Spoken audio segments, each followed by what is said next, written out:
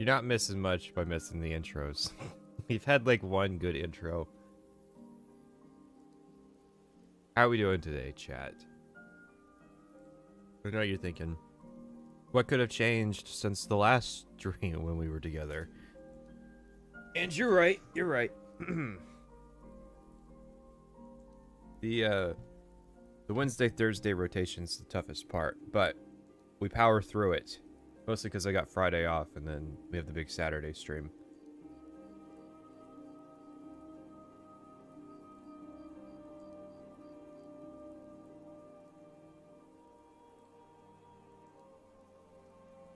Stop stalling and get into the girlfriend slash boyfriends again. Fine, fine. I figured out how I can be angry at you.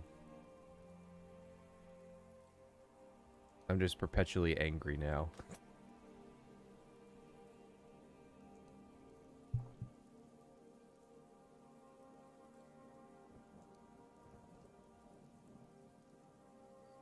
Planning to take time off for Thanksgiving. Which day's Thanksgiving?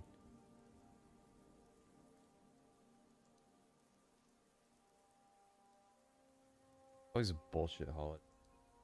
November 25th. I guess it never changes. It's like the last Thursday of November, some shit like that. So that's a week from now? I'll probably take it off, yeah. Who did I plan to do next Thursday? Give me a second. The schedule is a Photoshop document, so it takes a while to open.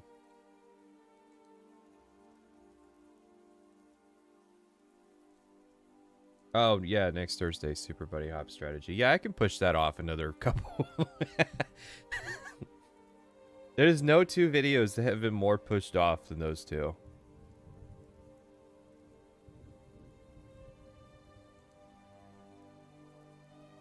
I don't know, there might be demand for some kind of material on Thursday. Some people might need help getting through the holiday.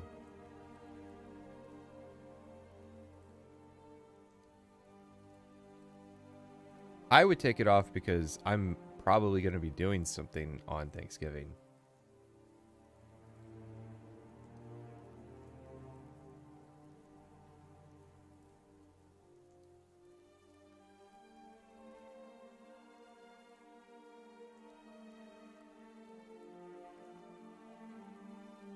People only like the Dunmer girl because she was first. I'm just going to put that out there.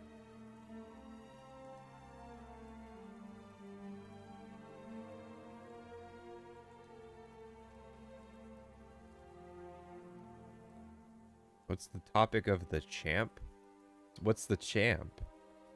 I think you messed up there.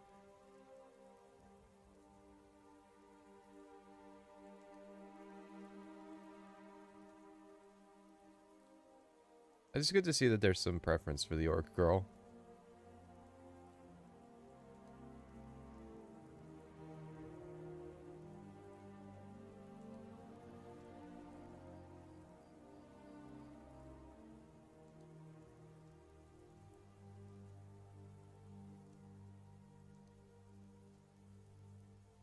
But I've toned down the jiggle. Actually, I haven't. It's just harder to see with this outfit.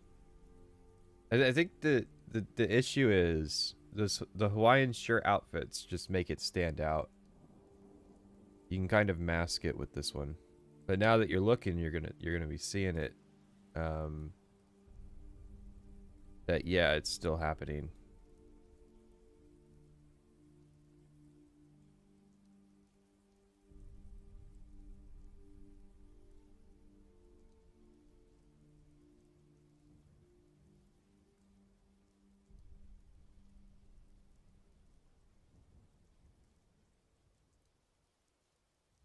Yeah, I was looking at like custom print Hawaiian shirts that we could sell. And like the thing I was getting was like I would pay about $35 a shirt. So I was thinking, are there really people out there? And I know that obviously you guys are biased, you're gonna say yes. Are there really people out there that would spend upwards of $50, $60 on a merch Hawaiian shirt with some custom print on it? And the answer is I know there would be, but I'm like having to weigh out, like I have to buy so many and then I might be like sitting on them for a while. But yeah, like that's the thing, like so the inherent appeal of a Hawaiian shirt is that it's not that expensive, right? Unless it looks cool. Because there's some cool ones I've seen.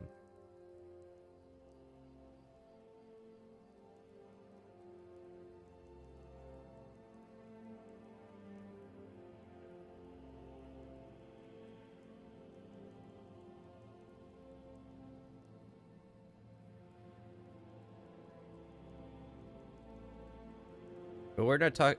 I wouldn't do you dirty. I'm not gonna do like hang on. I'm not gonna do this style of Hawaiian shirt.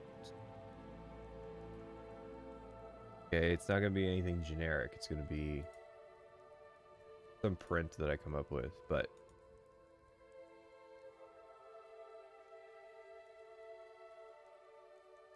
perhaps bowling shirts.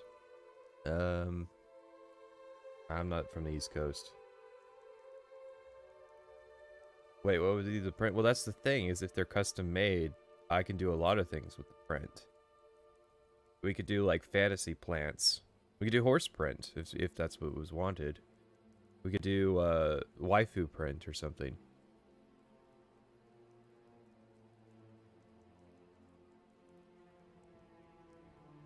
It would be something that you can't buy at the store, I'll say that.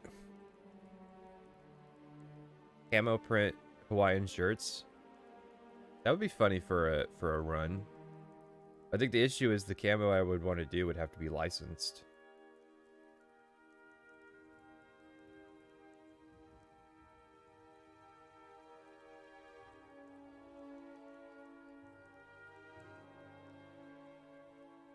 Yeah, like that one guy whose shirt landed on the spaceship on the comet and got canceled. Yeah, exactly. That's the aesthetic I aim for in life.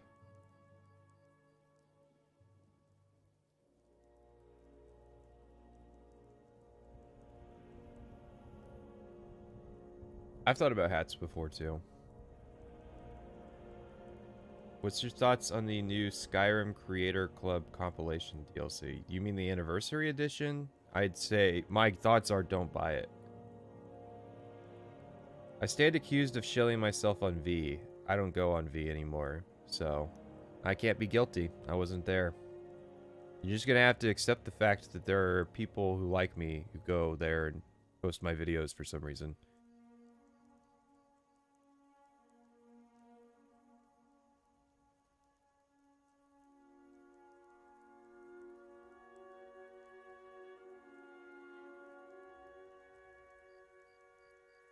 All right.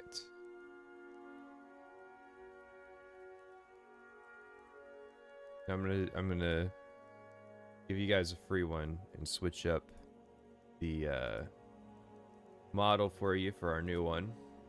I know some of you have been dreading this part. We got a Bosmer model now.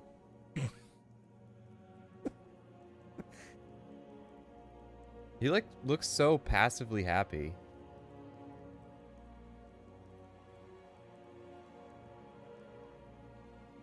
Did we manage to get any of our questions answered in the Reddit thread? Yes.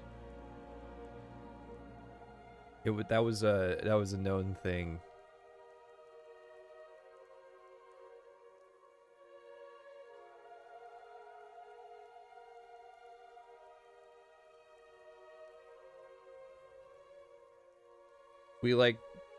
We got the top question, I think, or like there was somebody who like might have slid in, so we were second. We asked a question that Reddit would like, and he ended up answering it, and then it got featured on like some news show. So.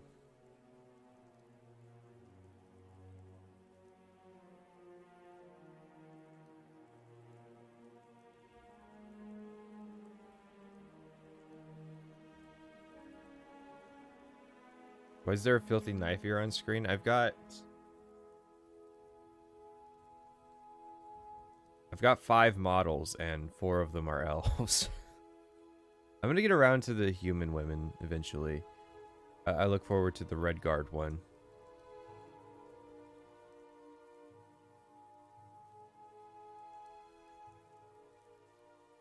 Am I a football guy? No. I always liked baseball more when I was in sport. When I was like into sports, I would watch baseball. Baseball is like the long form analysis of sports. It's really boring and it lasts a long time. Make your Red Guard waifu a sexy pirate lady. That was kind of the idea. Is you can do the dark-skinned tomboy that everybody seems to like.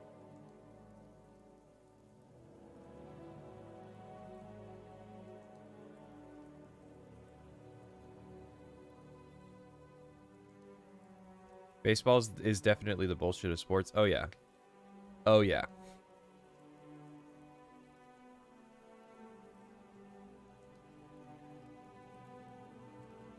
Baseball isn't real. What's with the whole tomboy craze anyways? It kind of has to do with, like, there's a limited number of women that can really pull off the tomboy aesthetic, and it seems to be shrinking every year, so it becomes sort of a desirable thing that people want.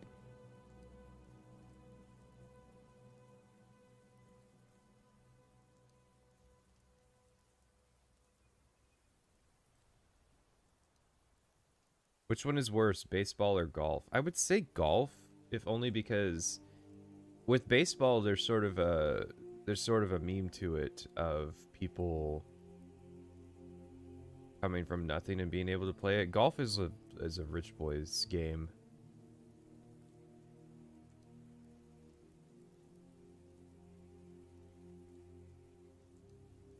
It's boring and it's kind of bullshit, and god damn it, I thought I copied the link.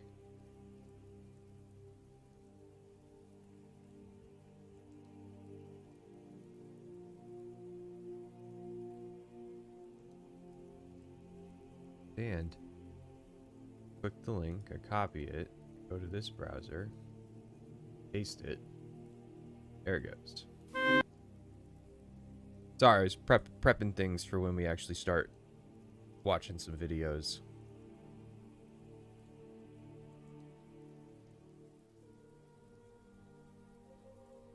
No, you'd be surprised. Women have to have the right face to pull off the tomboy look. Otherwise, they just look like men.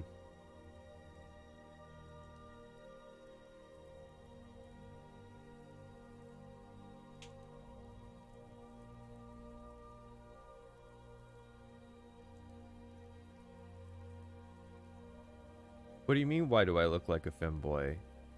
I mean, I'm not a femboy, I am a boy. This is the most masculine elf in Valenwood. And then, I'm the most masculine elf in Valenwood, and this is the most feminine man in the Empire.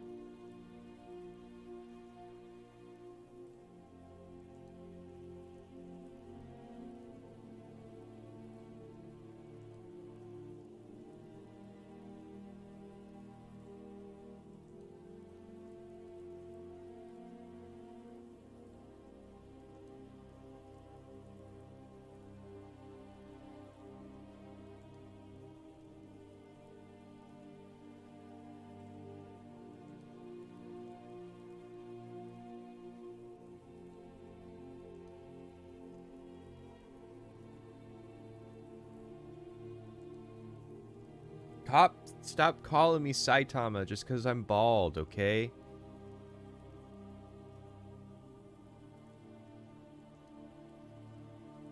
It's based on my profile pic, not this avatar, but the Imperial one.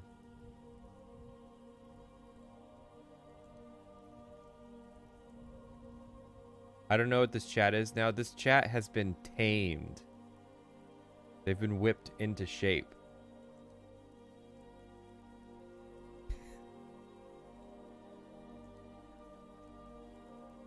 Oh, shit. Don't minimize things.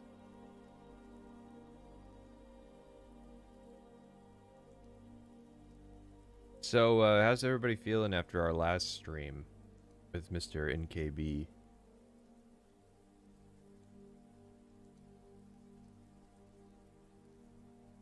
This chat needs some Angry Joe. I can arrange that.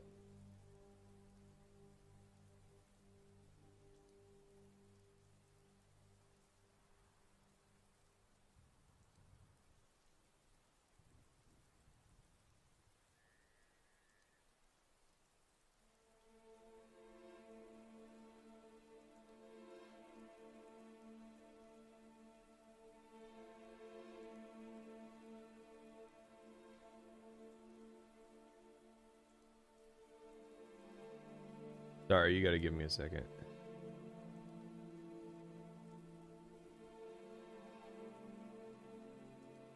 Alrighty.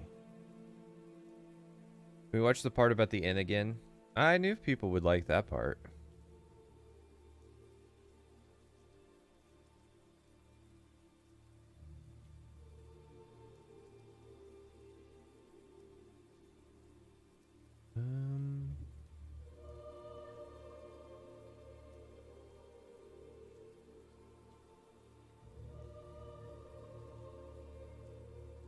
Okay.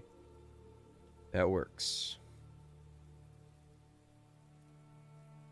Garbage! Fuck this shit! Fuck this garbage ass shit! Motherfucking 1 out of 10! What the fuck levels?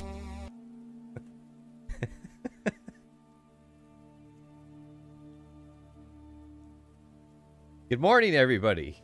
I hope you weren't falling asleep in your chair there.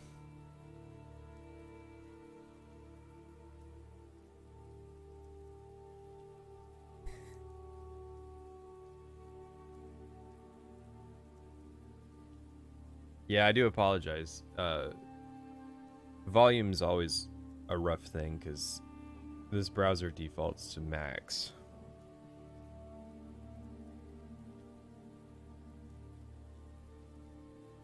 It's 10 p.m. I'm in a dense neighborhood. I'm playing this on my speakers. I'm playing this on my neighbor's Bluetooth speakers. And you just blast Angry Joe full volume at me. You said you mainly modded Skyrim for better survival, right? What mod was that? Did you also get any combat mods? You're talking like 2015 me. You're talking years and like I haven't done an actual modded playthrough of Skyrim a long time. Longer than I've had a YouTube channel. My neighbor's knocking on the walls because he's pissed that I played such a loud clip on his fucking Alexa or whatever. Alrighty. So, it's been asked about 1,000 times that we watch this video. I know you're thinking, oh no, it's a black screen. How do I know what video it is? I'll get you a thumbnail, don't you worry.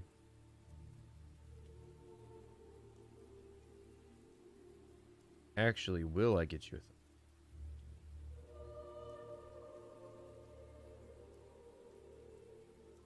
a I've been doing this stream for weeks, but I haven't gone to the effort of like putting all the thumbnails in one place. So it's like I know where to go to get most of them, but not all of them. Because it's like originally we weren't going to watch this video. This is the Indigo Gaming Elder Scrolls Promise Unfulfilled video that people keep asking for. But the thing is, we're not watching all of it. We're just going to watch the part about Skyrim, which is like 13 minutes. Still seeing the dislikes? Oh, yeah. Whoa. Okay, so this has dislikes. Hang on.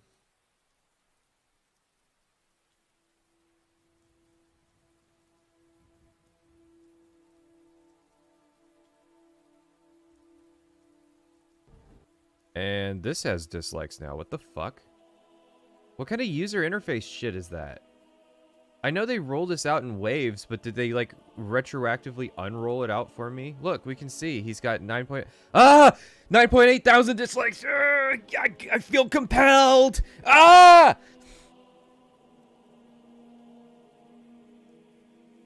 So, can't explain that. Are you gonna make an avatar for every main race? I'm gonna make an avatar for every race. What are you talking about? Yes, thank you. I'm aware. You guys have made it clear before that you still have access to dislikes on the stream.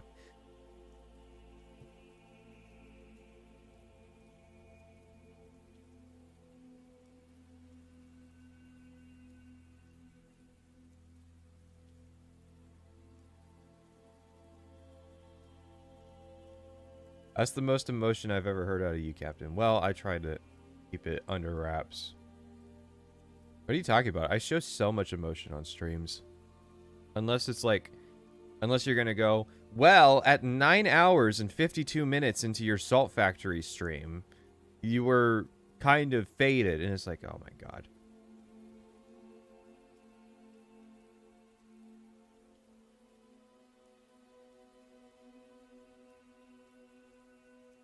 Yeah, you guys are confusing the comments because they open the stream and they're like, why are there so many dislikes on the fucking stream? And then I'm like, is it the Salt fans? Is it the Never Knows Best fans? Is it just people disliking it because you gotta smoke them while you got them?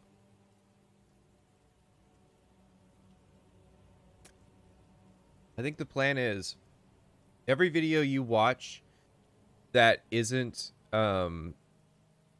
that you don't like explicitly like, you should dislike until they bring the feature back. So it's just like, let's just have every fucking YouTube video have like a 75% ratio or something.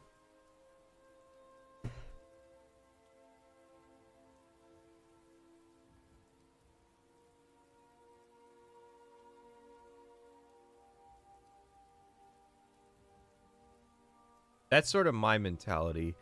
I think the day that I see it disappear, I'm just going to start advocating that everybody dislike every video except the ones that they like go out of their way to like.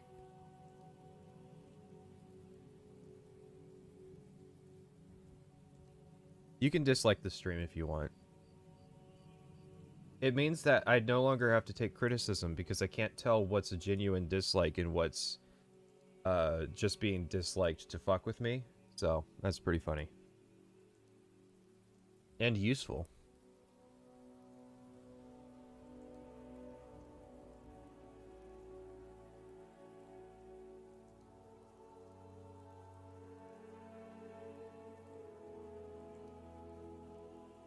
Yeah, I say let's dislike bomb just YouTube in general.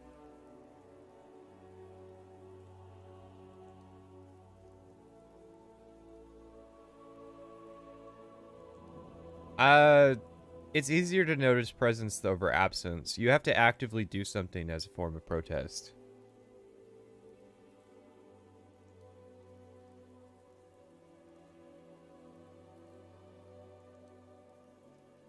People are just gonna like spam dislike in the comments. Well, as long as they're doing something and they keep doing it for a while. We don't want a thing where like people just fizzle out after a month and then, you know, now we have to live life without any kind of like dislike meter.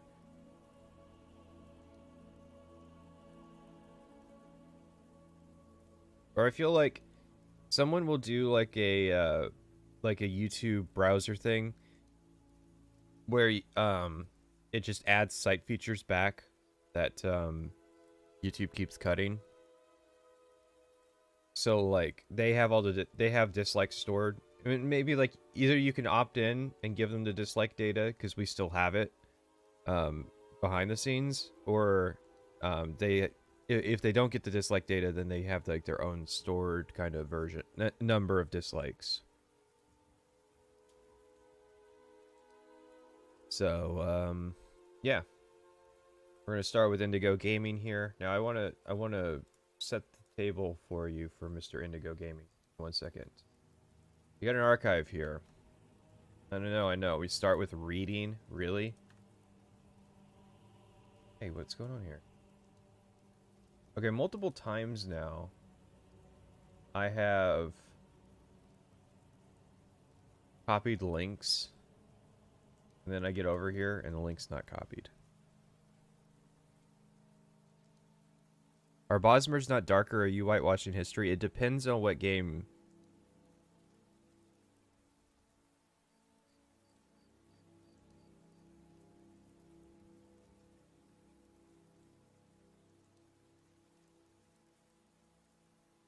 So this is an article that the guy we are about to watch wrote. How I almost made the game of my dreams. I had the opportunity to work with the developers of one of my favorite classic video games, The Elder Scrolls II Daggerfall. Sadly, after 18 months and little progress, it was not meant to be.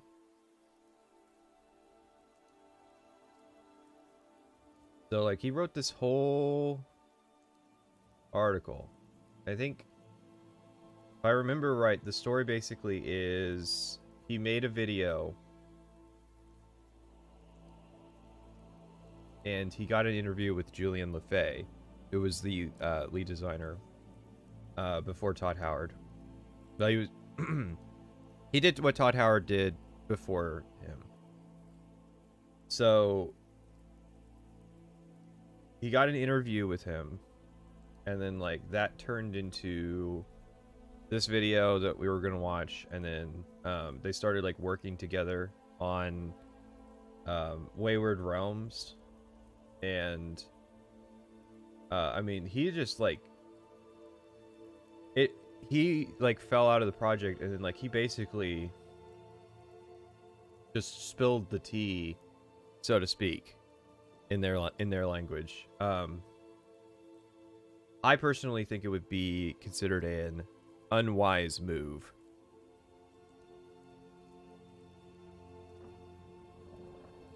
But yeah, got a whole article him talking about his experience of working with like Julian LeFay and Flash Cash, and I'm surprised that he still gets interviews after writing an article like this.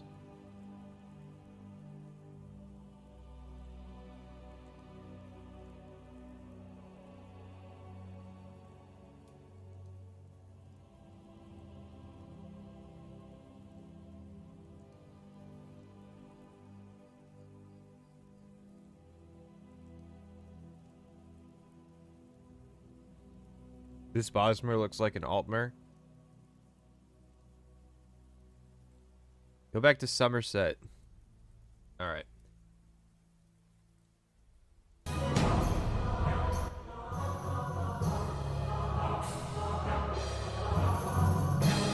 It's so stylized. I really like the After Effects. Are Bosmers not darker? Some of them are. But there's also the ones in Oblivion that just kind of have normal human skin. Like, a lot of the Bosmer just are normal looking people. Again, I have to say this. Are there seriously people who can't tell the difference between Bosmer and Altmer?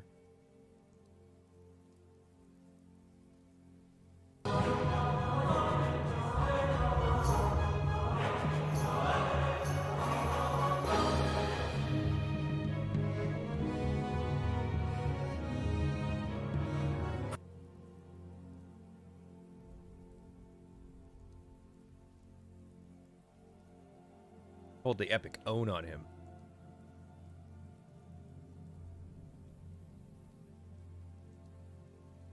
Where are the Asian people in Elder Scrolls? They're on Akavir and Yakuta.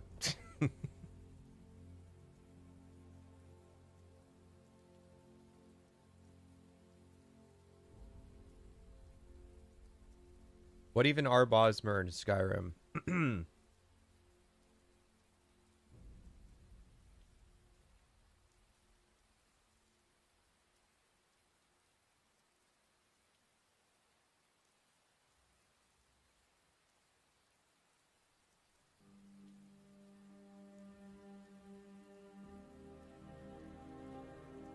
I mean, they have like a full foot of height difference. The Altmer have golden skin. The Bosmer have more. They're closer to human pigments. Also, you might have noticed that the Bosmer have like black or really dark eyes.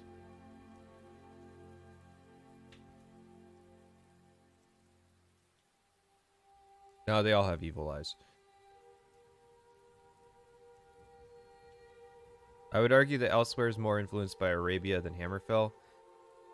No. I would say Elsewhere is a lot closer to, like, the Sahara. or like North African countries. Arabia's a whole different thing.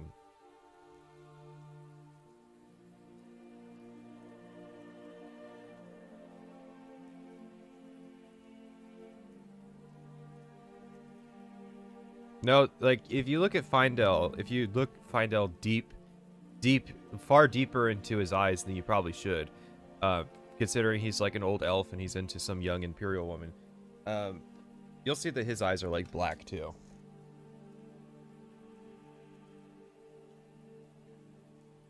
Like Oblivion was the weird exception that didn't do the eye thing, except for the Dunmer, and even then it was pretty lame. Didn't Oblivion also have Bosmer? I'm thinking like Adoring Fan. So like, Maglier is a Bosmer, and he's got normal eyes. Yeah, the Bosmer and Oblivion just have like normal eyes. Like the only way you could tell they were elves was because they had like this super fucking like knife ears.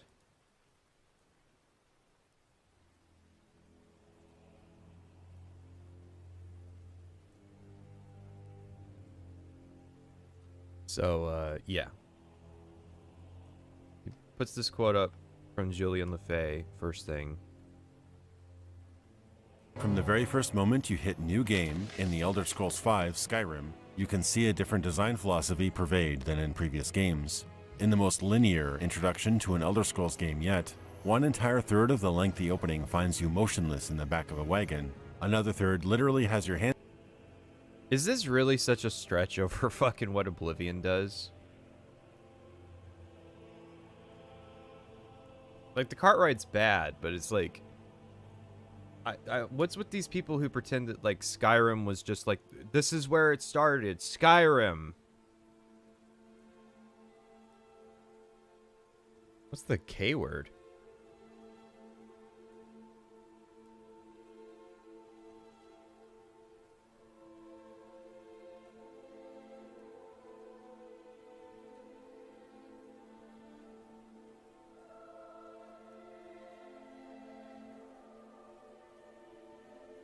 Is it Ken Rolston who's working on a new game? No. Ken Rolston is quite old. It's Julian Lefay.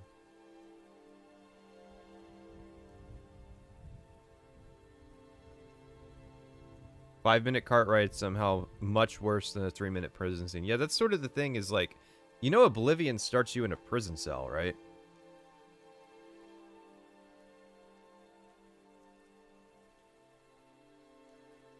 Like, I don't think it's that different that you can go, oh, there's just such a massive difference in design philosophy. Because I think Razor Fist had this thing, too, where it was like, he was complaining about, like, how on rails the introduction was. And it's like, well, Oblivion's not that different. Now, in fairness, we never really watched far enough to see if he clarifies that. But he's not the clarifying type, so...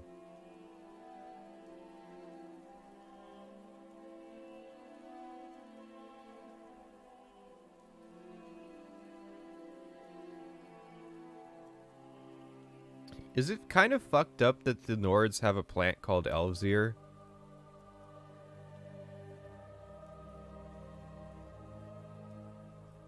I think even the cart ride and the border stuff gives a lot more plausible deniability of criminality from the main character than Oblivion. I would agree with that.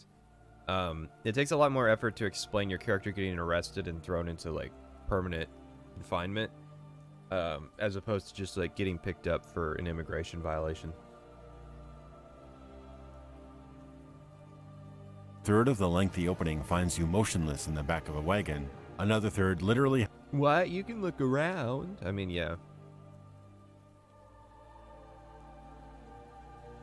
It's jarring in VR.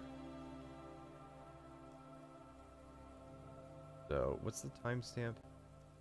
48:28.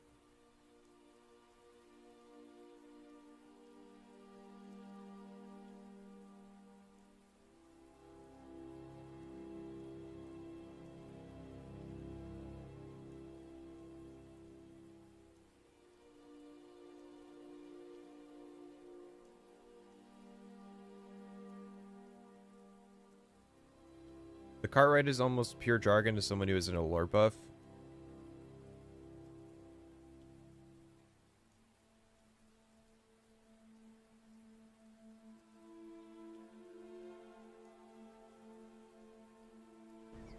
No, this can't be happening. This isn't happening. Pure jargon. Hey, what village are you from, horse thief? How am I supposed to know what a Rorikstead is? This is Helgen. I used to Well, how am I... God, I didn't play Morrowind. What's Helgen? be sweet on a girl from here. Wonder. The whole point of the Cartwright is just exposition to explain, here's who Ulfric Stormcloak is, here's how you got here. There's a bunch of, like, minor details. It has your hands tied with nothing to do but run. Forced camera movements requiring you to look skyward at the dragon, Alduin, charring Imperials with its scorching breath, or to jar your camera around in order to make things epic. Borrowing the... Okay, so what I want to emphasize here is I don't have an issue that he's calling this stuff out, but he's covering each Elder Scrolls game in this 80-minute video. So he has a limited amount of real estate to kind of approach these topics. I feel like there's more pressing issues to Skyrim than, like, its introduction. Especially, I mean, I know this is a 2018 world, so, like, I don't think even, like, Red Dead was out yet. But, especially in a post-cyberpunk world...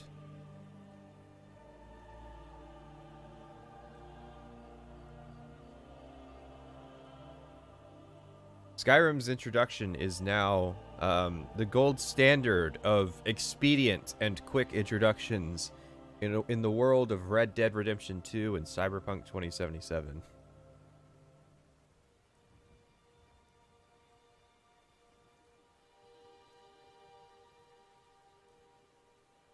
What Elder Scrolls has the best opening hour? Morrowind. Or Daggerfall. Take your pick. A lot of people like Daggerfalls for some reason.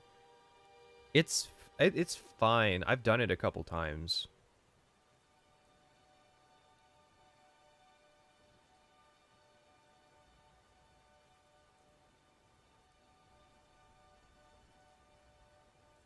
What's Daggerfall? Shush, sweetie. The narrow corridor tricks many AAA games of the time are using, this introduction is out of place in a game where 95% of the time, you aren't experiencing that sort of staged excitement. Hang on. So we're at 4850.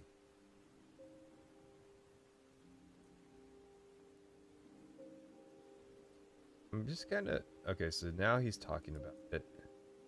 An NPC at the end of the tutorial even suggests which class fits you best, based on your behavior up to that point. This inspired technique would later be used in Oblivion's designer, Ken Ralston's next game, King. This end of the game's controller, it's another European climate and architecture. Our first foray since Arena into the Imperial province of Cyrodiil is an interesting one. Vast towers and buildings piercing the sky were indeed impressive, after the more primitive architecture of Morrowind. Shunning the refreshingly brief introduction and character creation of Morrowind, and starting you in yet another dank dungeon to fight rats and other beasts before reaching the surface, it was a little disappointing. Oblivion does, however, feature an innovative character creation and opening sequence, which introduced... This is like what people accuse me of doing, which is like showing the later games in a bad light intentionally. It's just sort of like, again, why, like, Skyrim's introduction is not that different from Oblivion's introduction. The different part is the character creation, sure, but that shows a difference in, like, the design philosophy when it came to the concept of character creation, less so than a design philosophy when it came to their approach to introductions. Now, by all means, I don't like Skyrim's introduction, but I don't understand why Oblivion gets away with it and Skyrim does not.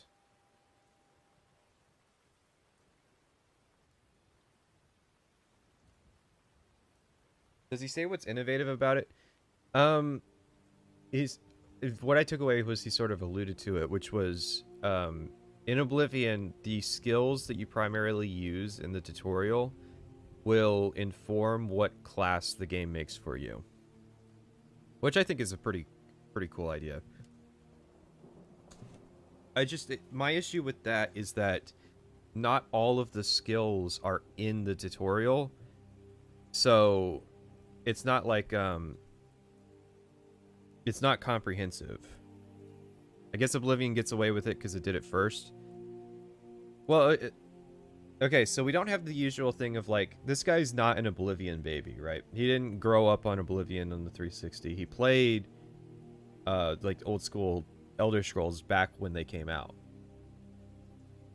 So this is not a situation of like nostalgia's blinding him. He's just like decided it was fine one area and not in another. And maybe he says it. I'm not really interested in watching him talk about the Oblivion tutorial for a couple minutes just to see if, just to pull the epic own on him. I'm just, again, curious why it's like this. No, I agree. Fallout 3 is probably the worst introduction that Bethesda's ever done. What is the main issues with Skyrim's introductions besides the cinematic? Okay, you got the cart ride. You have... The part I don't like is they introduced that if you try to run away, the guards will just shoot you, right? And then they never give the player an opportunity to run away. I never liked that. The sequence is kind of dumb. You escape. It's pretty boring and linear. It doesn't lend itself to replayability. And once there's also no elements of it that you can miss. Like, it would be cool if you do the tutorial the first time, and then you do the main quest, and you find out that, like, the Thalmor were supposed to let Ulfric escape, and then, like, the second time you do the tutorial, if you do, like, a bit of looking around, you can, like, see plot details that you might have missed the first time that, like, corroborate that. Skyrim's introduction does nothing like that. You have that Hadvar Ralof choice that seems, like, really weighted to me. And then you have like the combat sequence that's extremely linear and really boring on repeat playthroughs. And my least favorite part of Skyrim's introduction is they don't do the thing that all the other games do, where when you get to the end of the Helgen cave, you can't just like save your character and then walk up and go. It won't prompt you, would you like to recreate your character? Because I think it would be better to be able to just like, even if it's just like racial differences, it would still be better to be able to recreate your character at the end of Helgen, like the other games.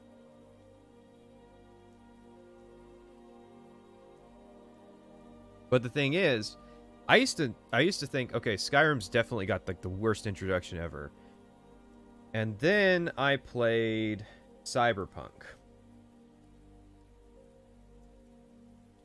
And the thing about Cyberpunk is that its introduction is so bad that it basically prevented me from replaying Cyberpunk for a full year, despite the fact that I actually actively wanted to play Cyberpunk again.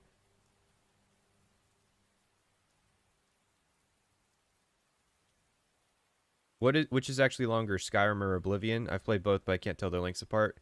I'd recorded it once before. I forget exactly what it was, but I did it where you take out the time of character creation because it's not fair. You take out the time of character creation, and I think Oblivion's is longer. Again, this is like one person playing it, you know. If you rush through it, I think Skyrim's would be faster. Or can be faster. They're fairly comparable in length. It's almost always like you're going to lose 30 minutes at the introduction.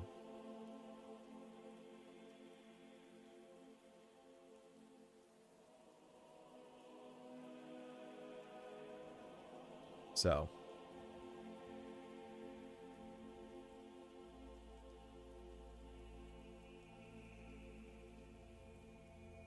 Should I get Cyberpunk? Like, is it worth it now? What I'll say is my Cyberpunk review is still pretty accurate to the experience that it is today. except for the bugs part, which was like a very small amount of the video. You have to bear in mind. Most of my video was like genuinely criticizing the game itself. It's got its issues, but I wouldn't say it's a particularly terrible kind of game. I think if you're into kind of first-person role-playing games, you'd probably get something out of Cyberpunk.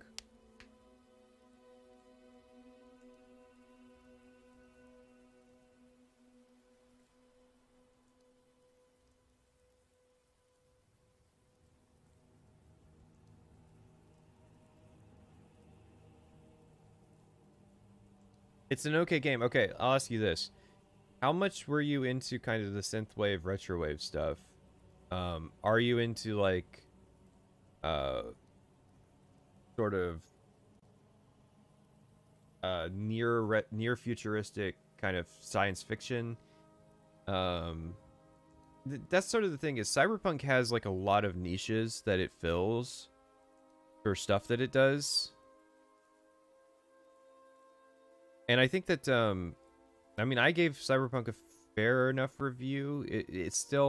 It's a flawed game, probably a $30 game, I would say. But it's not like it's not the second coming of the Antichrist that that people make it out to be because of like bugs. Like, and I've said this before, most of the bugs I experienced with Cyberpunk 2077 were purely visual. So I only had one mission break, and that was fixed by a quick load within seconds. So, as far as, like, okay, so then you have Skyrim here, which is still full of bugs to this day, and also many of its bugs are tied to quest scripting, so it's very possible to just not have stuff, like, go completely wrong. So to give an example, there's a quest that Elisif gives you to take her husband's war horn to a shrine of Talos, secretly. Because she wants to, like, give offerings to all the gods, but she can't give an offering to Talos because, you know, she's a dumb bitch. She supports the Imperials. Anyways. So she asks you to do it if she trusts you. Now, what's supposed to happen is you go to the shrine of Talos, and you put the war horn on the shrine, and then as you go to leave, some Thalmor show up to kill you. Because they're killing Talos worshippers. That didn't happen for me. And that's apparently a common thing, is that quest scripting just breaks. And after that point, you're just fucked. Now, another thing. Peryite's quest. What's supposed to happen with Peryite's quest is that you are on the road, and, like, this grotesque guy comes up to you, and he's like, "Are you ogling the grotesque?" And then, like, if you talk to him, he'll point you at Peryite's shrine. Now, you can full well just go to Peryite's shrine and do the quest. That's not an issue, but I wanted to get the ogling the grotesque thing. And I've played about, I would say, 40 hours on this character. I'm level 50. I've not once had that event happen. And I, for the life of me, could not get it to happen. So that's sort of my point is, Skyrim has a lot of bugs, and most of them these days are tied to quest scripting.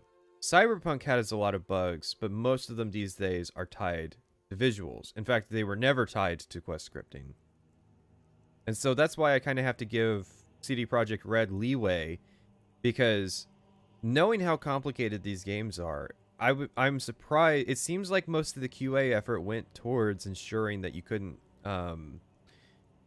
that you couldn't fuck yourself over in your quests in Cyberpunk. Now, I'm sure there's going to be somebody in the chat who goes, "Oh yeah, well, I had a side gig break." Like, yeah, okay, we get it. It happens. It's a giant game. From my experience, which is about 70 hours of playtime in Cyberpunk, I have not had a quest sequence break where I couldn't complete a quest, which is super common in Skyrim. That, like, just something happens that you can no longer complete a quest.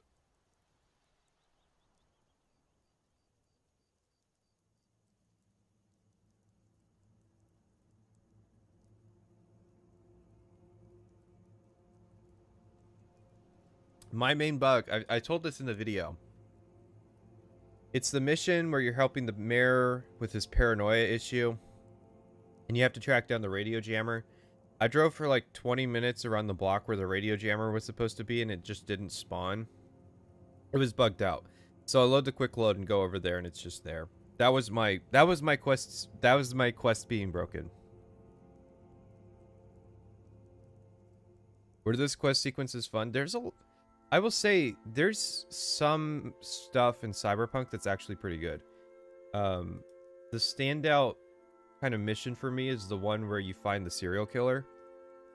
If you know what it is, you'll probably agree that that's a pretty good mission. If you don't know what it is, there's a guy who's like kidnapping kids that you have to track down.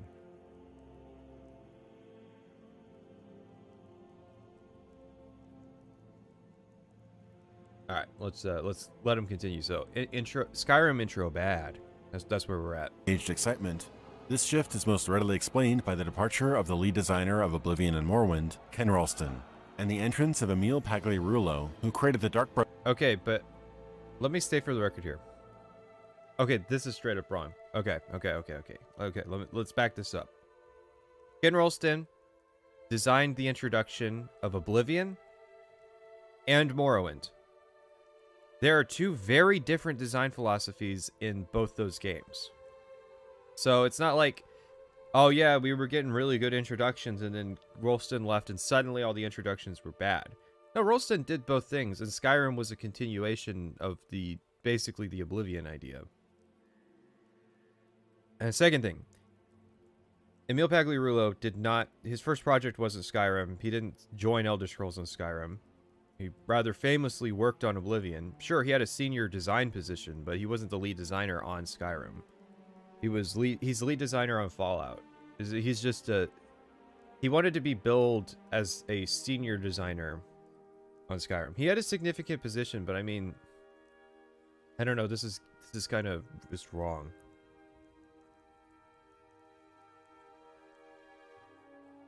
The only part of the part of Emil that I don't like is the way he says his name. Brotherhood questline for Oblivion and led the design team on Fallout 3, now is senior designer and writer for Skyrim. Alongside series veterans Bruce Nesmith and Kurt Coleman.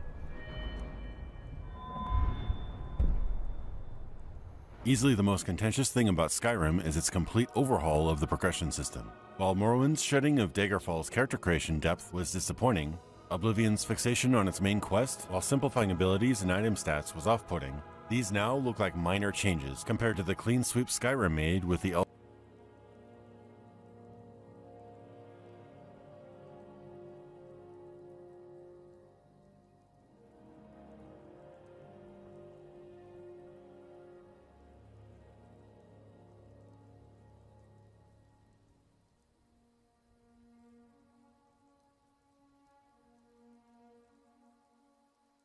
I'm thinking about this.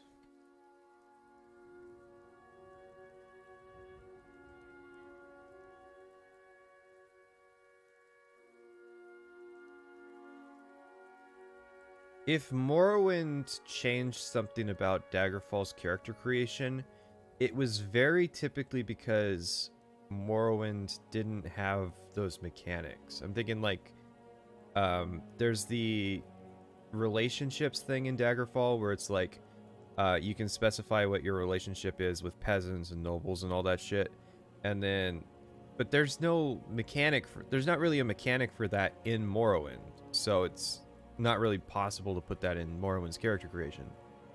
You have the difficulty thing where like you can set up a bunch of strengths and weaknesses in Daggerfall.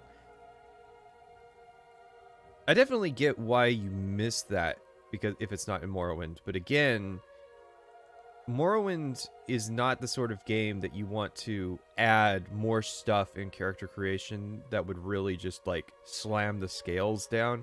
Because it's like, okay, what most people do with that in Daggerfall is they basically select a bunch of stuff that they never plan on using and set it as weaknesses, like, oh yeah, I can't use leather armor, and then like they get a bunch of strengths. So it's like,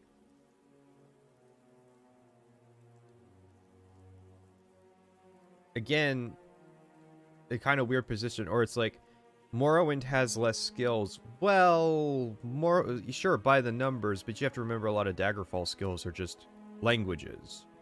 So when you cut the language system, yeah, that means you're going to cut a lot of skills. I think the only one that you can really complain about is climbing, but the thing is, they kind of changed climbing to acrobatics.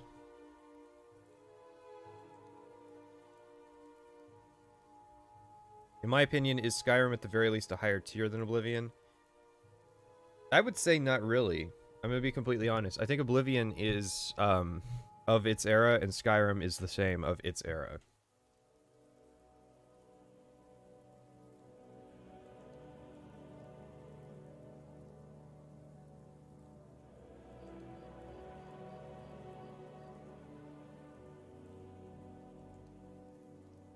I think they probably cut climbing more so because it was harder to implement into the 3D engine than anything else.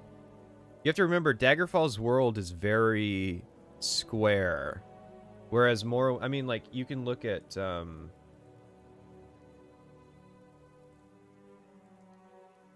you can kind of look at, like, the buildings of Balmora, and it's like, I'm not talking, like, from a design perspective, like, oh, we can do whatever. No, I'm talking from, like, a, damn it, I wanted the picture, not the page. Like, okay, so you're working on a game, and, you're trying to come up, like, this is a 3D model. So, in Daggerfall, this would just be a square building.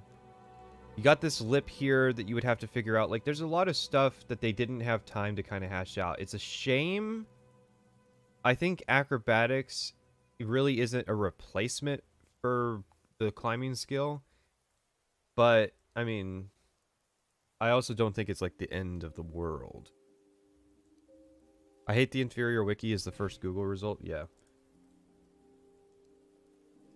you could say that of Morrowind though too. I've played a couple games in that early aught sense, and they're unusually innovative, at least for how limited they might have ended up. Well, again, sort of my point is they had to have like a lot of priorities, and I think given the kind of time budget they had, they did a good job of translating Elder Scrolls into 3D, which is like a really hard thing. Was a really hard transition for a lot of studios to move from 2D to 3D. I think it's like Oblivion was kind of where it turned around. See, I never used thaumaturgy or thaumaturgy. I think it's thaumaturgy. So I'm not sure what it is, but the thing is, despite losing it, they also added Conjuration in Morrowind. But that's sort of the thing, like, okay, so now you're making Elder Scrolls 4, so you can do all that stuff that you didn't have time to do in Morrowind, right?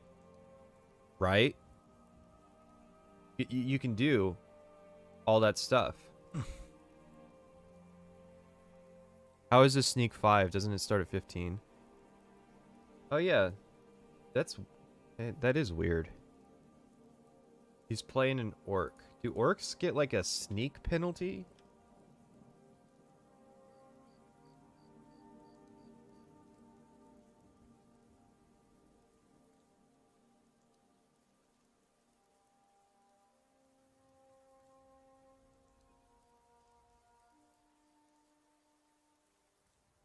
Class maker mod.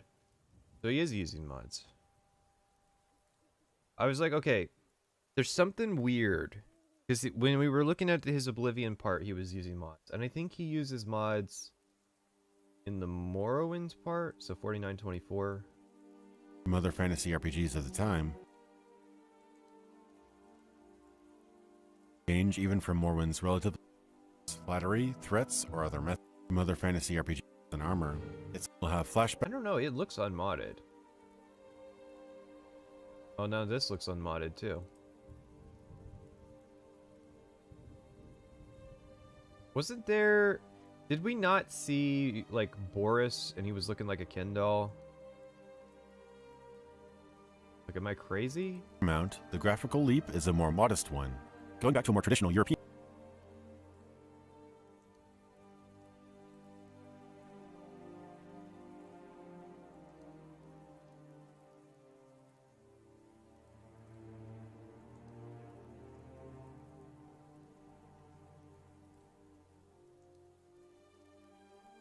Yeah. This part.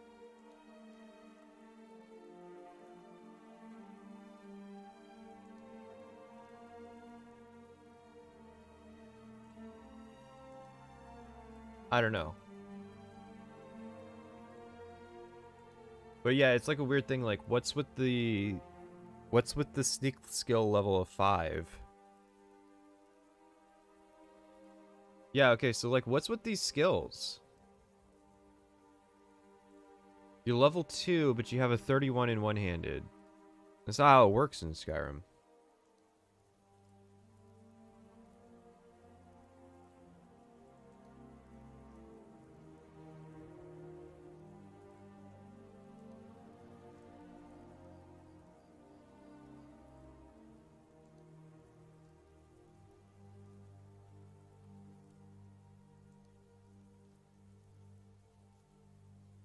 Quest, while simplifying abilities and item stats was off-putting, these now look like minor changes.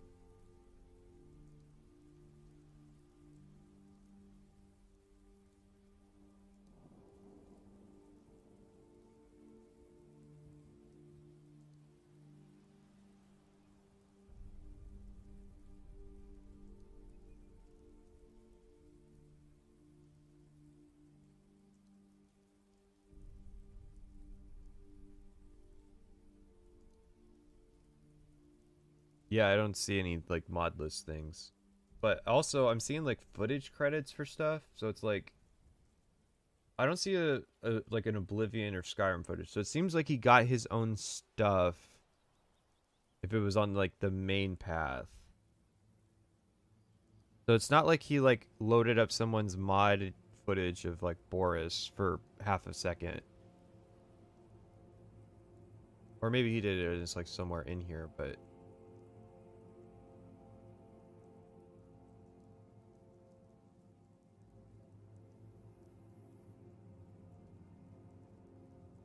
compared to the clean sweep Skyrim made with the Elder Scrolls RPG system. The attribute system that has been a staple of the series since day one was completely removed, replacing it with a simplistic health, magicka, and stamina. I would like to issue a formal apology to Never Knows Best for doing the Zoom thing.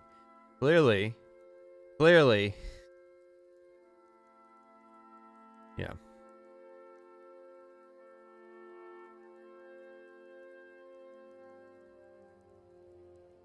Okay, his expressions are... oh, God. Oh, God. I was trying to do the angry expression.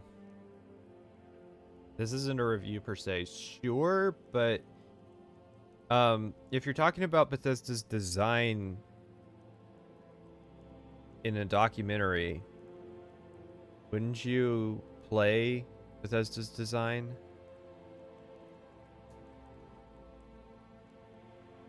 Wouldn't want us to have to look at a still image, God forbid. But yeah, I do apologize to Never Knows Best. Clearly. It's sort of like liking Skyrim's intro after Cyberpunk. I like Never Knows Best's zooms after,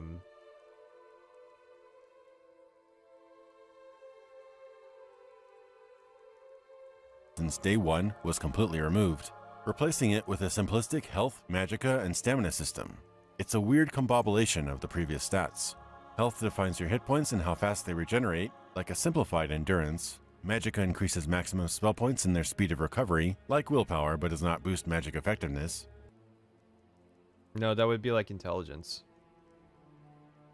Willpower was spell like effectiveness or spell chance. Intelligence was raw magicka.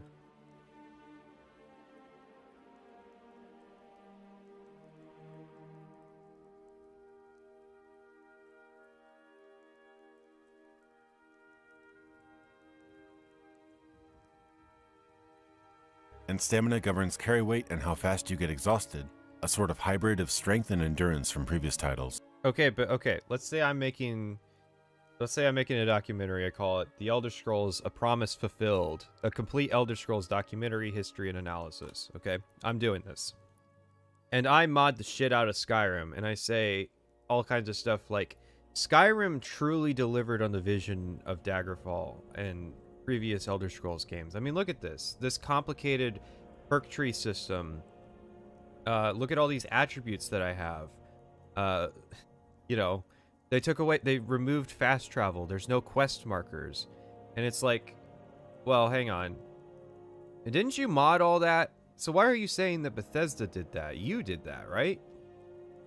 So it's sort of one of those things where it's like, okay, you're doing the complete Elder Scrolls documentary history and analysis. Well, if you're going to use mods, then you can't really do... It's not really an analysis or documentary of Elder Scrolls. You can do history with mods. But... I don't know. It strikes me as disingenuous to like, be comparing Elder Scrolls... To be comparing Elder Scrolls games, but to be showing, like, modded Elder Scrolls games. My man did an Oxhorn. Yeah, didn't he do that? Like, he used mods to, like, make one game better and one game worse. But the mod you're seeing doesn't really change it. Literally, he's talking about character creation and the skill system in Skyrim, and he's not using the vanilla character creator. I guess he's not using Ordinator, so it doesn't stand... That part doesn't stand out, but it's like, yeah. Which game did he mod? What seemed to be he modded Oblivion and Skyrim. But like, it's really weird. We can't tell in what ways and it like changes. But does not augment your damage.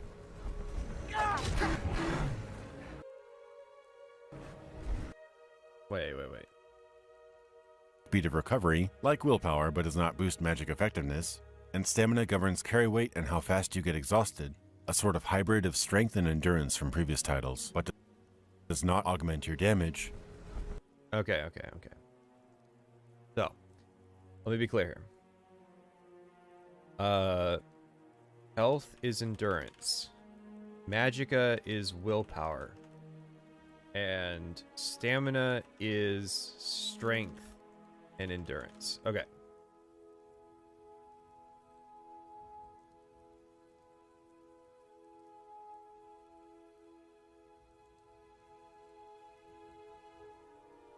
Health is endurance, we can agree with, because the primary thing that endurance does is your health gains per level. Now, fatigue's always been tied to endurance, but the thing is, fatigue's actually tied to a lot of things. It's tied to your willpower, it's tied to your agility, it's tied to your endurance, it's tied to... what all is fatigue tied to, actually? Or, I'll look it up on the other one. But my kind of point is... Magicka is willpower? No. Magicka is definitely intelligence. Morrowind fatigue. Strength, willpower, agility, and endurance. That's what fatigue is. Your max fatigue is those 4 attributes added together.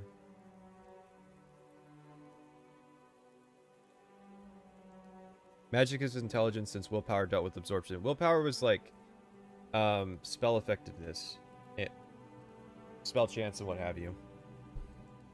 But then like stamina is strength and endurance, but it's like, okay, you're only basing it on strength because it affects carry weight. And I don't know. It's just like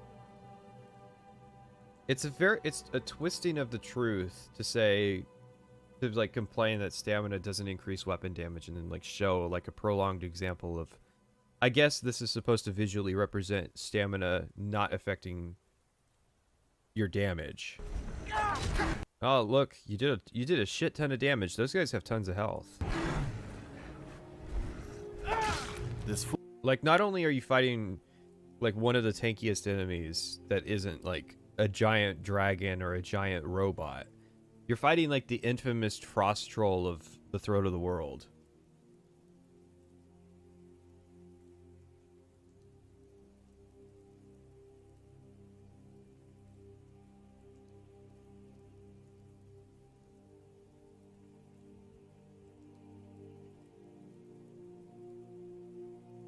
This is like, okay, hang on. How do I make a metaphor of this? Okay. Never Knows Best was like a plane that I was taking to Vegas, but like he took over flying it and then like crashed it, and he crashed it on the tarmac, right? So like we're in Vegas, but we could have done without the plane crash, right? This guy is like, he took the plane hostage. No, this is like, okay, I want to go to Vegas, but they're forcing me to lay over in Austin. And this guy like takes over the plane and forces them to fly to Vegas, skipping Austin. And it's like, while I appreciate you not forcing me to do the layover, I really don't appreciate the whole hijacking the plane thing. Anyways, the point of my metaphor is I kind of agree with, like, I agree with what he's saying, but it seems like a really bad way to get to that objective.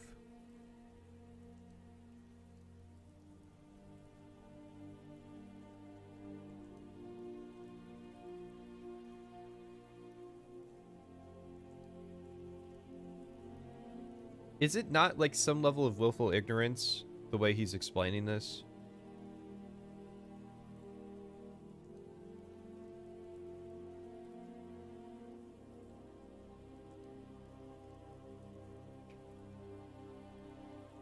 Do power attacks count as stamina contributing to damage? Well, yeah, that's like a complicated thing, is like... Oh, wait, wasn't he power attacking in his example?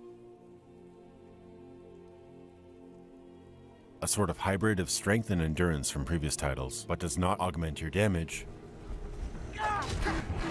Yeah, so like he's power attacking in the example.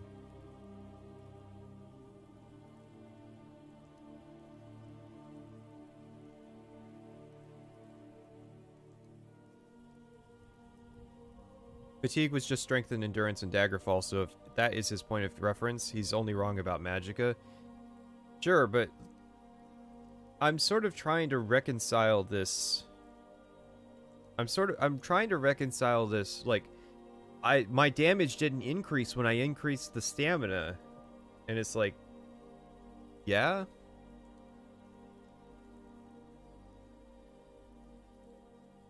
But yeah, someone like raised a good point. Like, if you have more stamina, you can do more power attacks, which means more damage. And unlike Oblivion, power attacks are actually worth doing, because I don't think your normal damage factors in stamina anymore. So, like, in Oblivion, you were fucking yourself over if you did power attacks.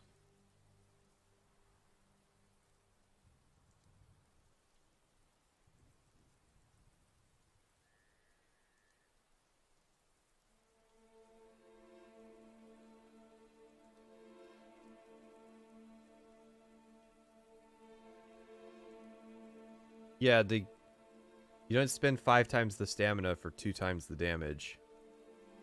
Oblivion power attacks are for utility, not damage. Yeah, but there was somebody, like, there's a lot of people who think you should just spam power attacks in Oblivion. That's how that combat system works. When in reality, part of what your damage scales off of in Oblivion is the amount of fatigue you have.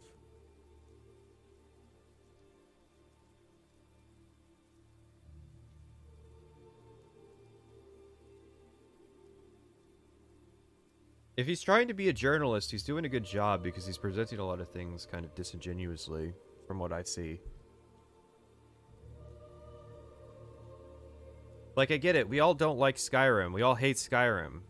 You don't have to like lie about it. But that's the weird thing, right? Because I can't say it's lying. It's like it's not lying. It's like stretching the truth or knowing dishonesty. It's like a lot of ways that journalists lie without actually being caught out.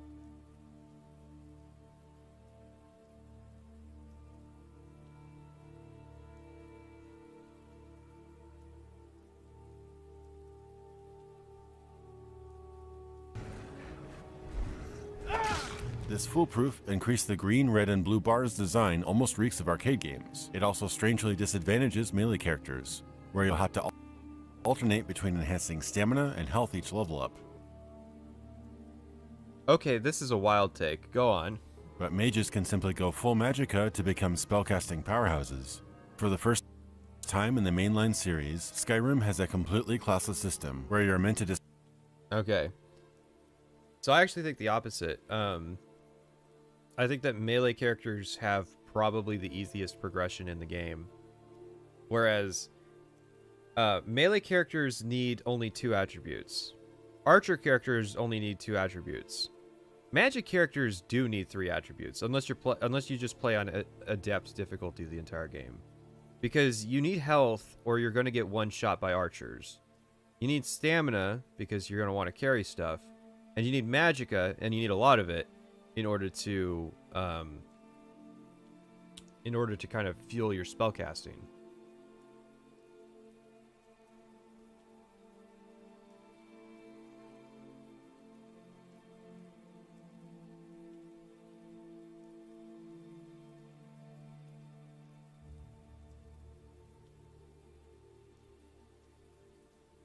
Like, you can... There are people out there who will dump everything into magicka. I think it's a really bad idea, because by the time you hit, like, level 30, you'll be facing enemies that do more than 100 damage with bows.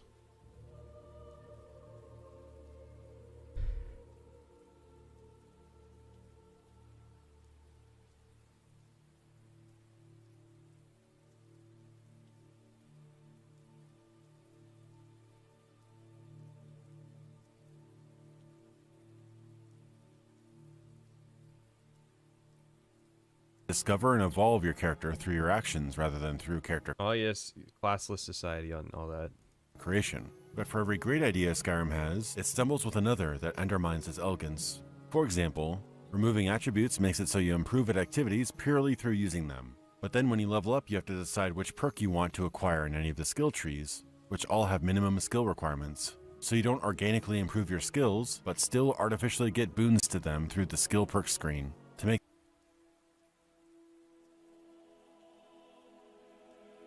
Again, it's that journalist thing of, like, being 75% right, as long as you can be 75% right as long as you fuel your narrative. It's like, no, your skills do improve your abilities to do stuff. Almost every skill in Skyrim provides you a minor percentage increase. I don't know why people miss this. There is a difference in how well you can lockpick at skill level 15 versus skill level 100, even if you don't take a single perk in lockpicking.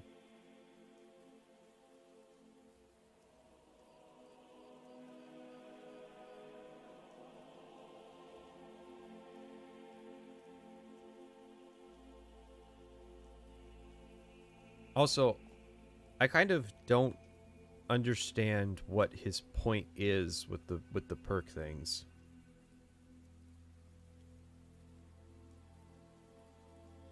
When do we reach the post-stealth archer system of organization? Well, that's when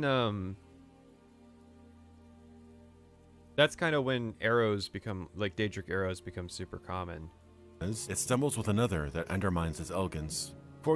Okay, so he's saying that Skyrim's system is elegant, but this is about to undermine it. For example, removing attributes makes it so you improve at activities purely through using them. You remove attributes, so you level purely through using skills. These things are true so far. But then when you level up, you have to decide which perk you want to acquire in any of the skill trees, which all have minimum skill requirements. So you don't organically improve your skills, but still artificially get boons to them through the...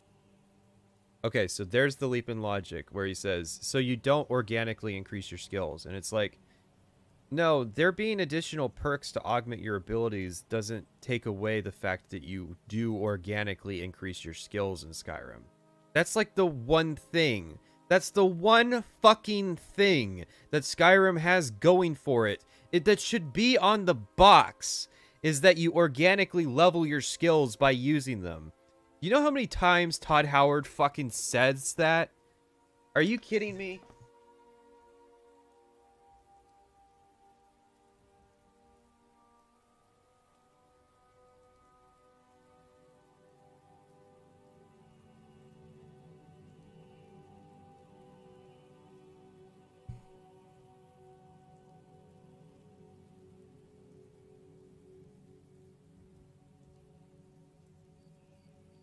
Like, I agree with the idea that it's a stilted and awkward system. But it's like, the way that you're presenting it is that, oh, but I secretly caught out Skyrim because you don't actually organically level your skills because there's perks.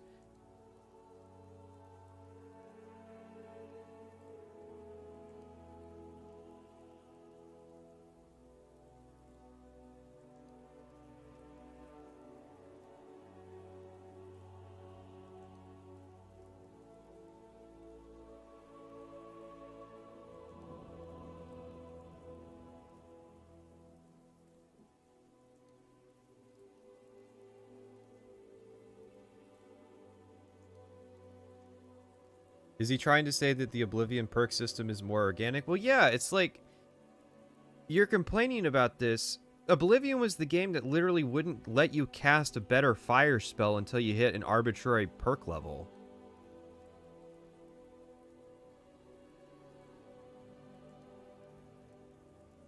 I'm switching avatars. I'm tilted. I'm full tilted now. Yes, I am a girl. I mean, no, I'm not a girl. The V2 model's a girl. Stop saying that this model's a boy.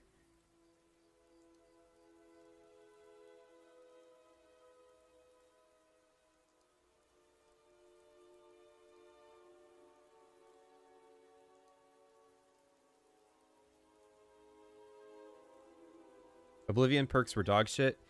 I didn't even know they existed the first time I played.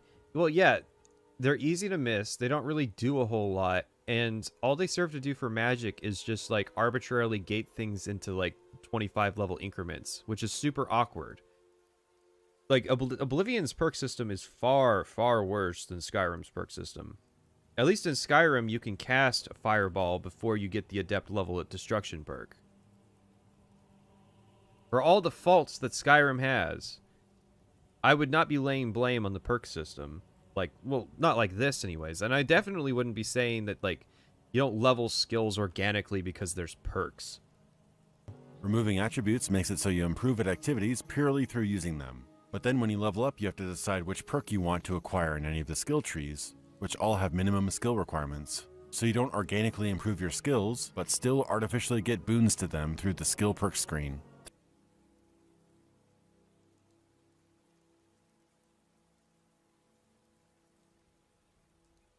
Does leveling the skill itself in Skyrim improve it, or do the assigned perks actually boost its performance? So, okay. Let's pick a skill. I wonder if the UESP will itemize it. Alright.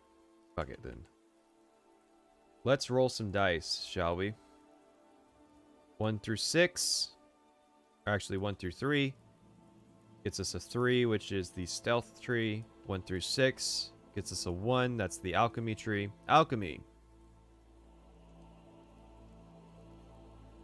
Each level in the alchemy skill increases the effectiveness of crafted potions and poisons by 0.5%, for plus 50% effectiveness at level 100 compared to level 0.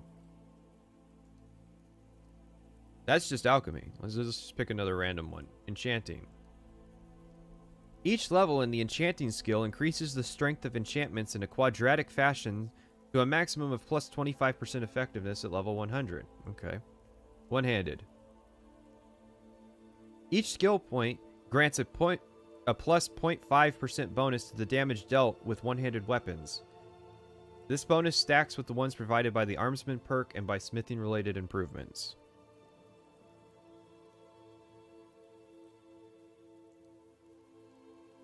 So it's like, look, I get it, okay?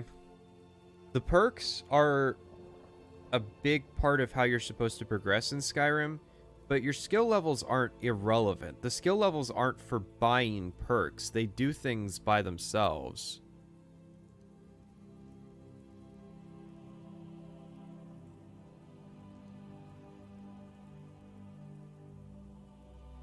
But his point is, I understand it, his point is that you don't level skills organically because perks exist. Okay? You don't level... Oh my god. You don't level skills organically because perks exist.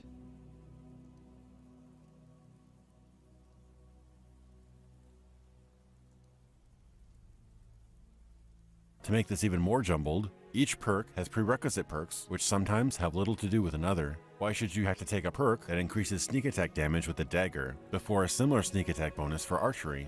This idea It's for assassins, who will typically use both depending on the situation.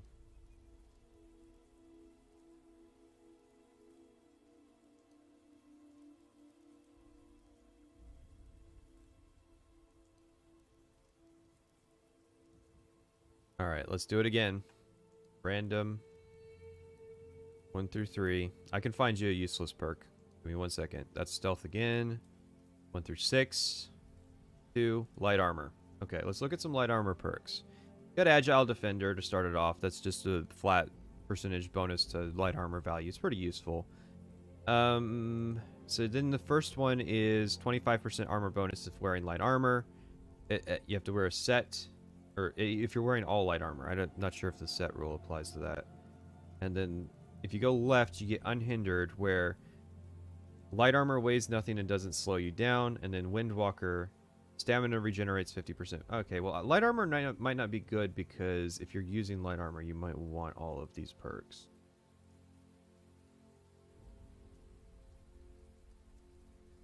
But, I mean, it's just sort of weird. What would be, like... There's got to be a better example than I had to take a damage dagger stealth damage perk to get the stealth archer perk.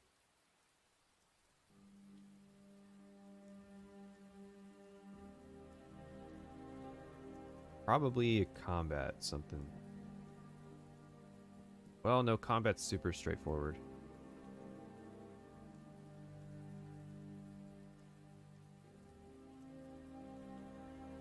Well fitted.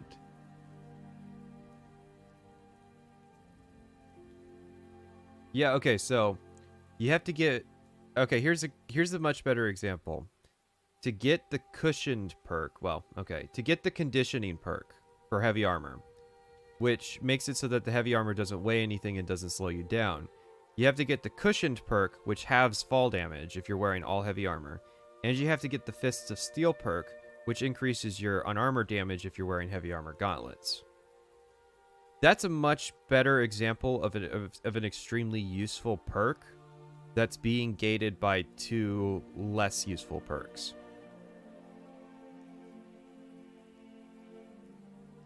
Also, fucking his examples like the Stealth Archer perk. That's his umbrage.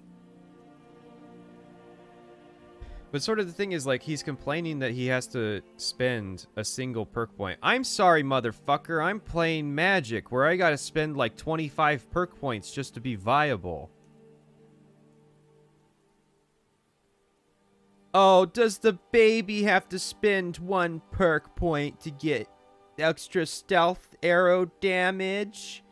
Okay, well, call me back when you have to spend fucking 5 perk points in your primary damage tree just to get 50% extra damage.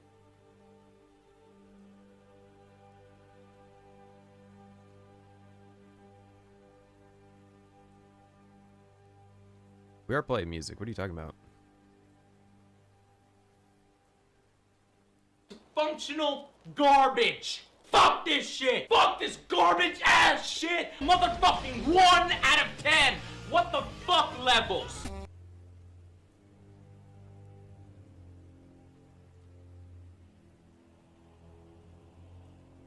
This is childish. I'm guessing I found your guy then. Which part is childish? The VTuber part or the part where I disagree with him?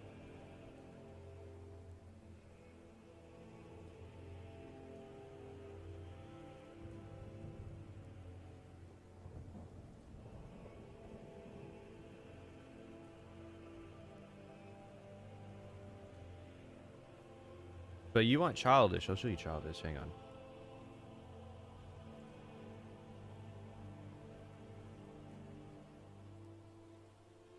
God, which one do I even pick? How about this? The best tree in Skyrim. You guys ready to see the best skill tree in Skyrim? It's Illusion. Why is Illusion the best tree? Yeah, because I'm being ironic. It's the worst tree. Alright. So, you have on the left, that's the spine of it. That's the perks you have to buy to get half off of your spell casts for Illusion. You don't need it. Once you have enough magicka, you can... once you have enough magicka, you can get away with not having them. But you probably will need to at least, like, the first 3. Now, if you're playing a pure magic character and you're using all the schools of magic, think about it like this. That means you have to spend 3 points per. So that's 15 perk points that you got to invest in cutting your skill costs in half until you have enough magicka. And even then, if you that's not even counting if you want to cast the expert magic or the master magic with the skill costs. Now somebody's gonna be going, oh, but you could like get infinite skill cost. Shut the fuck up, okay? That's basically an exploit. Sort of my point is, getting to that point, you have to spend points just to cut your spell costs in half. Now, tell me, was there a perk that made it so you could swing your two-handed sword more than 3 times before you ran out of the ability to swing the two-handed sword? No, that's not an issue for melee. Is there a perk that makes it so that you can shoot a bow more than 3 times before you run out of bow casting power? No, that's not a bow casting thing. They can just infinitely cast arrows, right? Spells? Oh yeah, you're gonna need that. Because when you run out of magicka, you just kind of stand there limply while J'zargo does all the actual fighting for you. Okay? Now, on the left, you'll see Illusion dual casting. Very useful. You know why? You're going to need to dual cast most enemies past level 35. You need Illusion dual casting if you want your Illusion spells that you invested too many fucking perk points into to still do something. Okay? On the right, Animage. You know what Animage does? You want to know what Animage does? I'll tell you what Animage does. It makes it so that your Illusion spells work on higher level, not people, animals. It's a wasted fucking perk, okay? Who are these people that are running around the woods casting calm spells on fucking rabbits, okay? Oh, I want the saber cat to be nice to me. Okay, then, Kindred Mage. That's the perk that you want because it makes it so that you can actually use your Illusion magic on people that are higher than like a tier 3 enemy, right? And then you got quiet casting. And this is what everybody wants. Everybody wants quiet casting so you can cast spells from stealth without everybody in the fucking room knowing that you're there. Okay? You had to get like 3 perks just to get to that point. Then you got the middle tree. You got Hypnotic Gaze. Hypnotic Gaze. Calm spells work on higher level opponents. Just calm spells. There's a fucking perk for calm spells to work on higher level enemies. And then the next one, Aspect of Terror. Fear spells work on higher level enemies. Fear spells. Again, you want to use a spell that's sending opponents into the next room? There's your fucking perk point. What's the next one? Rage. Frenzy spells work on higher level enemies. Finally, a fucking perk that I want. 3 goddamn perks into the tree. And then finally you get Master of the Mind. Oh, you're a level 90 illusionist? Okay. Well, you're a level 90 illusionist. Okay. Your spells, they work on undead, Daedra, and automatons now. Oh yeah, I forgot. Your fucking illusion spells only work on fucking humans and fucking animals, okay? So, like, Conjurer dungeons, Necromancer dungeons, Bandit dungeons, congratulations, you're going to be running those over and over and over. Well, I guess you could do the Falmer dungeons too, but my point is, you couldn't even do the Dwemer dungeons or the undead dungeons until you were level 90 in this goddamn skill. You want to talk about useless fucking perk systems, and then you're crying at me, oh, I had to spend a perk point on stealth dagger damage. Oh my god. You had it so fucking easy, you stupid stealth archer. When I was playing my stealth archer, there weren't enough fucking perks. I always had perks in the bank, just waiting to be spent on something, and it's like, oh, will I invest in speech? Won't I invest in speech? Oh, it doesn't really seem that useful. Meanwhile, my magic character is like, Jesus Christ, I need to level 10 more fucking times just to have all the perks I need.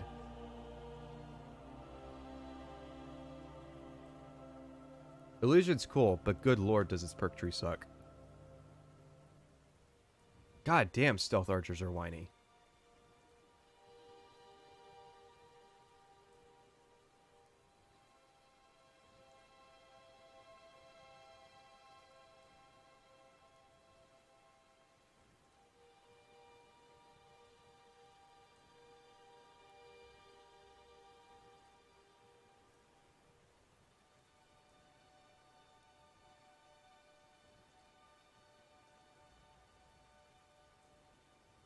So your complaint is that he has a point but didn't use an example you wanted?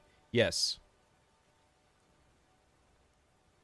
Why would you use this example, one of the most innocuous ones in the game, when you have heavy armor or literally any magic skill that you could point at? Plus, like, yeah, he's got 35 perk points.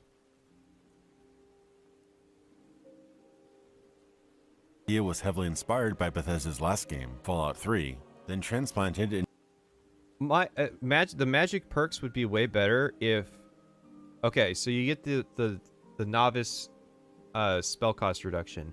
When you get apprentice spell cost reduction, it should also be retroactive to the novice spells. So it's like you start off with 25% spell reduction, but then you get another 10% when you get apprentice spells, and then you get another 10% when you get adept spells, so that like instead of it just being gated tiers of the levels of spells, you're actually getting something for those old spells. Ass shit, motherfucking 1 out of 10. What the fuck levels?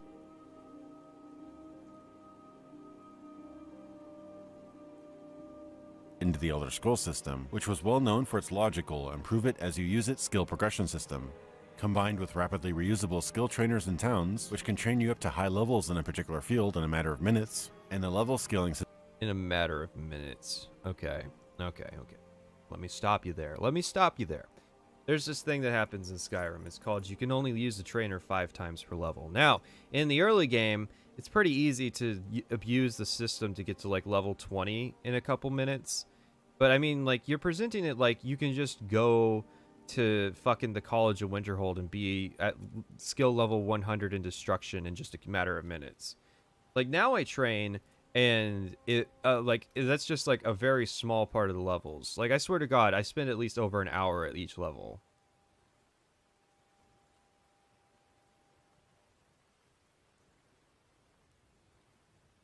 Yeah, I'm sure Findel maxed you out. Dunmer waifu, please. Sure.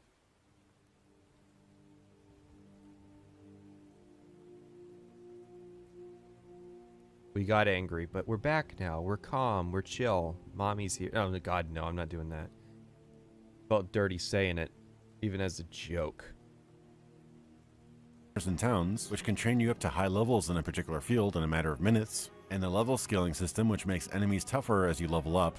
It's possible to change lanes with your character or apply perks in such a way while increasing. Oh, you meant Dwemer? Alright, give me 1 second. I can do Dwemer. No, do not call me that.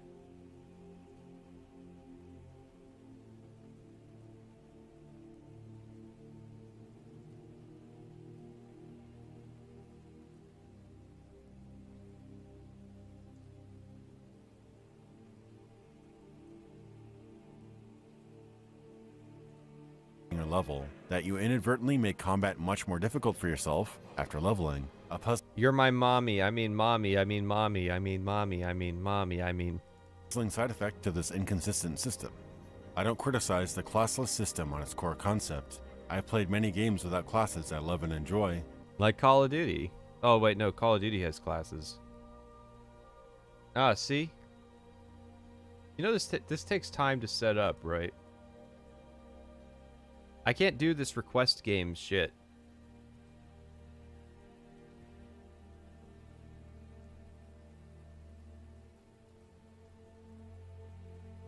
Good lord. You guys need, like, Tinder or something. Grinder. Come on. Get help.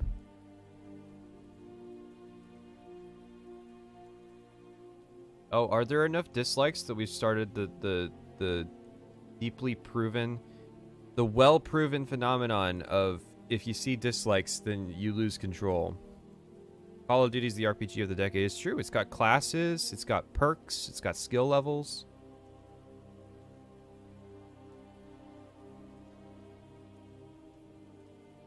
Yeah, you guys need fucking Jesus or something. I mean, come on. You see an anime girl and you instantly lose your shit. The classless system on its core concept. I've played many games without classes I love and enjoy. Like Grand Theft Auto. Criticize the lack of weight and consequences within any character progression. Everyone can cast fire or healing spells. Everyone is competent using any weapon type, and anyone can sneak and steal items. Unless you play on a real difficulty.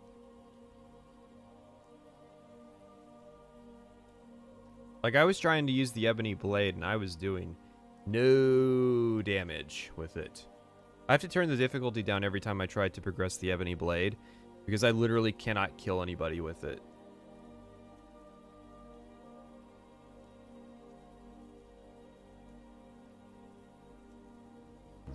It's not that you can no longer choose a class, it's that you're all classes at once. Your character is just magically great at everything. To top it all off, you get dragon powers to boot, which further separates you from being just another inhabitant of this living world. You can play Skyrim without getting the dragon shouts, though.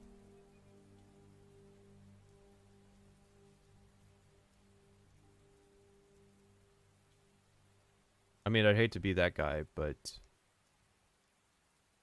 it's true. You are a protagonist with a capital P. No longer a normal denizen who rose to become better than the rest.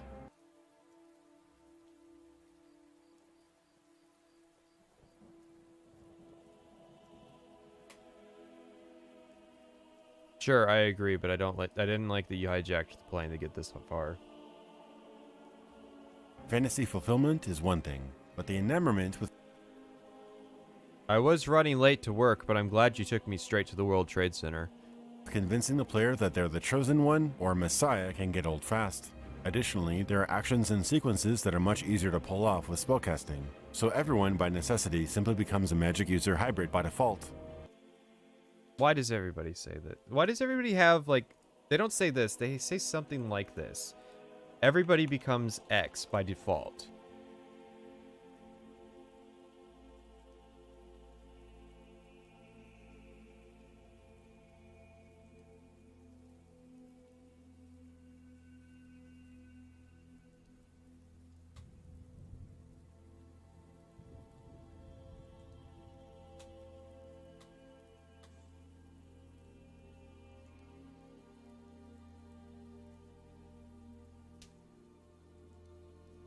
They're too lazy to pick alchemy. Well, yeah, that's the thing, is you don't even have to use the restoration loop to make fortification potions that are good enough to fortify whatever it is you actually want to do. And that's sort of the thing, is if you naturally gravitate towards stealth archer, then maybe that's just the kind of person you are. If you naturally gravitate towards being a battle mage, then maybe that's just the sort of person that you are.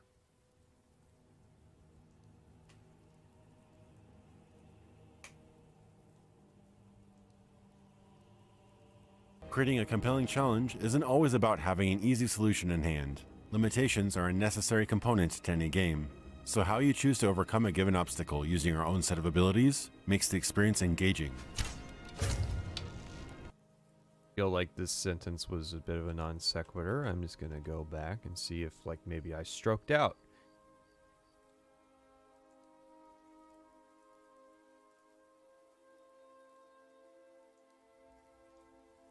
Best spells in each tree are quest locked. Don't those suck? I recall those not being very good. Plus, I actually kind of liked that, like, the top end of spells were something that you had to work for. It wasn't just, like, something some trainer knew.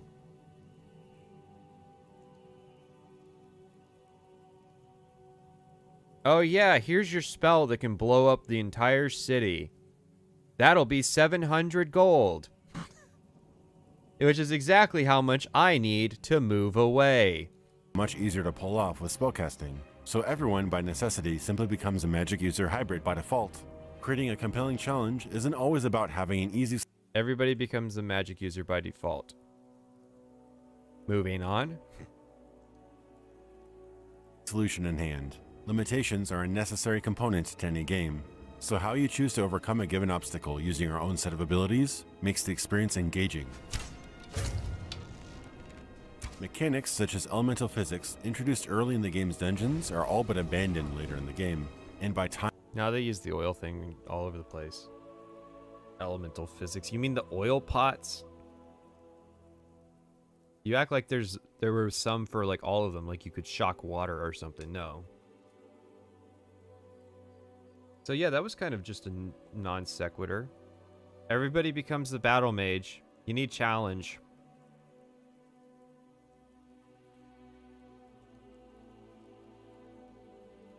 I thought you said you liked the top tier gated trainers idea in your Morrowind video. I do. I just said I don't mind that the top level spells are being held by...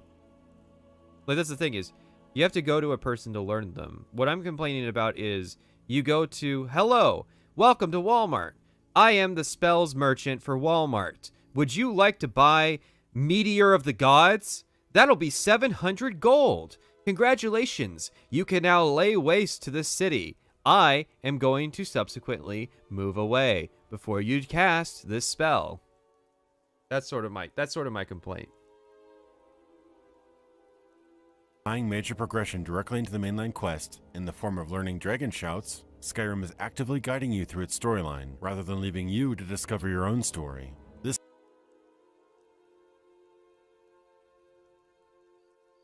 I have it on good authority that you can just walk away. You could just, when you leave Helgen, you could just go left. I mean, again, I'll say this for the 1000th time. I agree, but your logic is flawed.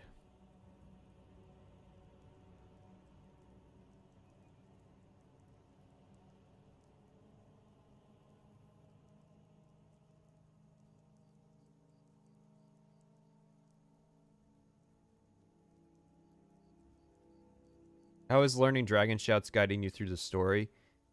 I assume the implication is that the player is like heavily pushed towards Bleak Falls Barrow, which pushes you to learn the Dragon Shout, which pushes you to fight the first dragon, and then like congratulations, you're in the main quest. I think that's the idea, but it's like presented weird.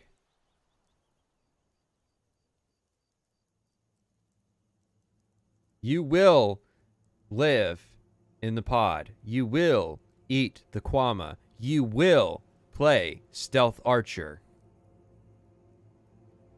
Best marriage candidate. Ysolda, because it's funny, or the chick from Riften, because like her simp will hang around.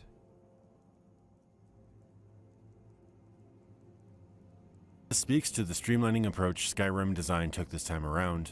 In a talk with senior designer Emil Pagliarulo, reveal his design priorities. His self-proclaimed love of the KISS axiom, keep it simple stupid, characterizes him as a designer more focused on removing ideas that don't immediately work or have much function, rather than adding or expanding on existing concepts. I just want to say for the record, this talk that ML gave, or whatever the fuck his name is like the most, this is like the top level of research. And I don't mean the top, like the best of the best. I mean like when you're walking over the research iceberg and you accidentally scrape your foot on the floor, this is the shit that comes off.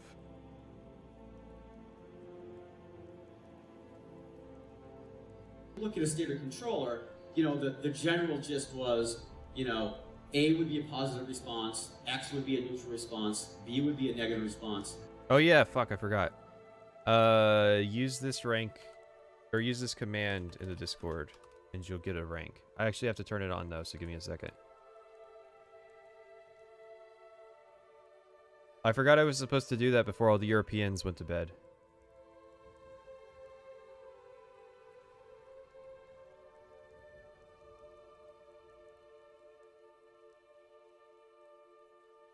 Alright, it should work now.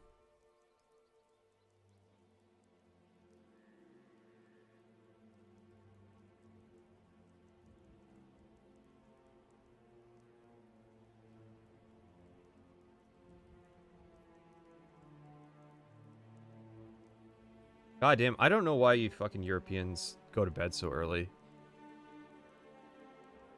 Bunch of pasty cucks. I like the people putting it in the fucking stream chat. No, it's for the Discord.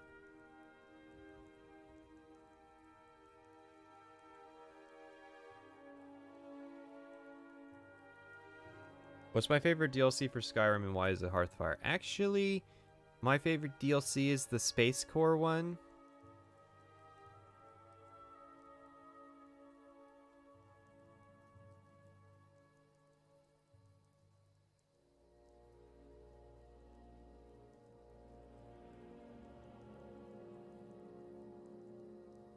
I guarantee you I'm going to look over at the,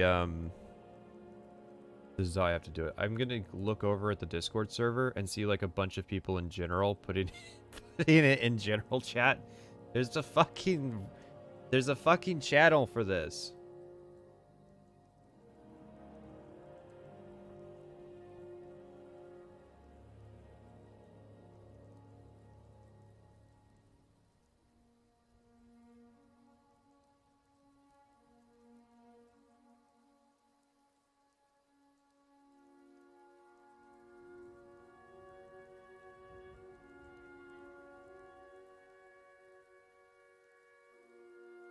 You have ruined my sleep schedule. I am sorry if you're not an American and you're not used to these hours.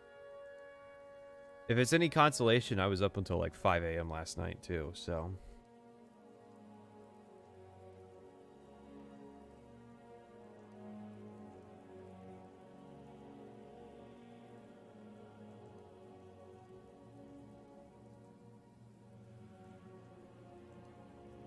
I have no clue about South American economic policy. I apologize. It seems like a bunch of, it seems like a bunch of warlord states down there to me. Separated by mountains. Like, the only reason there's no superpower in South America is nobody's strong enough to conquer the whole continent. Or at least nobody who's South American is strong enough.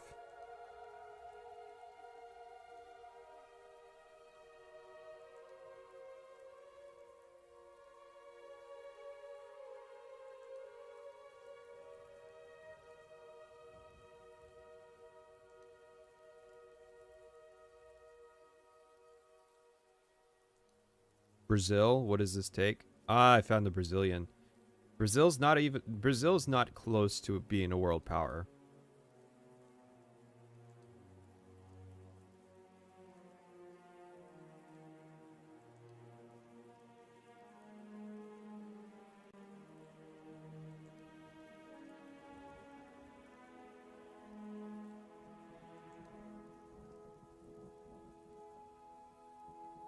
What's the command for? Having a yellow name. I might change the color later on, but...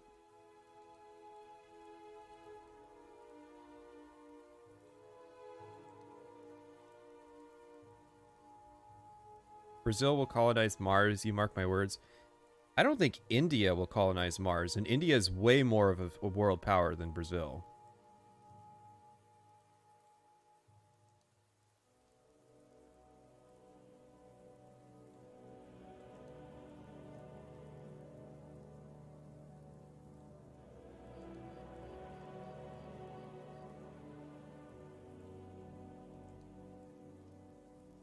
Alright, let's go ahead and continue. And why would be a question. Okay? And so that would allow us... This is all terribly interesting, except this particular part of the conference is about Fallout 4, not about Skyrim. to have more fluid interactions with our characters. This isn't a closed book analysis on the approach used in the series as of late, but it does paint a compelling picture of why the Elder Scrolls... What? This isn't a closed book analysis? Your marketing seems to be painting a different picture. Hello. I always forget, what currency is PLN? Totally not converting your currency to USD. Polish. Nice.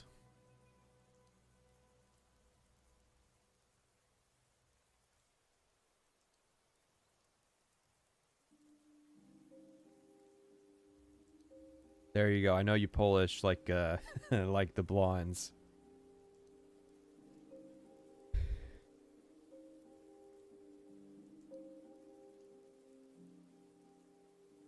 And then we got this, the Hey You sticker. Have you watched like stories of old review? I don't. Okay, I don't think that video is a review per se. I think it's why you keep returning to Skyrim. Never mind. Probably is. $6 by the way. Oh, cool. Are we sure it's a she? This one's not a she. I'm gonna make the girl model and the girl Bosmer model, and it's literally gonna be this, but with longer hair. And Skyrim, in particular, has narrowed its focus to such simplicity. The result is seen everywhere. Since Morrowind, the number of weapon types and armor set pieces have been halved. Alchemy is less comprehensive, and spellmaking has been completely eliminated from the game. Incidentally, is alchemy less comprehensive? I would okay. It seems like there's the same number of ingredients. They just took away the like calcinator, all the four like things that you need. Guys, that was cool. Yeah, the next one's gonna be a high elf.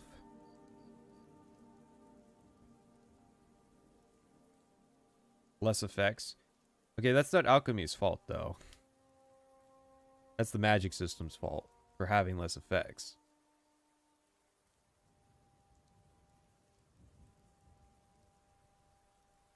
the need to rest and meditate on what you've learned in order to level up. Oh no. Truly, what wondrous complexity got removed? The mechanic of finding a bandit bed and sleeping in it for an hour. I mean, like, it's different. It's not worse. It might have issues, but what are the issues? Are we just gonna... Is the next sentence gonna be an explanation of why this is an issue, or is it gonna be just moving on? Because again, he's got limited time to talk about this stuff, so... Was also cut in Skyrim, which is a trivial but telling change in its quest to streamline the game, at the cost of its endearing and unique qualities.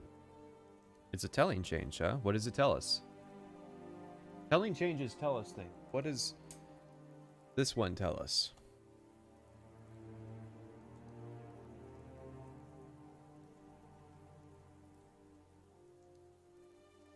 I'm sorry, but different doesn't mean bad. I know what you're thinking. Hey, I hate Skyrim. Shouldn't I agree? No, I agree. I just don't appreciate you crashing this plane.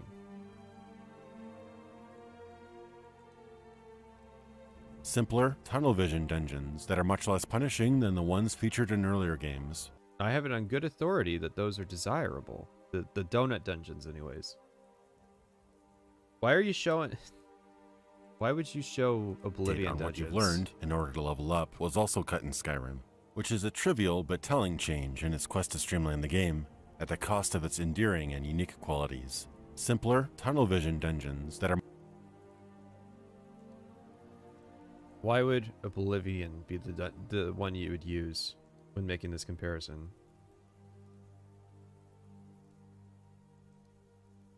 What do you mean the current border crisis in Poland? I thought they've been having the same border crisis since, like, the 30s.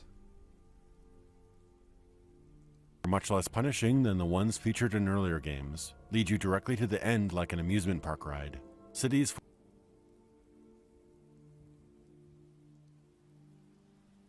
Sure. I'm just gonna... So I have to stop saying it. Oh wait, it disappeared. I agree, but I don't like the journey.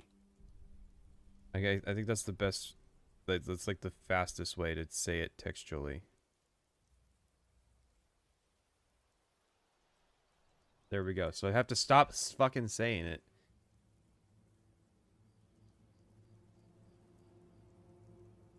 Forts and settlements are smaller than ever and are sparsely populated.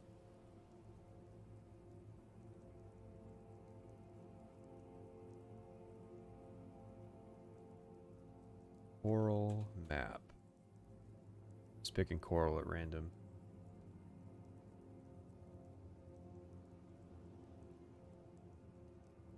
No, not really. You go on. With citizens who only converse in mostly scripted one or two liners, and the game world is so condensed, you don't feel like you're in a real fantasy nation, more like an interactive. Don't tell me how I feel. I hope I don't make this mistake a lot.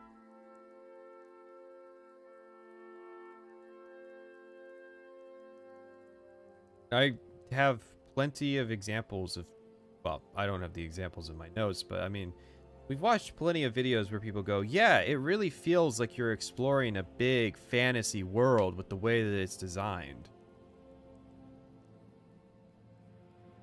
Interactive theme park.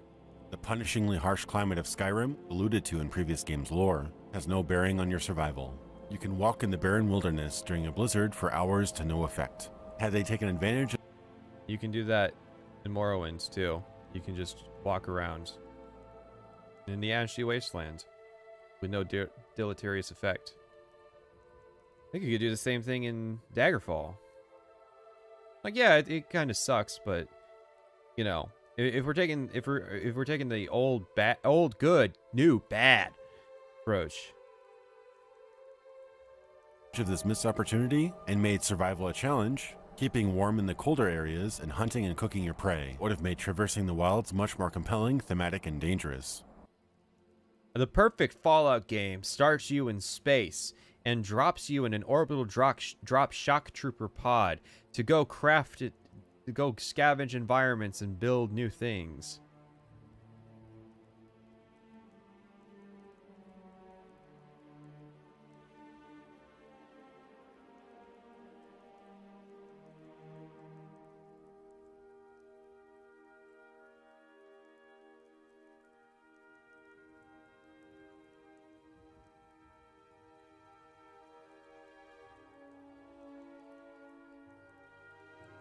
Crafting food in Skyrim is so fleshed out that it seems like it was at one point in development, a much more important feature cut down at the last minute.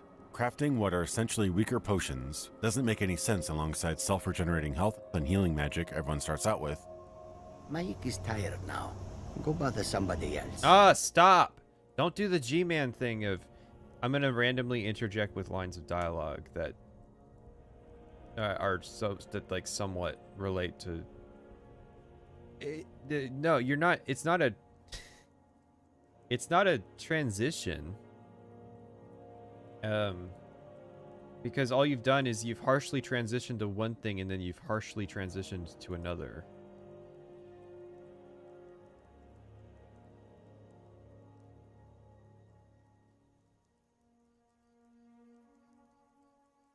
Tonal architecture. I gotta stop doing what you guys ask me. Or maybe I don't. Because I like donations. Oblivion had raised the bar of NPC interaction, having the denizens of the world wander, go to work, interact, and converse in real time. He's a filthy Stormcloak. Due to unintentional hiccups, though, it appears the Radiant AI system was turned down a notch for Skyrim, resulting in scripted dialogue between characters you were absolutely meant to overhear when first entering the area, rather than Oblivion's secret joy of eavesdropping on others' conversations. Well, what? The secret joy of... I was thinking about this. There's a lot of stuff that, like, you will notice, like, the big offender is the speech that Ulfric, like, gives every time you visit his throne room. And it's like, dude, I'm not here to join the Stormcloaks. I'm just here to solve the murder mystery that's going on in your town. You don't have to do the whole, I fight for the men that we left behind on the battlefield. I fight because I came home to a land full of strangers. I fight because Noah Caldwell Gervais gave me some dope ass edible. You know, it's like,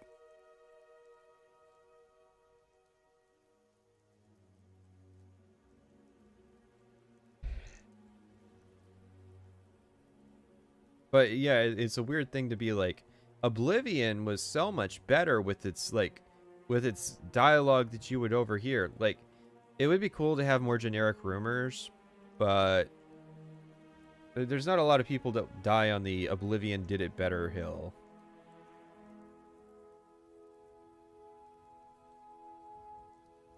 I think it's a great speech. I just don't want to listen to it every time I visit the Palace of Kings. One of us has to do something. I said no. No adventures, no theatrics, no thief chasing. I killed Lucan and now Camilla's mad at me. And I don't know how to fix our relationship. Well, what are you going to do then, huh? Let's hear it. Yeah, imagine calling Oblivion subtle. Let's just take a stroll on over to a YouTube channel. I hope.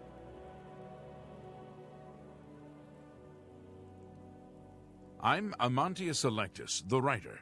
I'm working on a new edition of Lives of the Saints.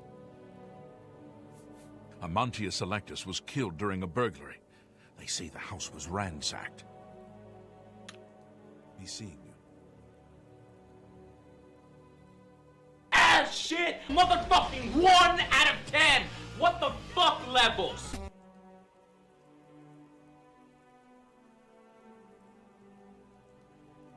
We are done talking about this. Skyrim killed off all movement-enhancing skills. Running, jumping, swimming, and the like can no longer be improved, effectively eliminating builds like acrobats or cat burglars. Many other skills were combined, such as merging all melee weapon skills to the simplistic one-handed and two-handed skill trees. This removed the personality and choice of using different types of weapons, and often resulted in just chasing whichever had the biggest damage number. Designer Emil Pagliarulo and director Todd Howard are on record stating that they are more interested in cutting superfluous features or content rather than expanding what they have, but that in the end can be subjective. My eyes are freaking out. Okay, they're on the record. Why don't you show it? Oh, you did you seem well researched? You went to the effort of finding them saying it. I get this. I hope this better be Todd saying it.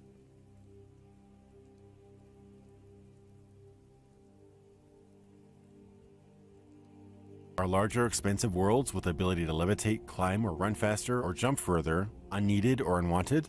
Many would disagree. We go at it each time with, let's not just look at the last one and say, what does it need? You know, I think most people, most fans will look at it and say, it's great, you should change the leveling, add spears, add crossbows, add this, and add some more races.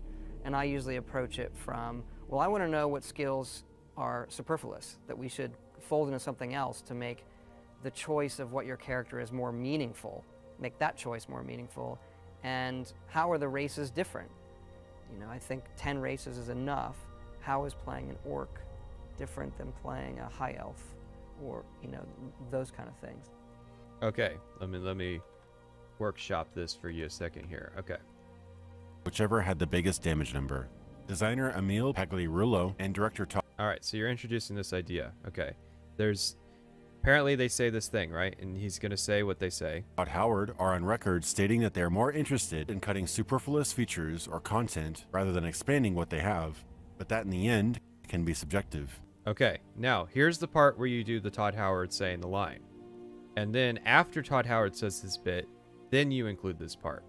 Are larger, expansive worlds with the ability to levitate, climb, or run faster, or jump further, unneeded or unwanted? Many would disagree. We go at it.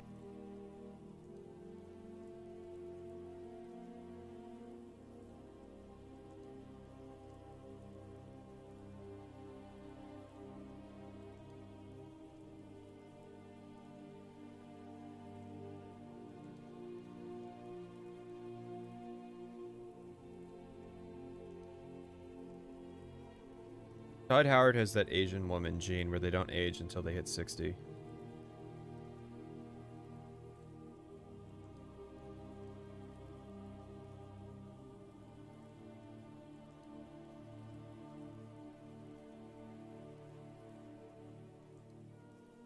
Anyways, this is okay, here's why you do this. Say they said something, provided an example, and then retort to it. That way it comes off as you're debunking it, because once we get through this example of him saying it, you shouldn't just like move on. This shouldn't be the end of the point. because this is superfluous. This doesn't prove anything. If you want to make an argument, you have to make the argument after you provide the example. Each time with, let's not just look at the last one and say, what does it need? You know, I think most people, most fans will look at it and say, it's great, you should change the leveling, add spears, add crossbows, add this, and add some more races. And I usually approach it from, well, I want to know what skills are superfluous, that we should fold into something else to make the choice of what your character is more meaningful, make that choice more meaningful, and how are the races different? You know, I think 10 races is enough. How is playing an orc different than playing a high elf? Or, you know, those kind of things. See what I mean? It just flows wrong, the way that it's presented.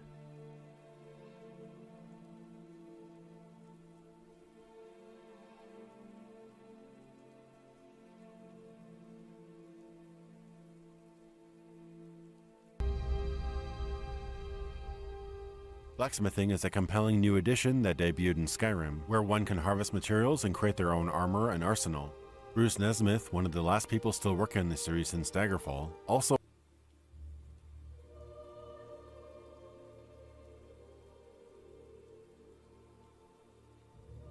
Oh no, I'm fading. Wait, hang on, I gotta do it right.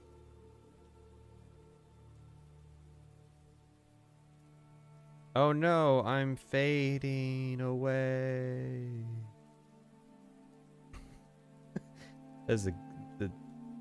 I'm not even gonna say how that bit made me feel, but it wasn't good.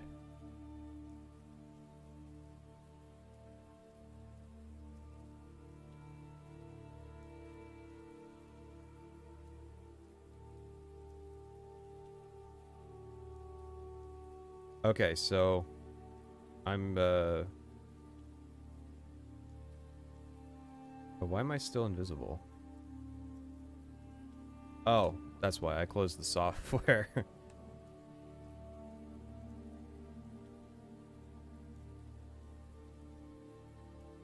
Okay, so we'll start with this.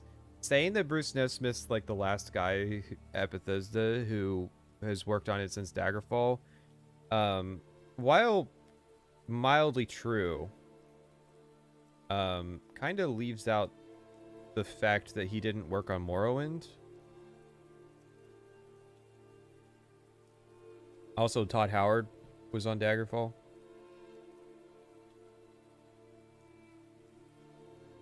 And you have this presentation. Although, no, wait, that was Never Knows Best that had that problem. unveiled the Radiant Quest system, which was supposed to be the flagship feature of Skyrim. Radiant generates side quests based on your actions and behavior during the story, and populates locales you've yet to visit with tailored encounters. This is an interesting development, and it's good to see someone at Bethesda trying to push the envelope beyond the safety of the proven successful formula.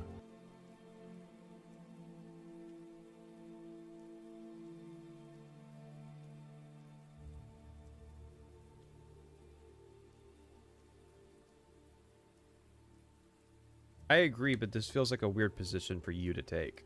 I thought Skyrim bad.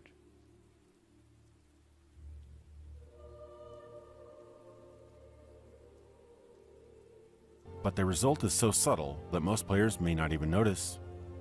Oh, trust me, they noticed. We've been hearing about it, all about it. Though its unprecedented sales figures might mislead you otherwise, there are three likely reasons Skyrim sold better than any of its predecessors. Firstly, it released day one on the most popular console platforms, the Xbox. Poplar? That's the type of tree. 360 and the PS3 several years into their life cycle, so the that wasn't just it though. You're acting like Oblivion and Skyrim were marketed on even grounds. You realize that part of Skyrim's success was due to how popular Oblivion and Fallout 3 were. Install base was much higher than when Oblivion launched. The second is that game franchises gain more fans over time, and with unless they lose them, which also happens. Now 2 console releases under their belt, hype was high. Third was that Skyrim was clearly designed from the ground up as a more marketable product. For the first time in the series, it is a branded and marketable mascot, the Dragonborn, with their iconic horned helmet silhouette. The game showcases its slick silver on black minimalist look, consistent through the disc case, its main menu, user interface, and all throughout the game. Additionally, the trailers and gameplay focus on its big selling point. You are a Dragonborn, and you get to fight massive dragons, something many video games have struggled with technologically over the years. It was dead simple, and you could sell that appeal to anyone in a 30-second trailer. Another impressive thing about Skyrim is its effortless and emergent physics. Improving on the already satisfying Havoc physics system in Oblivion, Skyrim flaunts its kinetic weight and ragdoll systems with giants who can launch you 100 feet into the air. I think we've shown with these research streams that Skyrim already, yeah, like as someone says, Skyrim already had a pretty big audience before it started selling copies. Projectiles that knock back enemies and pin them to objects, and massive dragons who swoop down, snatch up victims, and... Okay, this is weird. Why would you have... So you artificially added like a player here, but it doesn't actually track the timestamp. Now I get it, that's hard to do. But why bother with...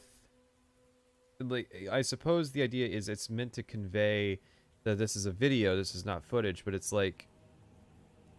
I mean, and this was also what I was exactly talking about. The, don't fill the frame, fill 80% of the frame, and then put, like, superfluous background stuff in the back.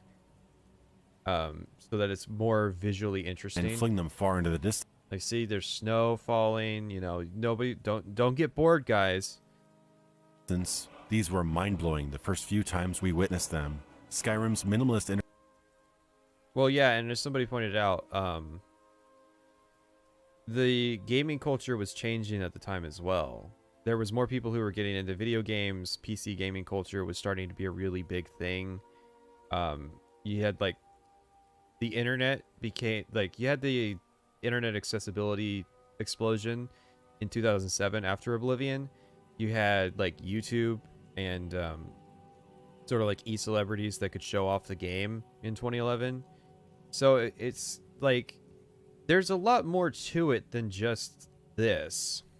Like, there's so many factors. Interface, though slick looking, handles like a spreadsheet of names, lists, and categories. Combined with Skyrim's new dual-wielding control system, while intuitive for simple loadouts, you end up going in and out of menus more than ever before when switching between weapons, shields, and spells, breaking the pace of gameplay. Wait, did I have a stroke? Did I, like, pause it on, like, the scene that, like, all you do is turning it into an epic own?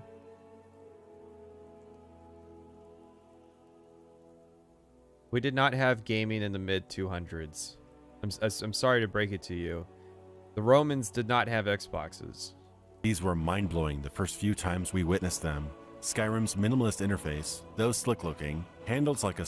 Okay, so here's what he did. He presented A, B, and C, had a middle point, and now he's going to debunk A, B, and C. That's the structure of what he's doing.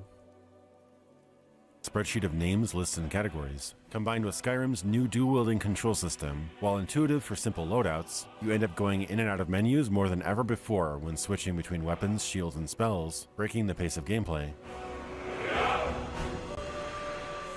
The first expansion to Skyrim was Dawnguard, which focuses on the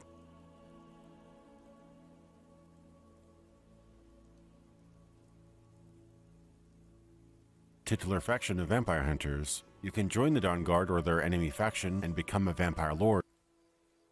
Kitty window. Introducing a specialized skill tree with vampire powers. Werewolves are given a skill tree as well. This continued the trend of marketable and easily digestible content packs. It's the sort of thing.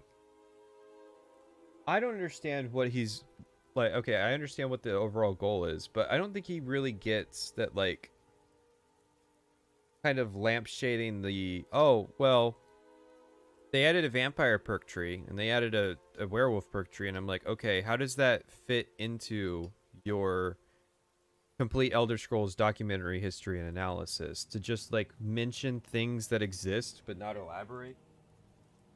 It's like, okay, if a complete documentary and analysis has to include a baseline reference to everything, then this entire video should be like you know, just point by point, this is how it is and move on, because he clearly doesn't have the time. Like, do you understand what I'm saying, right? Like, there's no point in alluding to something existing and not elaborating on it in a video this short. I know 80 minutes short, but I mean, like, when it comes to this topic, covering the complete Elder Scrolls history and analyzing it in 80 minutes is not sufficient for this topic for you to do anything other than pretty kind of surface level. In Skyrim, you can fight dragons. In Dawnguard, you can fight or become a vampire. Simple, easy to pitch, and was met with a positive reception. The second expansion was more controversial, however. Hearthfire didn't possess a grand storyline or much of a plot. It just allows the player to build a house in one of 3 locations in the world. Hearthfire was not controversial. What the fuck are you talking about? It was not horse armor. It legitimately added something that people wanted to the game. There was a lot of people who liked Hearthfire at the time, and do to this day. Hell, I would say Hearthfire is better than anything that was offered in Anniversary Edition. There were crossbows? Yeah, Dawnguard added crossbows.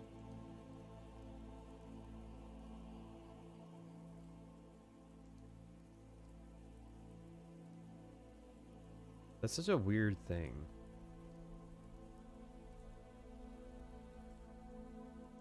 Hearthfire was controversial. Like, that's how I want to open my, when I start talking about Hearthfire, I'm just going to open with him saying, Hearthfire was controversial. Because it's such a weird...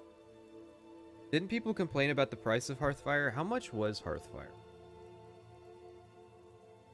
It wasn't like, you know, $20.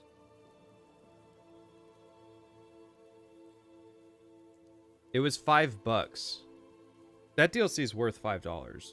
I mean, no DLC is worth any money. Yeah, we get it. You're cool. But, like, Hearthfire was hardly an expensive DLC, especially for what it was offering. Because it wasn't just the houses. There was also other content, I believe. Oh, no. I was thinking... I'm mixing Dawnguard stuff up. Does he mean how release dates was different between platforms, maybe? He would have to say that if that's what he means. And the option to adopt children. It has been criticized due to its fairly limiting options. The inability... Yeah, fairly limiting compared to the base game Skyrim, which has 0 options. Really? Who criticized it? We've been watching tons of Skyrim videos that came out before this. Who's the guy that said that Hearthfire had limiting options?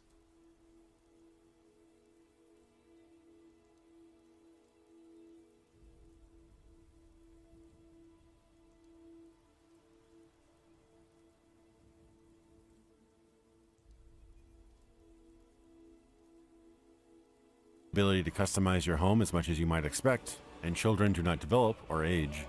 Hearthfire was a neat distraction. I feel like this is like, well, if you think about how Fallout 4 did, and it's like, okay, but Fallout 4 came out later. Hearthfire was kind of like an experiment to see if that was the direction they wanted to take things. I know a guy who said that he didn't like Hearthfire. Yeah, basically.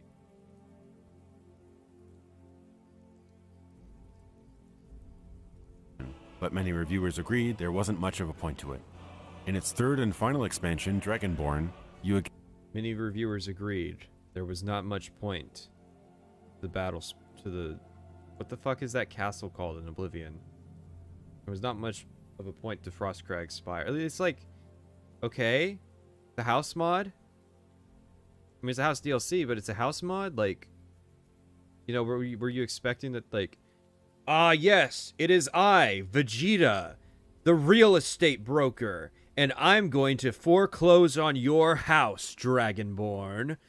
Battlehorn Castle, yeah.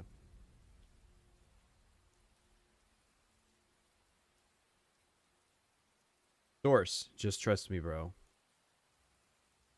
Sounds like he's making up controversy and other reviews to justify his point. Well, it's like, okay, what you would do then is you would show a negative review from the era if you want to make the point that, like, there were people at the time who didn't like it.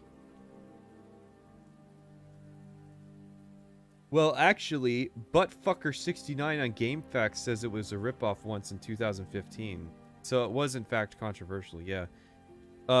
Oh, you said Batfucker, but I prefer Buttfucker. Yeah, Buttfucker69 gets around. Talks a lot of shit.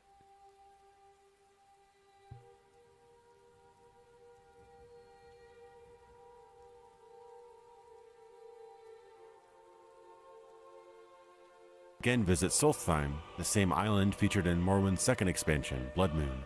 Though treading familiar ground, it builds on the lore introduced in the core storyline, making you feel challenged. You're no longer the only Dragonborn in town. Most interesting to me was visiting This is a dry way to, like, yeah, that's what happens in the DLC. in the Lovecraftian realm of Apocrypha. It's the list. I'm keeping tabs on anybody who talks about Dragonborn and says Lovecraftian now.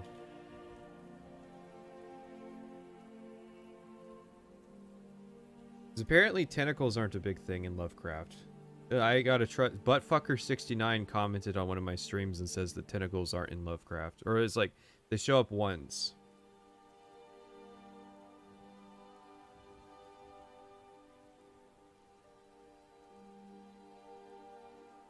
The Daedric realm of Hermaeus Mora, a welcome peek into previously unseen planes of oblivion. Skyrim has to date been released on 5 separate console platforms, as well as releasing on the PC twice. Jesus Christ, how horrifying. Oh, wait. Morrowind came out on the Xbox, and the 360, and the One. Oh, weird. Yeah. Games get ported. How horrifying.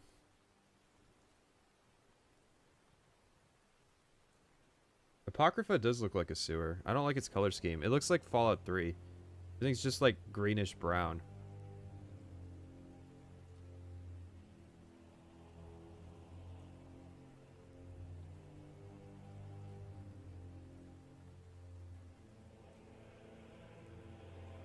The original version in 2011, and in 2016 with the special edition that included improved shaders and post-processing effects, as well as support for some community-created mods on console. A full Skyrim virtual reality conversion was released in 2017. And though impressive and immersive with the right VR setup... No. Well, I guess the right VR setup might include a heavy helping of mods.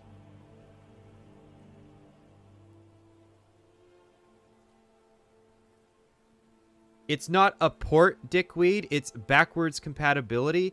Half-Life hasn't come out on 8 billion times because I can play it on a 1998 Windows PC and a 2013 Alienware.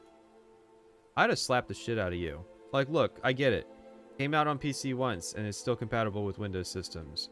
But Morrowind did get an Xbox 360 release, which was separate from the Xbox release. And it did get an Xbox One release that was separate from the previous versions, because I believe that one actually supports widescreen. Like, that's the first Bethesda Morrowind version to support widescreen. In reality, Skyrim has been released a grand total of twice. That's right, twice. You got the standard edition, there's legendary edition, but that's just like Game of the Year. That's like saying Oblivion got released twice. And there was special edition, that's the second release. And then Skyrim VR is just a port. Anniversary edition, just a port with an extra DLC, because Anniversary edition is not a re-release. Not in my eyes. Not the way that you would not like saying Anniversary edition is a re-release is like injustice to the special edition, which actually added things in terms of like the technical side.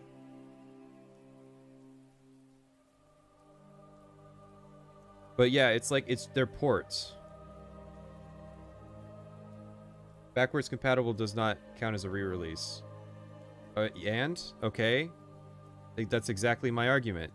Skyrim being released for the Xbox One or whatever, like, so Anniversary Edition really is just them porting the game to new consoles. And they have the Creation Club stuff, but it's like supposed to be optional, and it's more like DLC than it is. Like, again, Special Edition came with the game was now in 64 bits, so you could use more than 4 gigabytes, which was a big thing for modders. It came with new like post-processing effects. It came with like patches and stability updates. You know, Special Edition is a different version of Skyrim than Standard Edition. But Anniversary Edition is just Special Edition with Creation Club content.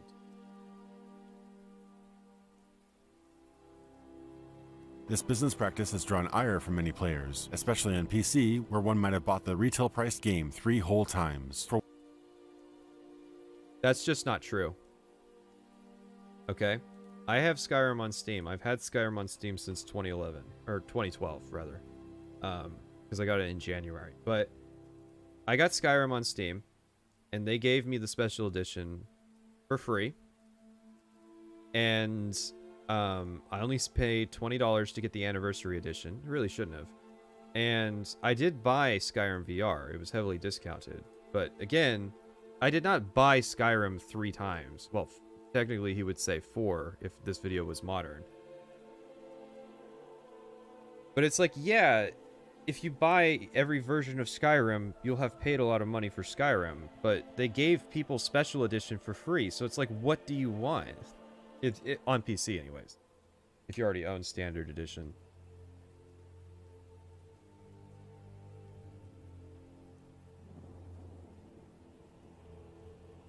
Did you try Higgs in VR? What is Higgs?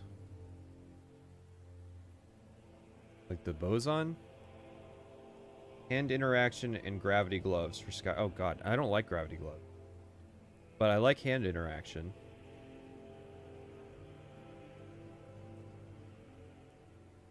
But yeah, I was gonna mod, like, that's gonna be kind of something I do in the background while I'm working on the Skyrim video, is modding up VR so that it actually plays like a good version of Skyrim.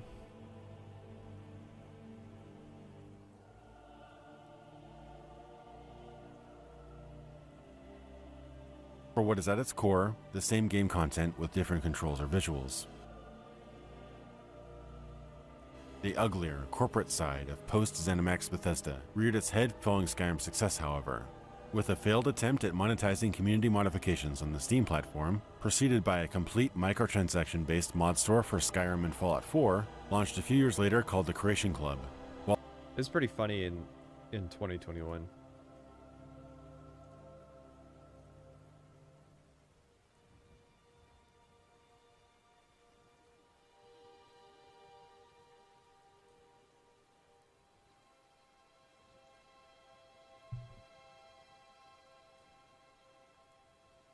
I think they need the basis of, I need to figure out how to make Skyrim fun first, and then I can get into doing, like, survival stuff with Skyrim. For VR, anyways.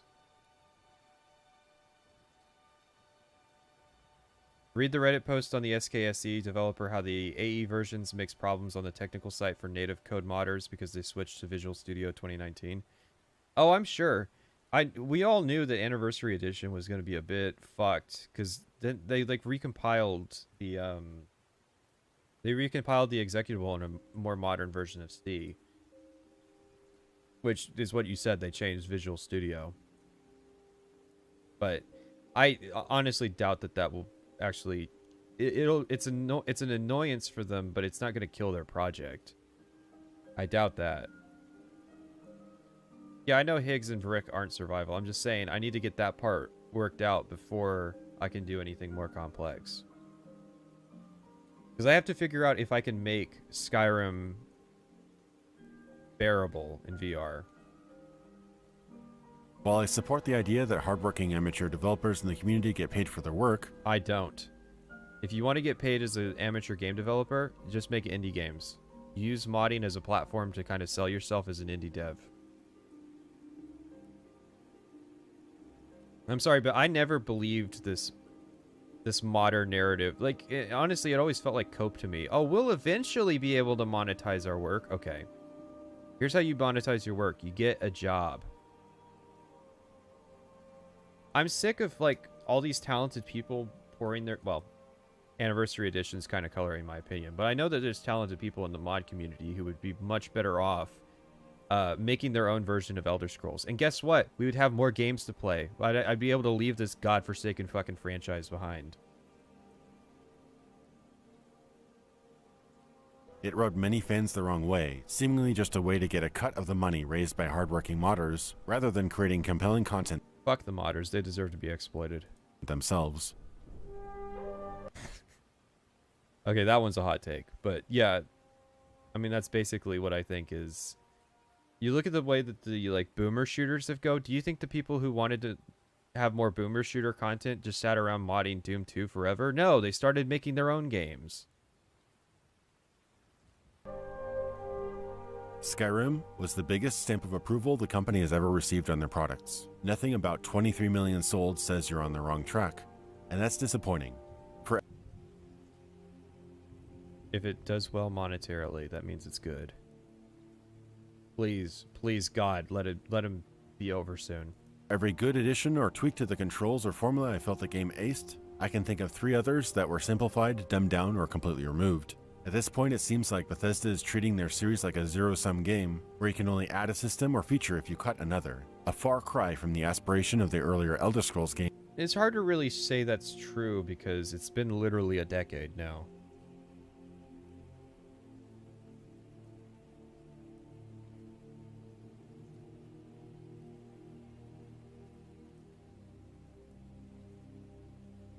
Games to achieve something greater that has never been experienced before. It seems that in the minds of many regulars, the series has already peaked, and that is one mountain Todd Howard's team hasn't been able to climb. Oh, what a clever turn of the phrase. Yeah, you're a fucking game journalist. As far as I'm concerned, this guy's just a game journalist.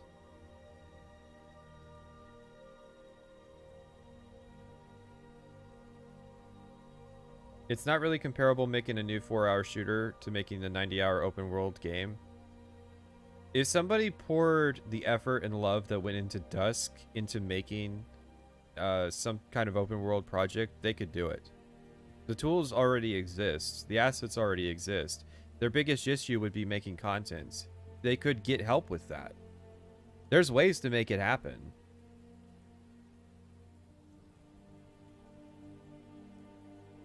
Alright, so since this video is over, I'm going to go ahead and say we take a small break. We'll be back at 40 after.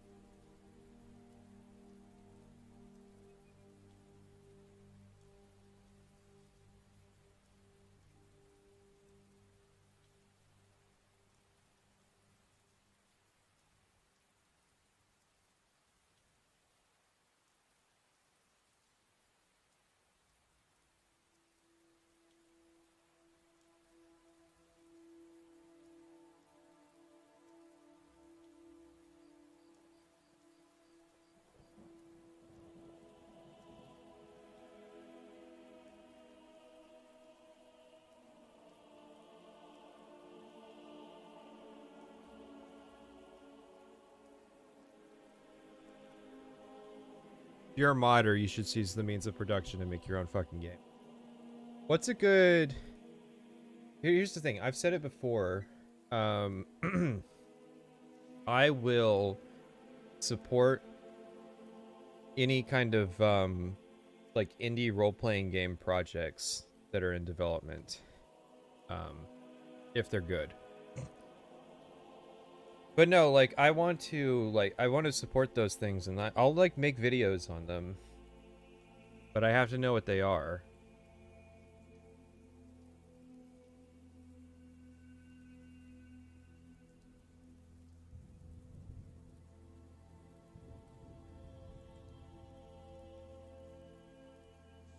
Why don't you like Tim Rogers? I heard you talk about him negatively last week, so I looked him up and ended up watching heaps of reviews. I love them. I have no clue about Tim Rogers. I didn't say I don't like Tim Rogers. I said there's something off about him.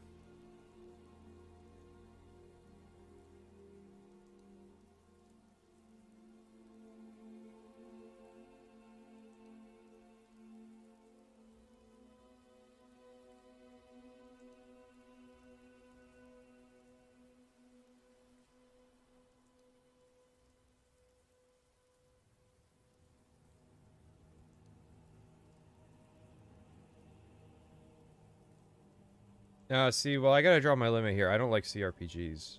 I have a really hard time with the isometric view. I'm talking like Elder Scrolls style kind of role-playing games.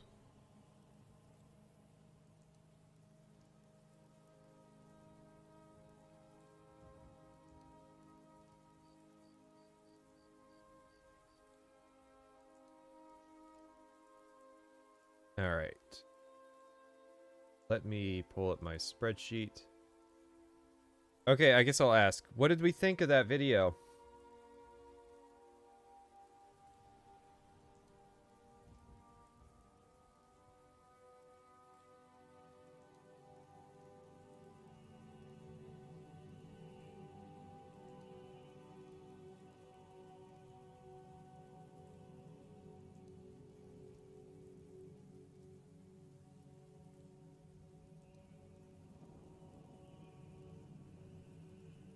Or you would say it's better than DJ Peach Cobbler, Dime Tree, Arlo, and Salt Factory?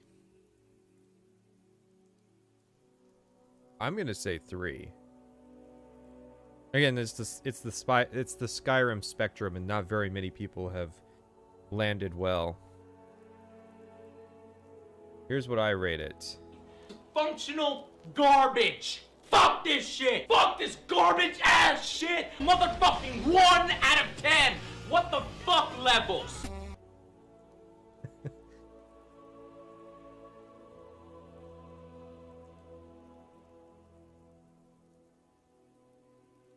I think it's better than the Dime Tree and Arlo's of the world, but it's worse than...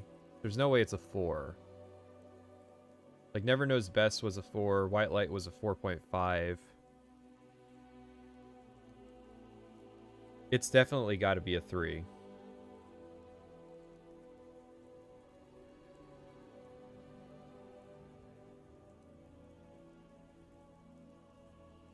What's a worse profession, a janitor or a Skyrim modder? Well, actual janitors get paid.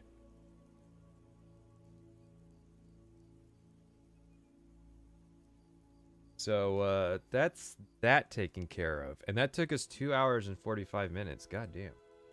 So, we're going to have to we'll have to look at, like, stories of old later. I know, breaking the schedule. But I want to do this dumbing down drama. Now, as far as I'm aware, the dumbing down drama starts with this video.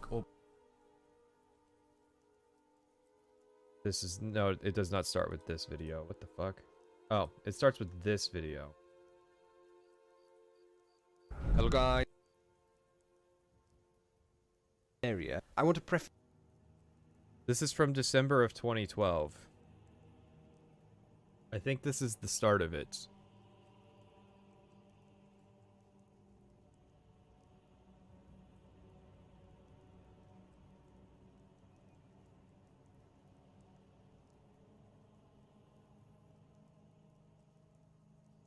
Yeah, I assume when you ask janitor, I assume you're talking about, like, a Discord janitor.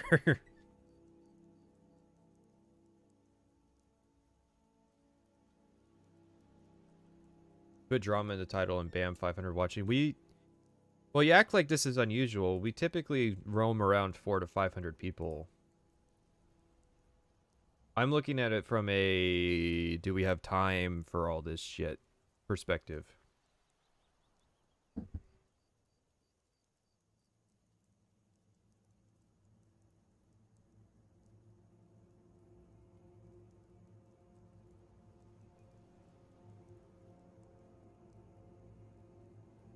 I want to switch outfits. Dumbing down discussion started when Oblivion got released. Yes, but I'm talking about the like this specific dumbing down drama, which is the sort of, it's supposed to be the main act, but I cannot believe it took us 2 hours to get through, I think, 13 minutes of that video. What time are we ending the stream tonight? I have no clue. Before it hits 12 hours, that's really all I can say. But I doubt I'll stream for 10 or 12 hours.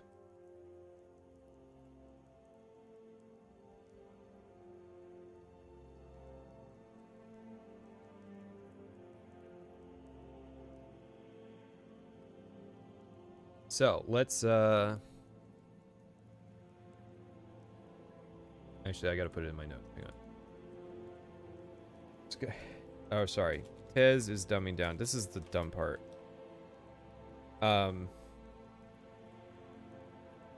One is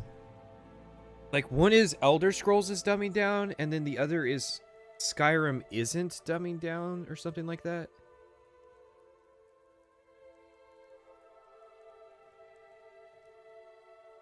Oh no, it is all Elder Scrolls. Okay. I'm just dumb.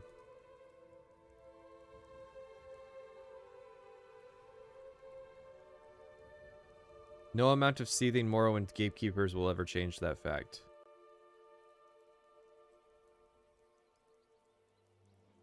Have I played Haven? No, I want to, but I haven't.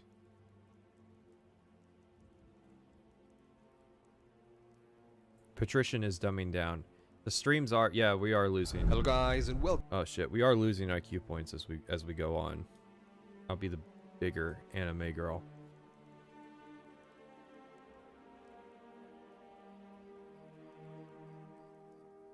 So yeah, kind of interesting. This is, I think, the earliest video that we watched. I mean, there was like 2011 stuff with Angry Joe, but like, this is the first post-consumer review, basically. Like, there's consumer reviews, which are, should you buy this game? That's Angry Joe and 0 punctuation. And then, like, this is the first video that isn't that we've done.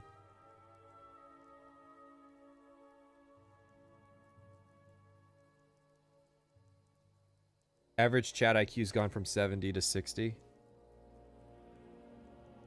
I can make the chat IQ go to 50 really fast.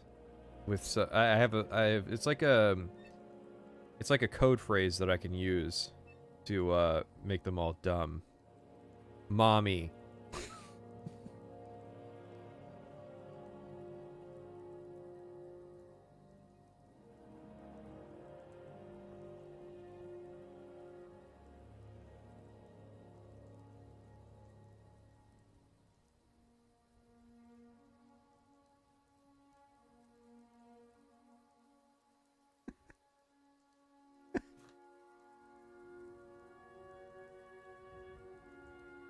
Look, their intelligence rating is going down in live.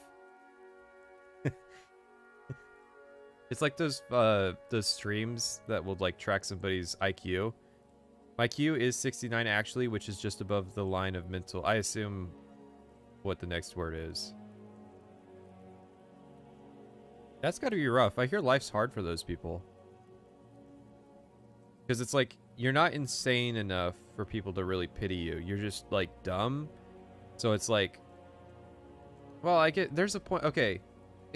You're past, like, the point of, like, pity, right? It's like the 85 IQ people that, like, are in that awkward middle ground of, like, you know, 100 is average, so you get treated normally, and, like, 70 or 60 and stuff is, like, pity. But, like, if you're, like, just an 85 IQ person, then you're, like, society's most discriminated against person.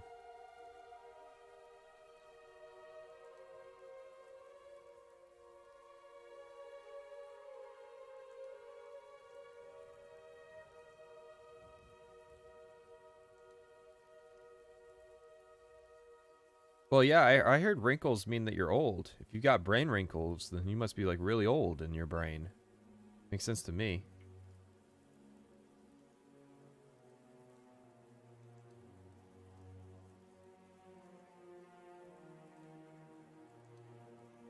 Welcome back, and today I want to talk to you about something I've been meaning to talk to you about for a little while, and that is The Elder Scrolls: The Dumbing Down. Right, now before some of you work yourselves up into an adolescent fit of mindless hysteria, I want to preface anything that I say here with a few facts. Fact number 1, I've played every single test game that they've been released. Oh yeah? Have you played Shadow Key? Hang on. I've got a good picture for this.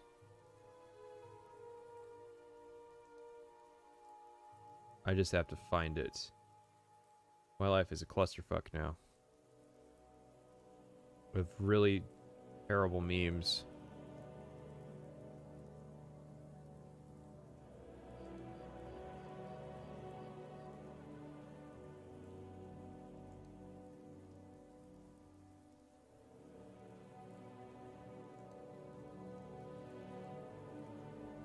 And that's my allotted time up.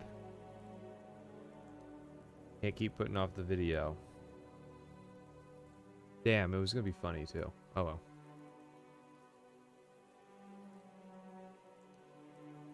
Released for the PC. That's 7 of the games. Now see, he clarified.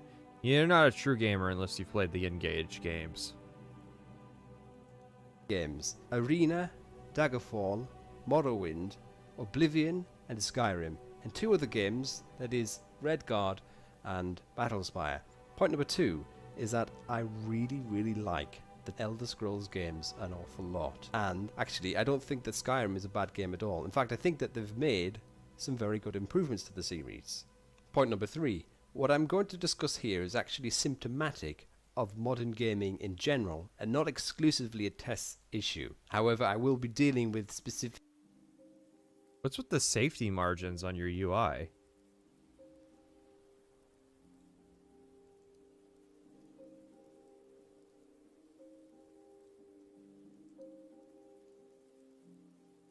I'm getting sick and tired of these Europeans in my videos.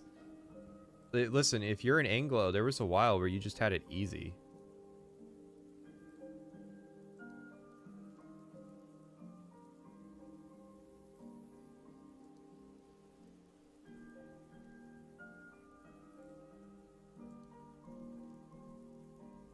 test issues in this series.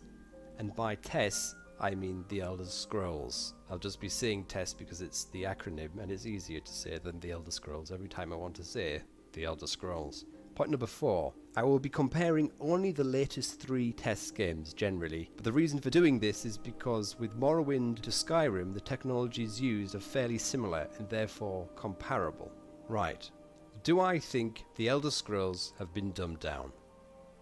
Well, yes and no.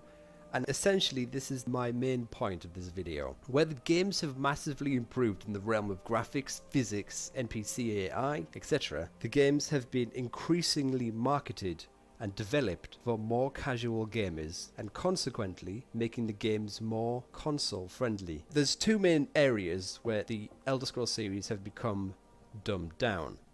First, in the constraints of making a multi-platform game, and second, in the pursuit of more casual players. Now, it's obvious to see why Bethesda, or any company for that matter, would do that. It's because if you appeal to more people, you can make more money. Unfortunately, when you broaden your base, you usually have to appeal to the lowest denominator in order to do so.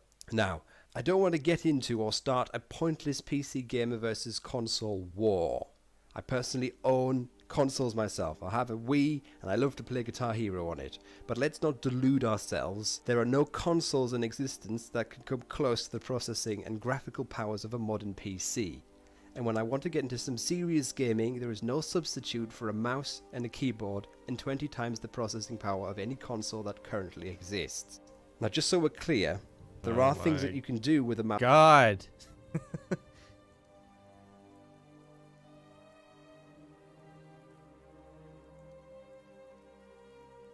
This video is so 2012.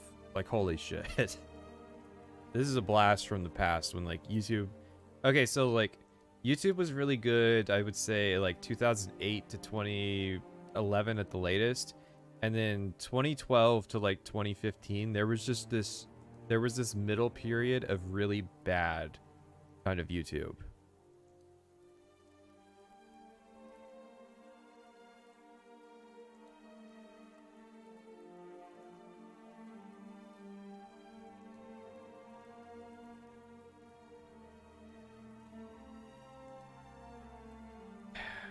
Thankfully, we have modern solutions to this problem. Mouse and keyboard that you simply can't do with a controller. And yes, I know that your console of choice can have a mouse and keyboard attached to it, but that's not what developers build for when they're building a game for your console. They're building for a handful of buttons and a couple of joysticks. And you know this. Again, I'd like to reiterate the point. I'm not making the argument that PCs are better than consoles. It's a little bit like saying cars are better than buses.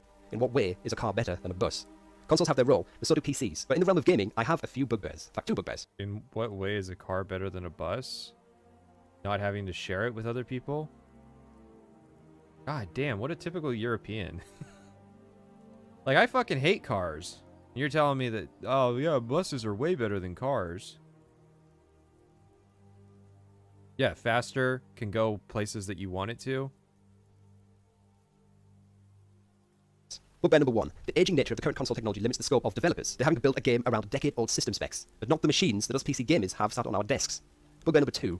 Consoles are designed for casual gameplay, and when games are multi-platform, they are made for the machines with the fewest buttons, and you can really tell when you're playing on a machine like a PC. Again, I'm not making the argument that PC is better than console. Each have a role to play, and as I've already said, I own consoles myself, I even have a Wii, and I love to play Guitar Hero on it. But my point is that consoles have a very noticeable set of limitations, and when you make games for these systems, you can't help but have to comply to these limitations. Now, Bethesda make multi-platform games because they can make more money that way. However, developing to certain systems is only part of the problem I see in the dumbing down of the series. The main problem is the specific type of gamer they are aiming to please, namely the casual gamer, the low attention span gamer, the kiddies with no experience or grasp of what an RPG experience really is. Okay, before I go into any details, I want to clarify something. I don't want some of you getting confused. Some changes that Bethesda have made to the game fall squarely within the realm of streamlining. Things like removing athletics and acrobatics, or even controversially so the removal of the class system. These things make sense to me and actually even add to the game, even though I love very classic hardcore.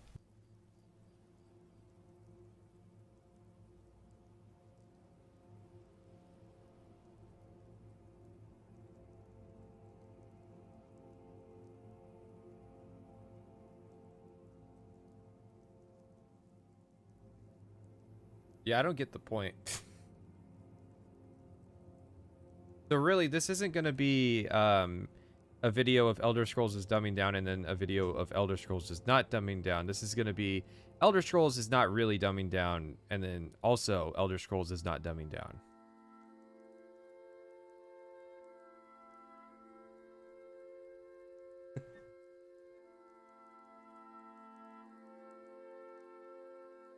Oh my god, like anybody would notice.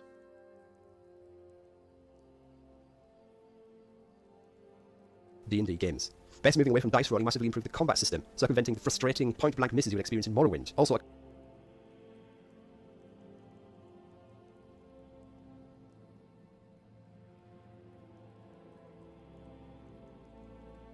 You're not my guy. classes system, to me, makes for a more natural playstyle, rather than a contrived playing to some model of a character invented by some game designer somewhere in a cupboard. Again, there is a lot that Bethesda have done well, and I'm not trying to levy a mindless tirade against them. In fact, I've highlighted in my introduction that they have made improvements, namely the graphics, the physics, the NPC AI, the combat system, and the removal of superfluous elements, among many other things. However, this is the point in the video where I tell you the things that Bethesda have got wrong. So this is the actual start of the video then. Thank you. Yes, I know, let the faux fanboy whines commence. But there's an awful lot of things that I could have covered, which I'm not going to cover. Things such as the reduction in armor slots, the wear and tear and maintenance of equipment being removed, the massive upheaval to the alchemy system, the changes in the skill system, the removal of skills, the off-the-shelf magic system, and the reduced number of spells, the removal of skill-based dialogue, the removal of the attribute system, and replacing it with merely health, magic, or stamina points, the perk system. But I'm not going to cover any of these, because although I could make my case using them, they don't necessarily detract from the game per se. But the points I'm going to cover... Okay, so like you just covered like 90% of your potential evidence, and then you said, oh, I'm not going to talk about any of... What the fuck is this?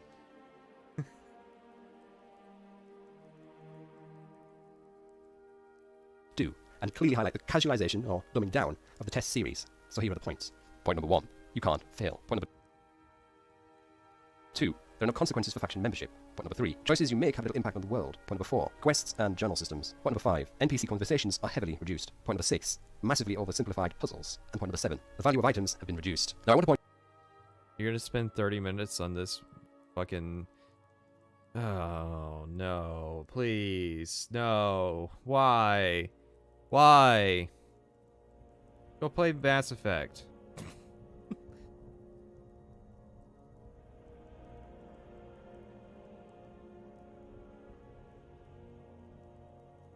Point out that most of the dumbing down of the series happened between Morrowind and Oblivion, and not necessarily between Oblivion and Skyrim, although... I would disagree with that assessment. A lot of people underestimate how similar Oblivion is to Morrowind.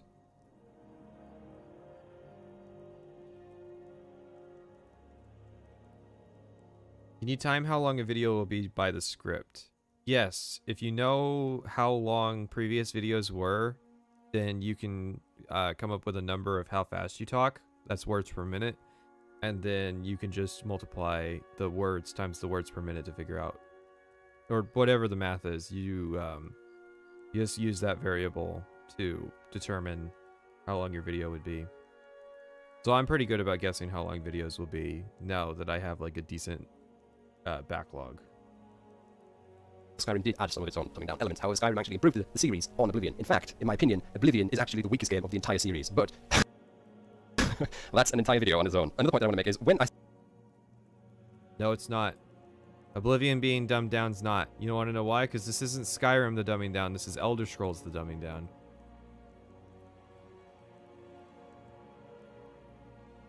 They dumb down, I'm invariably saying casualization. Okay, to my first point, you simply can't fail anymore. Today with Skyrim, you can't fail anything aside from dying. And to be honest, I get the feeling that the game...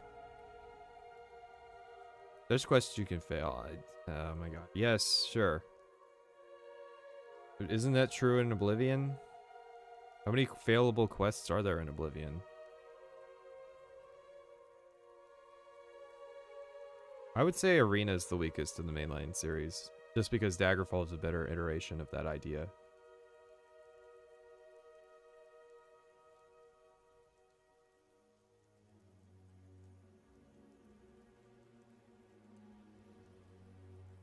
Game developers seriously considered removing even that. I mean, it'll save the player all those pesky reloads. I mean, who wants to constantly be reloading every time you die when you can be made to feel like a badass? So, a few points where the game doesn't let you fail. First one, important people can't die. In Morrowind, if you were powerful enough, you could wreak some evil kind of genocide on the island of Vardenfell and kill every single thing that lived, leaving every town, village, settlement, cave, ruin and mine barren if you so chose and had the means to do so. In fact, you could kill even guards, gods, and more importantly, plot characters. You know, it is a special kind of patronizing when a game not only tells you that it's not a good idea to kill such and such, but holds your hand and simply won't let you. There's blatant interference. Morrowind told you not who to not kill. Oblivion was the main one responsible for this. Where the player's experience is infuriating and gives the game a plastic feel. Morrowind had it right. The game would tell you if you killed someone you may find integral later on. Well, you just said that you don't want the game to tell you who not to kill. But it wouldn't stop you from doing it. Killing has to have consequences outside of 1,000 seconds bounty or spell in jail. If you want to kill a certain character, then the game shouldn't second guess your choice, whether you have some legitimate reason to do so or you simply can't control yourself. It doesn't matter. Making half the characters in Skyrim and Oblivion immortal is the worst kind of lazy playpen hand-holding, castrating the player and the game. But reloading all the time sucks. When you kill important characters, that's really boring and sucks. Then don't kill NPCs indiscriminately or learn to take some responsibility and live with the consequences of your actions. Or simply reload. It's not difficult. There are already games out there where indiscriminate killing is the name of the game. It's called Call of Duty. Second point on this issue. There is nothing that you can say to upset NPCs. In past... Oh my god, this is such a 2012 video. So glad we moved on from this. I hope we don't look back at like the videos of this era this way.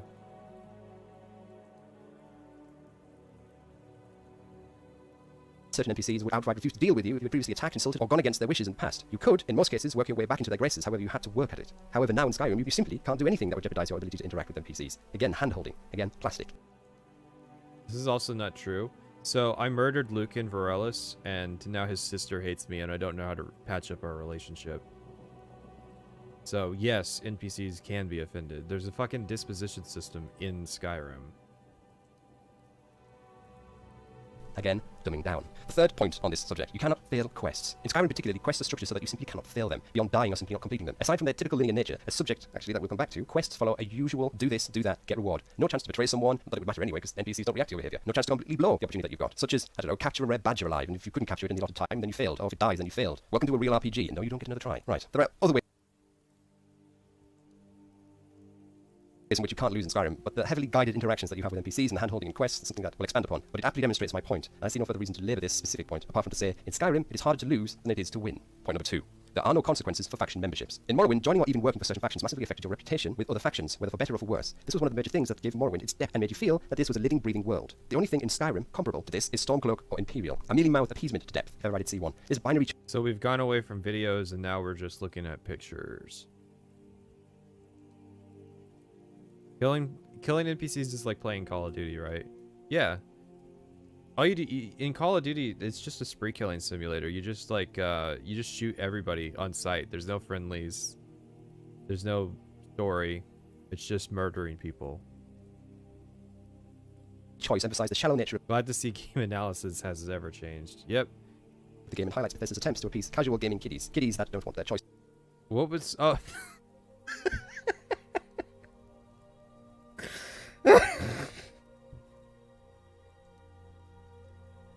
Yeah, I guess in a way you could interpret Salt Factory's Blood on the Ice playthrough as him failing the quest.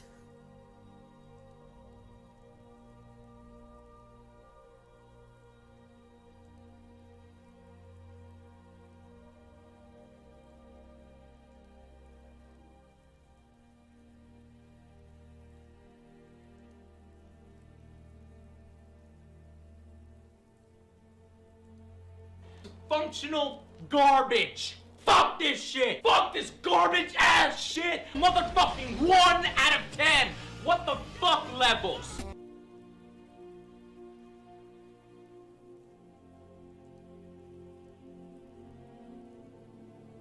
Oh no, how did he fuck up the quest? Okay, so the Salt Factory story. He did Blood on the Ice and he accused the wizard, which is not the killer, and then he was like, yeah, this quest is really simple, 2 out of 10. So like he missed the whole part about there being like that the killer will frame the wizard. It's a more interesting quest than that. And then the interesting part in the Blood on the Ice story was I'll pull it up, was the comment, the top comment he left.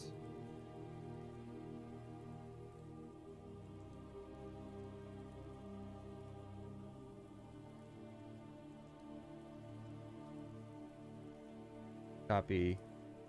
Where's my British voice? Because I just think it fits.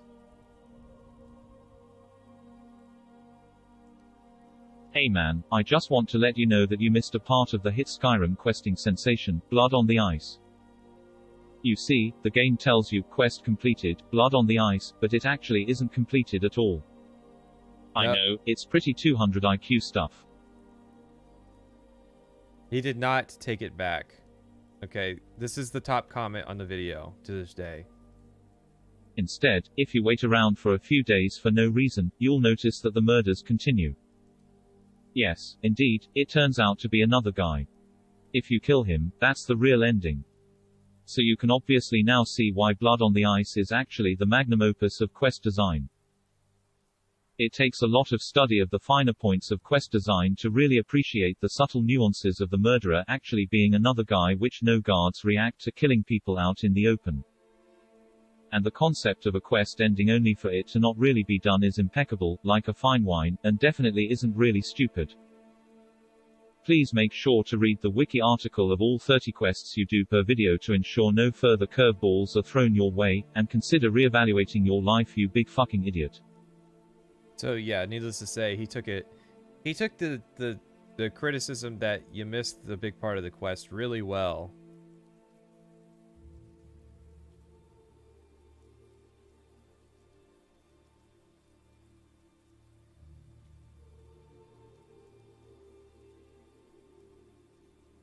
Choices of faction to affect anything beyond their eligibility to play the respective faction's quests. An example, in Morrowind, joining the Mages Guild puts you in good standing with the majority of Imperial-based organizations, but it really damaged your standing with House Telvanni, a rival mage organization. Further, your standing was affected in a... What's beautiful is that this user interface that the UASP has is still like this to this day. They are one of the few websites that realized that they had perfection and didn't change a damn thing. cumulative manner, so further association with Imperial-based organizations would disenfranchise you further with more native groups. In fact, after a certain point of affiliation with one of the great houses in Morrowind, it was impossible to do anything further with any of the other rival houses. This added to the replayability of the game and added massively to the depth of the game. Now, in contrast, the Dawnguard DLC for Skyrim really highlighted the dumbing down, baby-faced hand-holding of that game. You were at some point expected to join one side or the other. Again, another binary option, or the ingenuity of it. But Dawnguard was much worse on an inspirationless pick from two options. You could essentially interact with either side as if no side was taken at all, and conveniently along the line you could become a vampire or be cured of vampirism almost at a whim. And what if you were a werewolf, an incompatible creature for contracting vampirism? Never fear, because Bethesda's ever-holdy hand is ready to hold yours and grant you a magical cure of lycanthropy. Now, why would Bethesda do that? For any other reason than because they wanted to avoid rage fits from petty little boys. Lycanthropy, or like vampirism, should be a condition and have factional consequences with large effects. As per the test law, either state is reviled by the citizens of the lands of Tamriel, and vampires in particular have a strong hatred of lycanthropes. So why would Lord Harkon want to bestow his generous gift of pure blood vampirism on a mangy dog animal like a werewolf? Why would he not send it packing back to Dawnguard? Why? Because Bethesda doesn't care about the fidelity to the law, to realistic reactions of their characters, because dumbing down is the order of the day, and having players feel no consequences for their action makes children feel happy. But it neuters the game, and it waters down one of the best RPG series. Yeah, I can tell why this had a debunk video. It's a very fine line that you walk with this kind of thing, and it's very easy to fall off and really kind of just piss people off if you present things this way.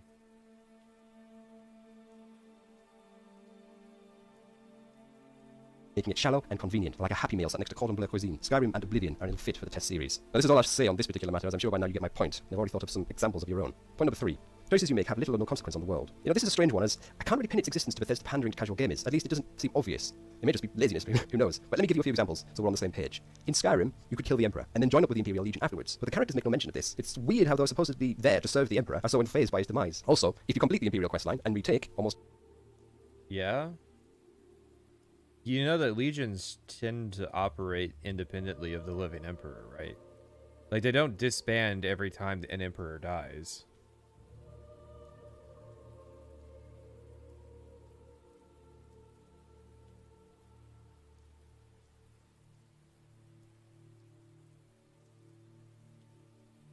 single-handedly, Skyrim for the Empire, you are promoted to the rank of Legate. But afterwards, no guards recognize your rank and treat you like a commoner, in fact threaten you. In contrast, even in Oblivion, you were hailed as a hero of Kvatch or acknowledged the Grey Fox, and in Morrowind, NPC reactions would vary massively depending on a whole range of alignments and accomplishments. Again, it is these things that give the series depth, and taking them away makes the game painfully shallow. I'm sure you get my point, and because it's more of a side point and generally doesn't tie into my theme of dumbing down for the sake of casual gamers, I won't prolong this section, other than to point out its needlessness and to reiterate it as another example. You might have just wanted to stick to the mechanical parts.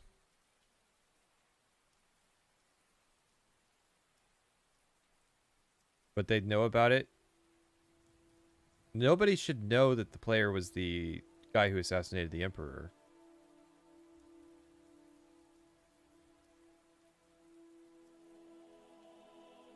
Of dumbing down the test series. Point number 4. Quests and the journal system. Oh boy, this is a bit of a painful one, as I'm not sure they ever really got this one correct. Before going any further, I want to make the distinction that there is a difference between the quest system and the journal system. The quest system is the method used to convey to the player what they need to do and how to do it. The journal system is the method by which quests are recorded and organized for the player to review and manage their actions. No, they are actually the same. They are tied at the hip. How these two systems work.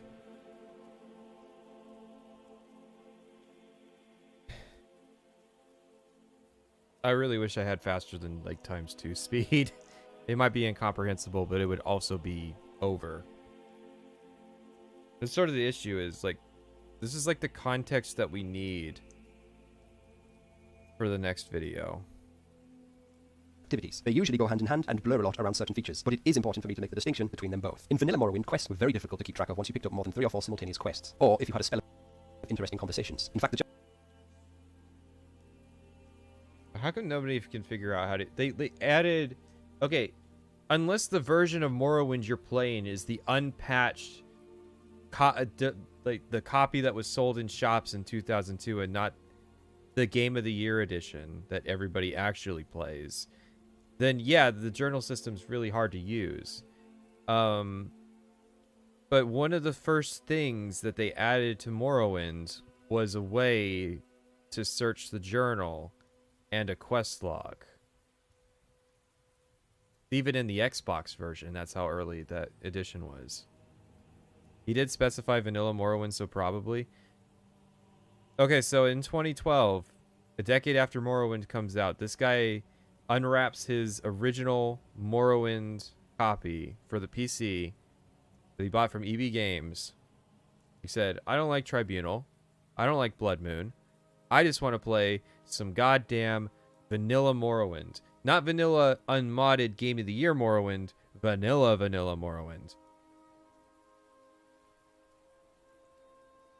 They made the journal better. Yeah, they added if you hit options, you can see it. There's like a quest log. You can search, you can click on, so they have a thing where they have all the letters of the alphabet. And if you click on that letter, then you get like every topic that's in the journal. So then you can look stuff up by topic.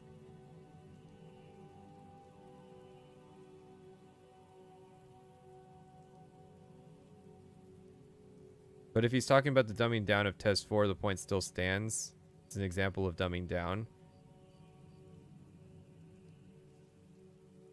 You're breaking my brain, dude. He's not talking about that. He's saying Morrowind's journal was really hard to use, and I'm like, no. Morrowind's journal is really easy to use. That was my point.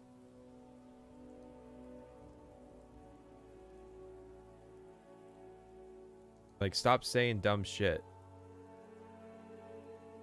To review and manage their activities. They usually go hand in hand and blur a lot around certain features, but it is important for me to make the distinction. Like, he's wrong about this part that they're distinguished systems. No, they're tied together at the hip.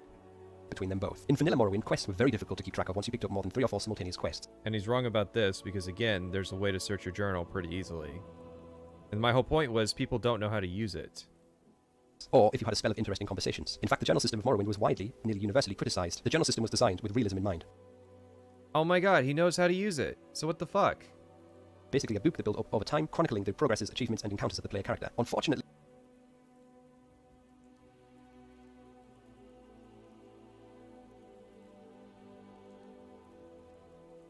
this is worse.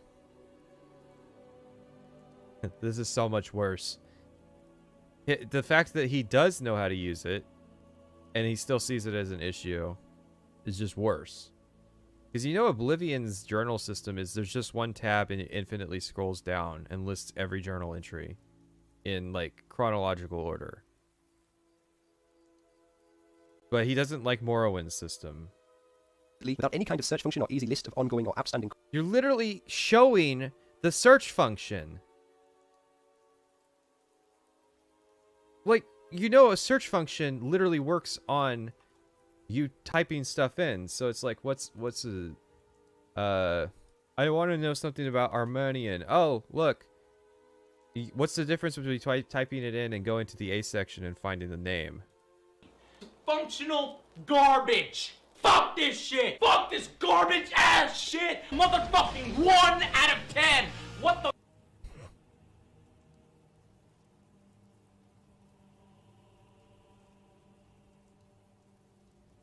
quests, knowing what you've done and what needs to be done was extremely hard to keep track of, and with hundreds of pages of activity to trawl through, it was nearly impossible. This was, however, addressed in the Tribunal expansion, and players could view all available quests in a convenient list and filter for unfinished quests. This massively improved the game, and made it easier to see what you've done and what you need to do. However, they never...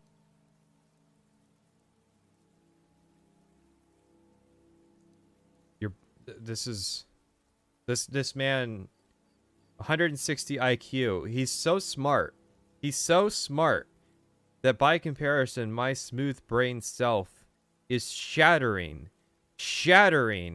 under the immensity that is his brain. Why would you bring up that the original journal system of Morrowind that nobody watching this video will have ever fucking seen?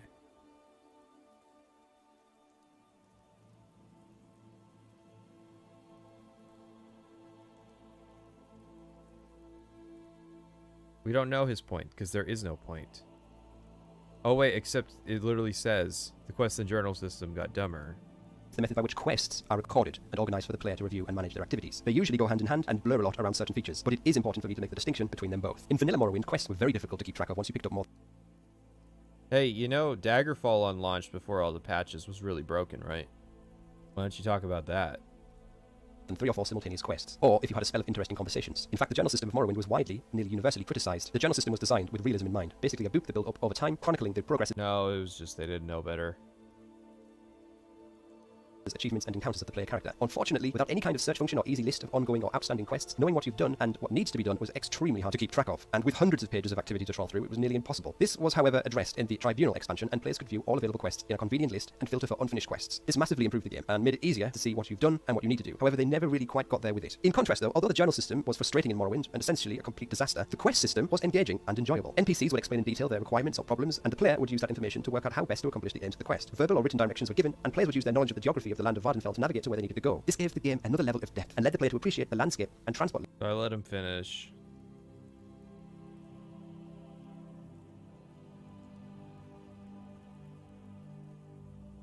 Within the game. But then came along Oblivion and its quest markers. Although the game had a solid journal system, the developers stripped out of the series one of its fundamental charms, that being the enjoyment of finding your own way around the world and exploring the land. What did Oblivion substitute this with? Quest markers. Little floaty arrows that magically told your player character where they needed to go. And Skyrim inherited this.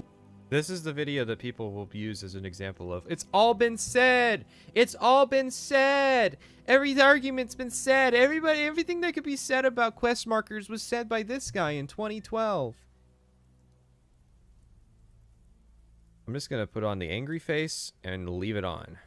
And took it to a whole new level. Players were transplanted from an RPG exploration adventure game and dropped into a catch-the-arrow walking simulator. But if you hate having to follow quest markers so much, just turn them off. Don't worry about them. Well, in Skyrim, the journal system is so sparse on details that it is impossible to navigate to an unknown area without a little arrow to point the way. Bethesda essentially gutted the journal and quest system, dumbed it down to such an extent that you simply have to accept that your character knows instinctively where every location of Skyrim is, or where all the bandits are hiding, or who they should or should not assassinate. And if you do turn the quest markers off, the journal system is so pasty and weak that it won't tell you any directions or specific details of your quest. When playing the game, you can clearly tell, that the developers intended you to spend all your time chasing a little arrow around with no thought to playing the game without it. Now, when I talk about hand-holding, you can't get a clearer example than pointing to exactly where you're meant to go and giving no option to play in any other way. In fact, shut up for 5 seconds and you might hear what he has to say. You do this with every video you watch. Okay, let me break this down for you. Let me break this down for you in a way that you understand. Now, I don't want to make the argument, you've never done it, so you don't know what it's like. But you've never done it, and you don't know what it's like. I don't know what's in this fucking video. I don't know what's in any of these videos. That's why we're doing the fucking streams. So that I watch the videos, and I learn what's inside them. Okay? Okay. Now, it's very easy to say, oh, you should let him finish. I don't know when he's gonna fucking finish. That's the point. I don't know. So I have to take it as it comes. And if I wait for on every off chance that he's gonna let him finish, oh, what's that? The only way Bethesda can we're just gonna sit here and passively watch the entire videos. And then you know what that is? You know what that is? That's just me rebroadcasting their videos, dumbass. You fucking moron.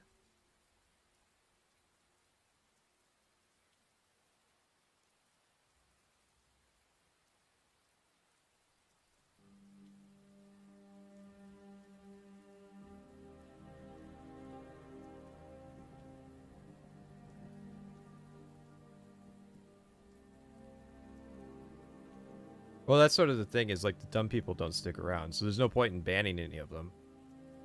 But yeah, it's like, do you know how sentences work? Dude, he said like 1,000 fucking sentences. If you don't know when people are done with their point. Okay. Okay, we've done this before. We've literally done this before. Let's go back. Let's go back. And just because you like this guy so much, I'll turn it to normal speed for you. Okay? Here's the start of the journal section. We're gonna follow. Hang on. What you said? Do you know how sentences work? How do you have conversations if you don't know when people are done with their points? Do you have to ask them? Okay. I am going to play the video, and you are going to comment when he's done with his point. And when it is appropriate for me to stop. Okay? You're the streamer now. Tell me when to stop. Okay? Reiterate it as another example of dumbing down the test series. Point number 4. Quests and the journal system. Oh boy. This is a bit of a painful one, as I'm not sure they ever really got this one correct. Before I go any further, I want to make the distinction that there is a difference between the quest system and the journal system. The quest system is the method used to convey to the player what they need to do and how. What's that, Backstreet streamer? When am I supposed to stop? Do I just let him play out the entire video and then talk about it, or do I actually talk about it along the way? How to do it. The journal system is the method by which quests... You know what? I'm slow. I'm dumb. That means that my brain works in slow motion, so the video also needs to work in slow motion. Quests are recorded and organized for the player to review and manage their activities. They usually go hand in hand and blur a lot around certain features, but it is important for me to make the distinction between them both. In vanilla Morrowind, quests were very difficult to keep track of once you picked... Nope, sorry, I still can't keep up with what he's saying. I'm gonna have to slow it down further. Up more than 3 or 4 simultaneous quests. Or if you had a spell of interesting conversations. In fact, the journal system of Morrowind was widely, nearly universally criticized. The journal system was designed with realism in mind. Basically a book that built up over time, chronicling the progresses, achievements, and encounters of the player character. Unfortunately, without any kind of search function or easy list of ongoing or outstanding quests, knowing what you've done and what needs to be done was extremely hard to keep track of.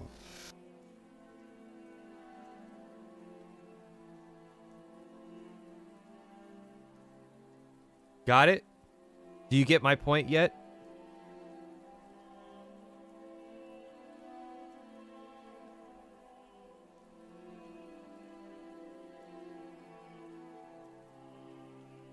Okay?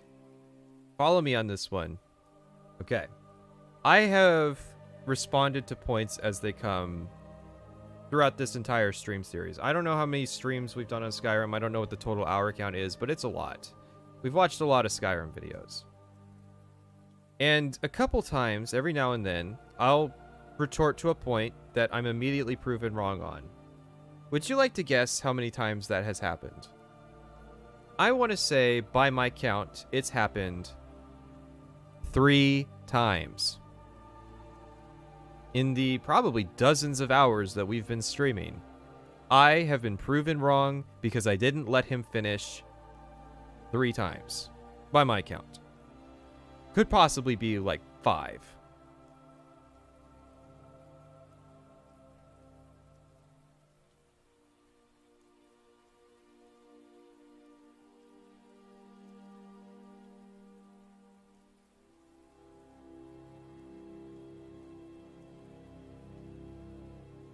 And with hundreds of pages of activity to troll through, it was nearly impossible. This was, however, addressed in the Tribunal expansion, and players could view all available quests in a convenient list and filter for unfinished quests. This massively improved the game, and made it easier to see what you've done and what you need to do. However, they never really quite got there with it. In contrast though, although the journal system was frustrating in Morrowind, and essentially a complete disaster, the quest system was engaging and enjoyable. NPCs would explain in detail their requirements or problems, and the player would use that information to work out how best to accomplish the aims of the quest. Verbal or written directions were given, and players would use their knowledge of the geography of the land of Vardenfell to navigate to where they needed to go. This gave the game another level of depth, and led the player to appreciate the landscape and transport links within the game. But then came along Oblivion and its quest markers. Although the game had a solid journal system, the developers stripped out of the series one of its fundamental charms, that being the enjoyment of finding your own way around the world and exploring the land. What did Oblivion substitute this with? Quest markers.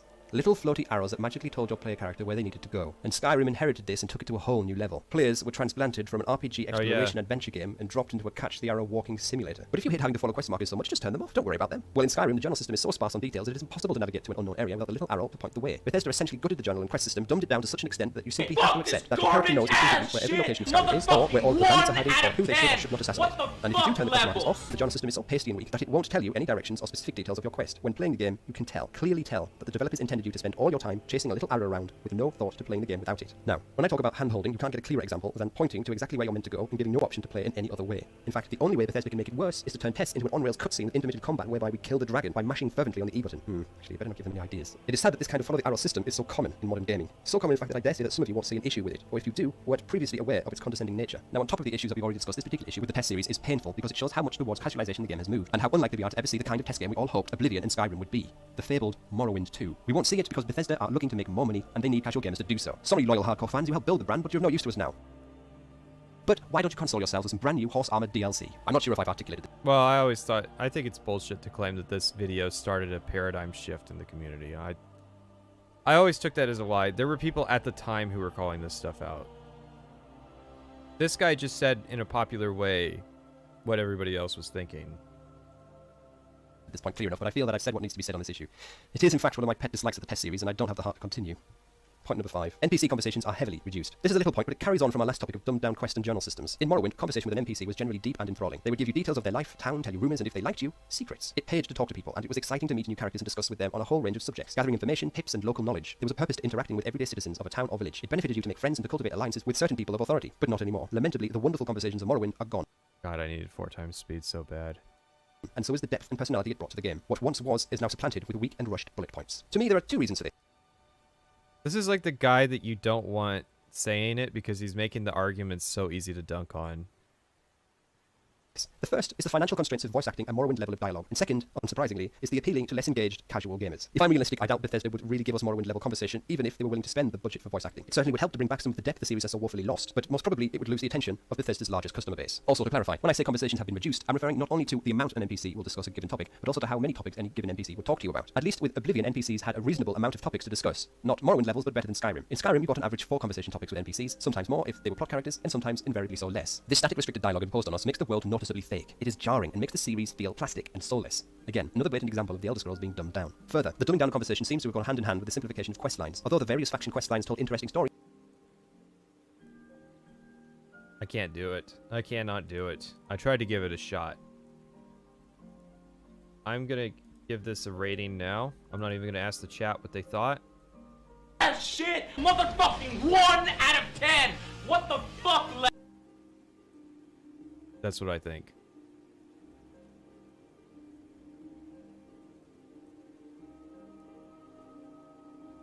I think even for the era, it's not good. No wonder somebody like SorcererDave like went out of his way to dunk on it.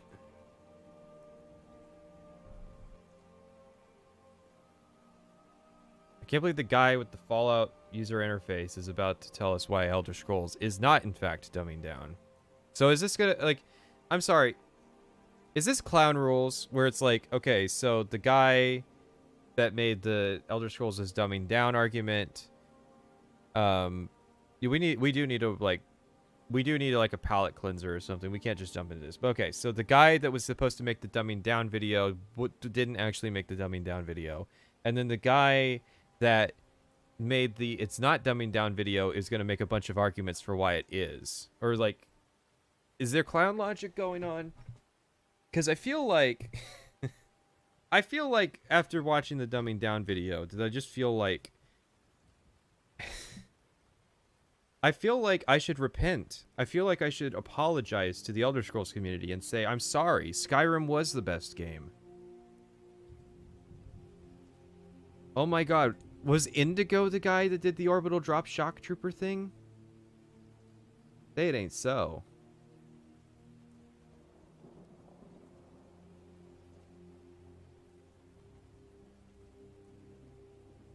Anyways.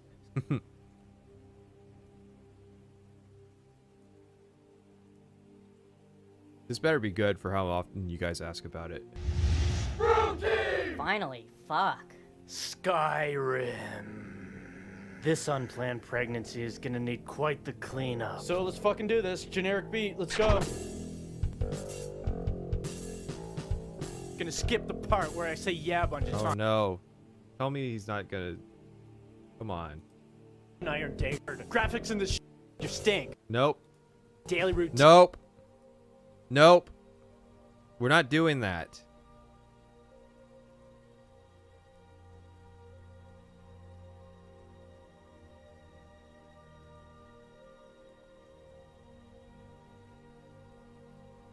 Good afternoon, ladies and gentlemen. I'm John. This is many a truer welcome to Skyrim, which just came out again for the... I don't know, it's released so many times we've all lost count, but this time there's a fishing mini-game, so I know what I'm doing today. So naturally I'll be starting a new character, and as we're going fishing, Argonian seems the most logical choice. Being able to, breathe underwater, that might be rather useful when it comes to catching fish. So our girl here, she's heard there's good fishing to be done in Skyrim, she just hopped on the next wagon and headed straight over here. Unfortunately, it turns out they take a really hard line on fishing without a license in this part of the world. Alright, something Dragon Civil War... You got a license for that fishing, paw? Did you watch the salt stream? Oh, it's gonna be really hard for you to figure out which one's the salt stream. Yeah, it's literally called the salt stream.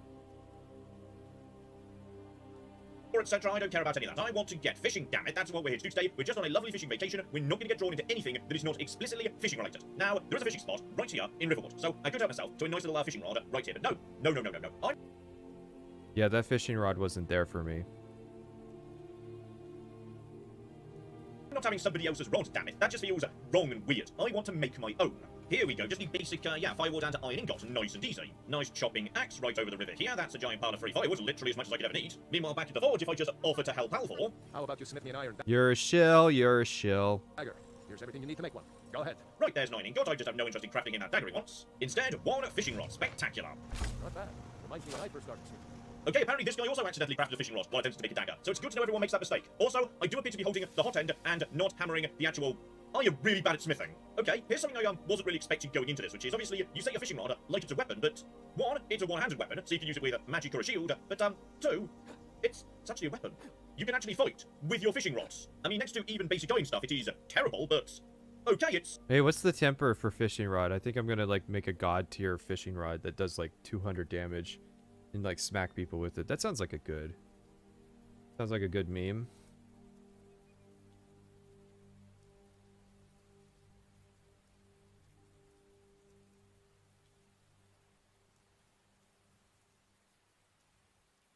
I'm sorry, we are supposed to be doing a palate cleanser. It's actually a weapon. You could do heavy attacks with it and everything, and presumably, you could actually... Okay, watch out for boats. That tells you where you need to go, and there are just so many fishermen around these days, so don't mind me, buddy, I'm definitely not that mysterious, fisherman serial killer who's been reported around this lake recently. Oh, and a tiny fishing mastery that might potentially give me more information than that book. Please, for the love of God, do not buy Anniversary Edition. That's all I'm gonna say.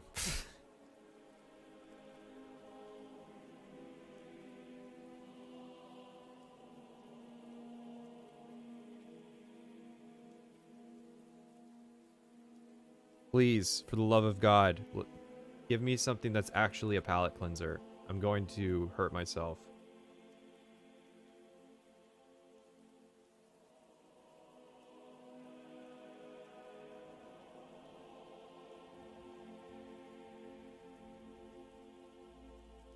When we're done with Skyrim, we do what we call a game jam. Everybody on the team gets to do whatever they want for a week. And they can imagine. But you have to put it in Skyrim. Okay? One of the coolest things about being in one of those studios within Bethesda and ZeniMax is every year, every December, all the studios get together and we have a big company-wide meeting and everybody shows their stuff for the year. So, getting to see what id's working on all this stuff early is great. Since we had just finished Skyrim, this year we showed the Game Jam stuff we did. So I'm going to show you the sizzle video from the Game Jam that we did internally, that we showed internally. That's what this video was from. So I need to, everyone on the team says I have to preface this with, this is all experiments that we did in a week. How much of this stuff sees the light of day? To be determined. Could it be in a future DLC? We don't know. Could it be various parts of it just be released for free? We don't know. But I wanted to show it to you because it gives you a good look at what do we do? We let people run wild and just see what they do for a week.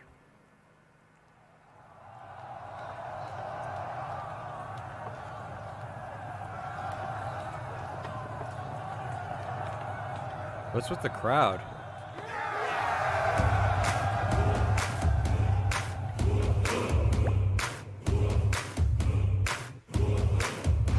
no. No, no, no, no, no, no, no. Stop.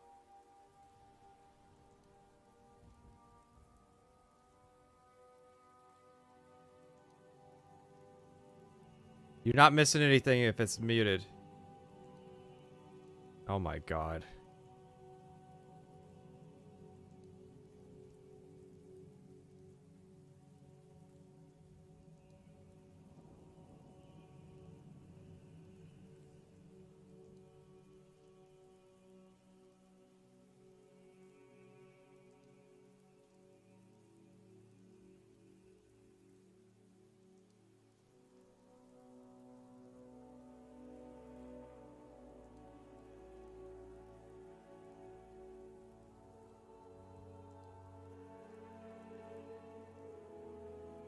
That's in the game now.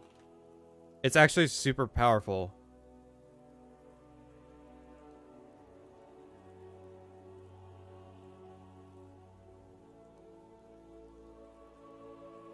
And only like a fraction of this ended up making it into any of the versions of the game.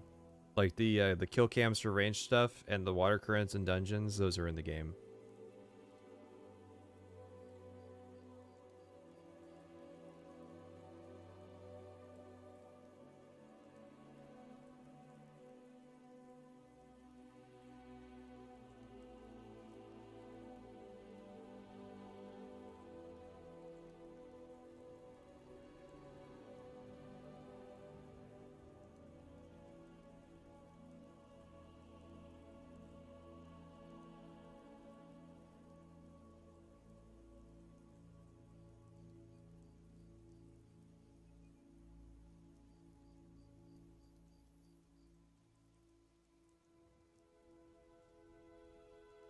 Yeah, a lot of this was like, some of this is what came in the DLC and some of this came in Anniversary Edition.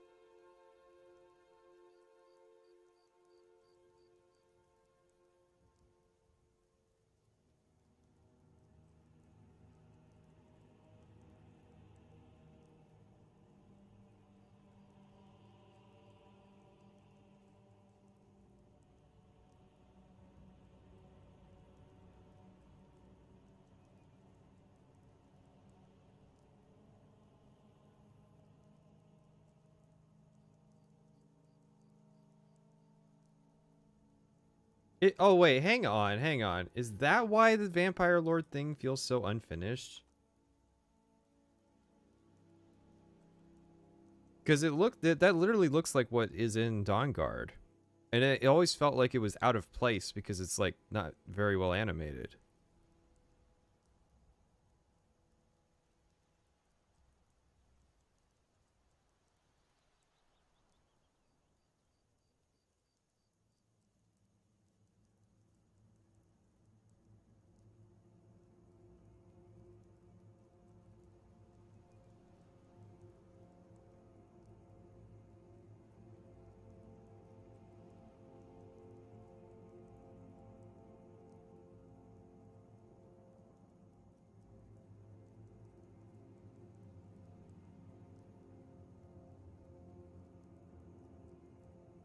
And that's why they don't do things like that, because it kind of shows that they are just holding themselves back.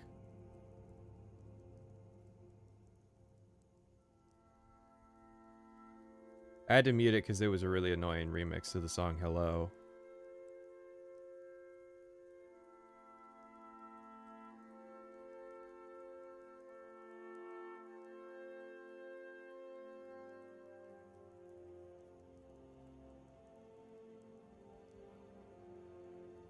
That's your palate cleanser. I know you didn't get the full experience because you didn't get to listen to the song, but eat shit. 4 months later, this video comes out.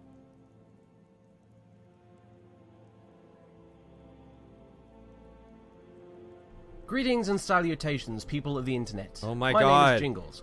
Oh my god, can we please have an American?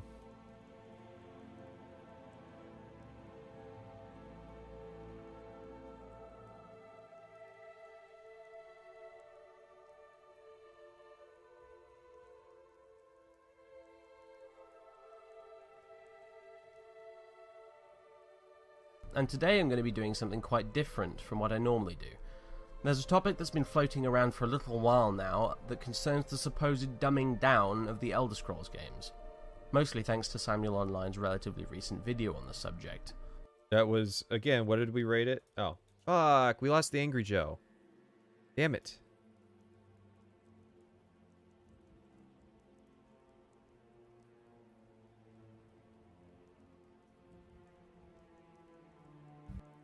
We'll try to find a different one.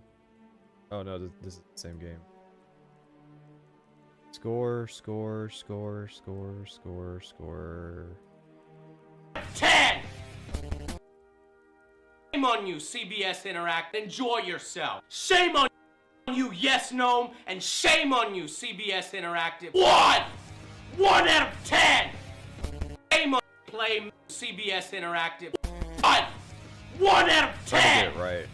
Shame on you, CBS. Damn it, I keep fucking it up. Alright. Why don't you just clip the audio? Too much work. For how little work it is, still too much. This is a low effort stream, okay? Don't ever let yourself be convinced that it's not. Now, I'd like to preface this little discussion with a few words. First, that I think his video is by all means a very good one. I would disagree. I hate this era of YouTube. Oh, guys, I don't hate the person that I'm covering.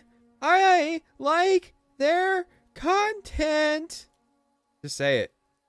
Not a very good video. If it was a good video, you wouldn't feel the need to respond.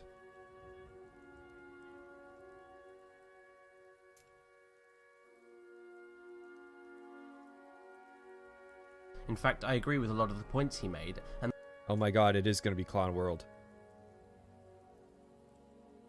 The clarity with which he made them. There's a case to be made for the apparent casualization of the Elder Scrolls. The clarity that he made them. Bestow his generous gift of pure blood vampirism on a mangy. Point number 4. Quests and the journal system. Oh boy, this is a bit of a painful one, as I'm not sure they ever really got this one correct. Before going... Anyways. Go on. Series, certainly. But in my mind, that's a very simplistic view that's heavily influenced by gaming nostalgia, rather than honest facts. Oh yeah, it's just nostalgia, guys. Guys, I don't hate him. He's just being nostalgious. Alright. Seeing your journey through watching Skyrim videos makes me understand why Rags is the way he is, not gonna lie. Yeah, isn't this like... Rags, like, is just this. So, like... That actually makes a large degree of sense now, sadly. Oh god, I don't want to be Rags. I don't want to be Rags. The second thing I'd like to fervently express is that I love the Elder Scrolls games. I really do. I began with Morrowind back in... Oh my god, you don't have to establish your nerd cred, please. In around 2004 or so, and I have a lot of love for that game. Please. I'm so glad we moved past establishing nerd cred. As anyone who subscribes to my channel will probably tell you, rants about how Morrowind was superior to subsequent Elder Scrolls titles will probably tell so, and Elder Scrolls games. I really do. I began with Morrowind back in around 2004 or so, and I have a lot of love for that game. As anyone who subscribes to my channel will probably tell you, rants about how Morrowind was superior to subsequent Elder Scrolls titles is something of a staple feature of my videos. However, I do feel that when it comes to Morrowind, far too many people have had their nostalgia goggles so firmly in place that they overlook the many flaws the game possessed. Hi, my name's Patrician TV. I made an 8-hour video about Morrowind where I went over a lot of this and showed that it isn't really a whole lot of nostalgia. Oh god. The epic countermove. Just say that they're being nostalgic. Just say that they're being hysterical. What are you, a woman? Having feelings and shit. Get out of here. Get out of here. Have you played Morrowind recently? Can't even be a werewolf. I was doing the Fighters Guild and they didn't even make me a werewolf. and in some cases go as far as to compare their idealized version of the game to later titles like Oblivion and more recently Skyrim. It's unfortunate because not only is it a warped view to have of the game, it's also preventing people from enjoying the newer titles because all their brain is capable of doing is making constant Yep, I am purely nostalgic for Morrowind. This has meant that I have not enjoyed a single minute of my playthroughs of Oblivion or Skyrim. Now, excuse me for a second while I pull up a picture that I took last night of me walking around with an army of dead people. Yeah, I went from like fort to fort just gathering dead people. I had like 25 people following me around that I was resurrecting from the dead. It was genuinely fun. Also, it was an exploit, so like Bethesda didn't really want me to do that. But the point is, I'm not blinded by nostalgia, and I doubt this guy is either.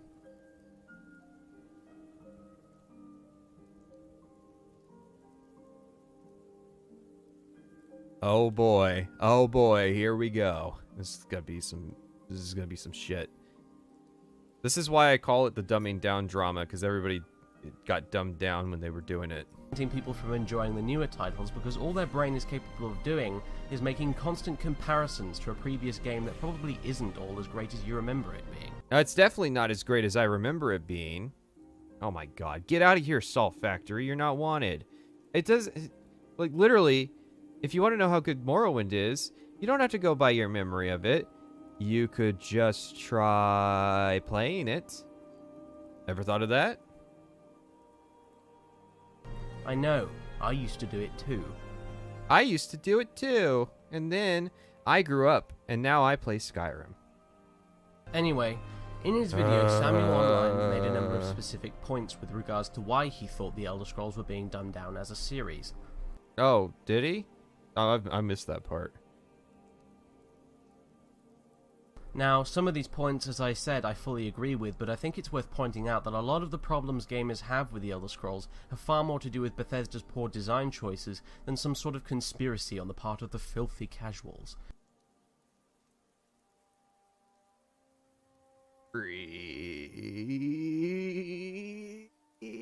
I'm gonna beat the shit out of you. Wait, no, in Minecraft.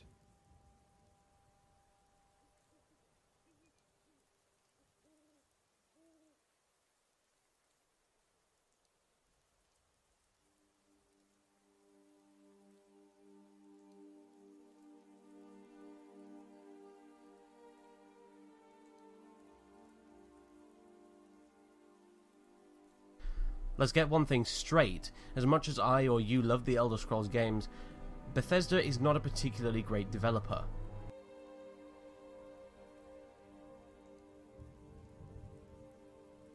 Oh my god, it's even more dated.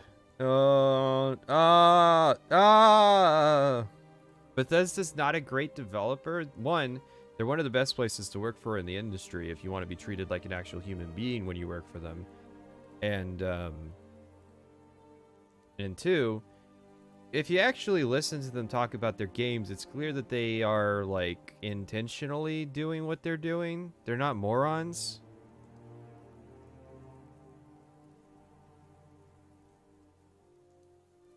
In fact, compared to other studios out there, they're arguably quite bad. Just look at the clusterfuck that's gone on with Skyrim's DLC for starters, let alone what the core game itself was like on release.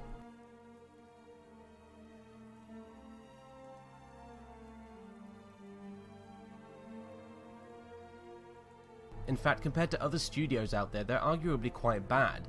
Just you should come back to the server. I think you'd like the VTuber niche. It's a fun arc. Just look at the clusterfuck that's gone on with Skyrim's DLC for starters, let alone what the core game itself was like on release. God. The team that developed Morrowind was not the team that developed Oblivion. False. Wrong.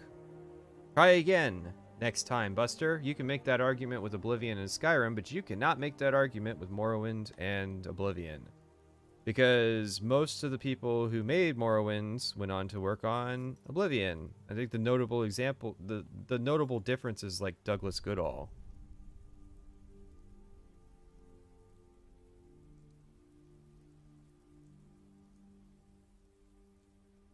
On release.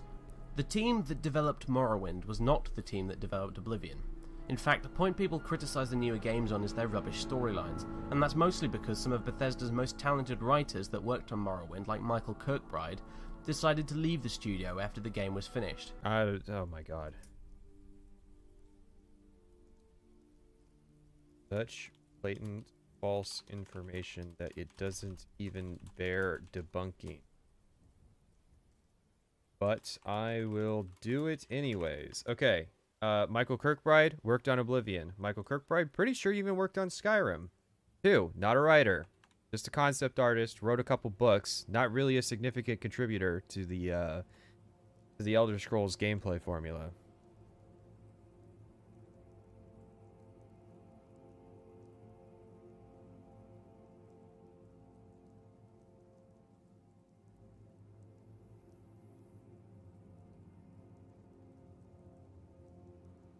I'll play it for y'all again.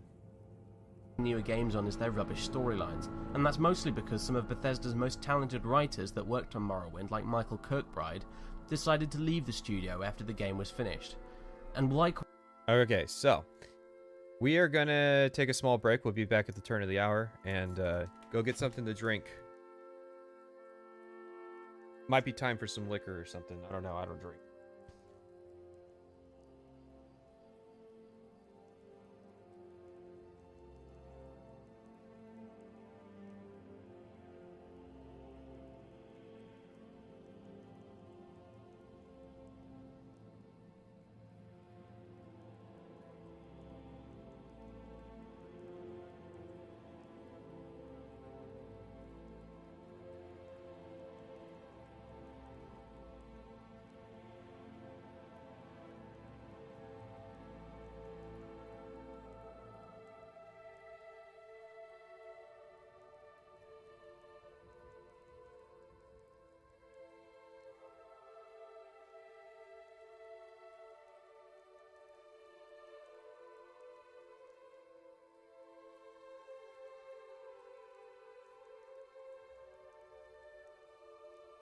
Okay, so kind of had like a bad combination of videos today. If you said I was getting tilted, you'd be wrong, but yeah, I'm not gonna lie, I am angrier than usual.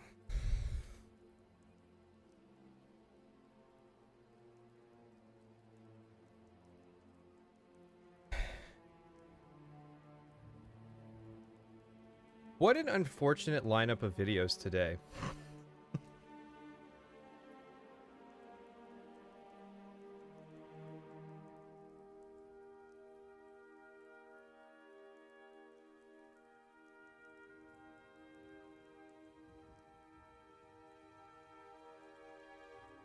And enjoy yourself. Shame on you, Yes Gnome, and shame on you, CBS Interactive. 1 out of 10!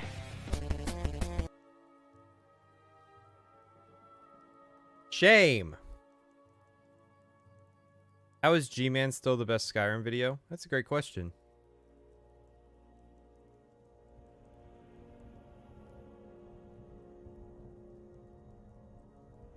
I was under the impression Will came back and made a Skyrim video, but it's gone now. Don't say it ain't so.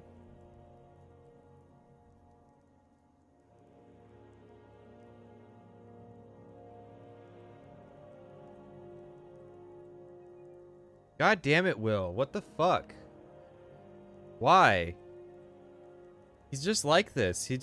He up and yeets his videos off the internet.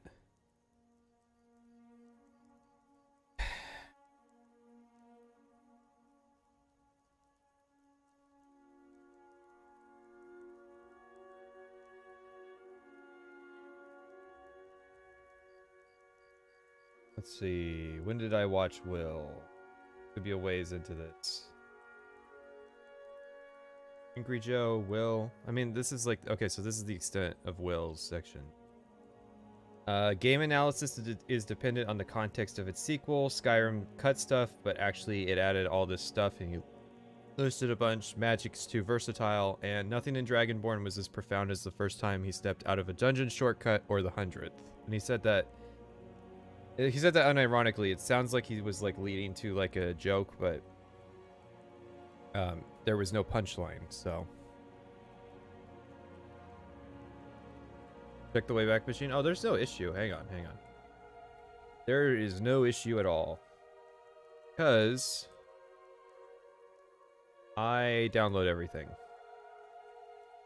that I plan on watching.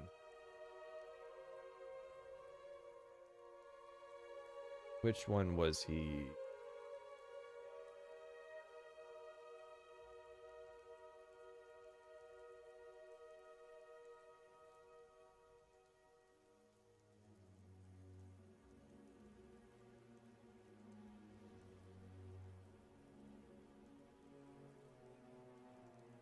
I bought the Skyrim Special Edition for my Series X.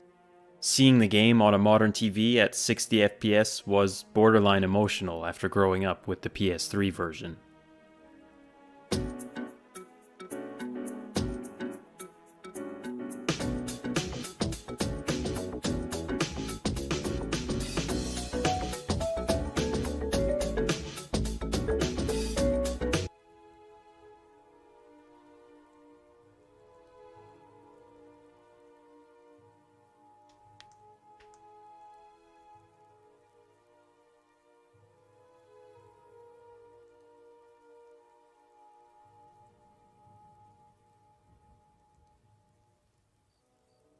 That wasn't it, though. He had a different one.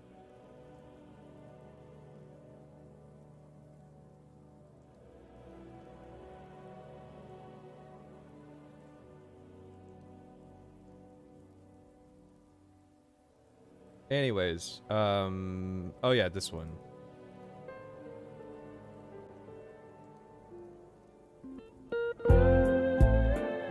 Where Skyrim is nearly as old as Daggerfall was. So yeah, not too big an issue if I want to source Will. I already have all his Skyrim stuff downloaded, but I'm not sure why he like feels the need to delete his stuff.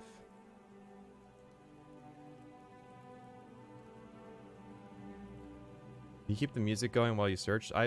Can you guys not hear the music?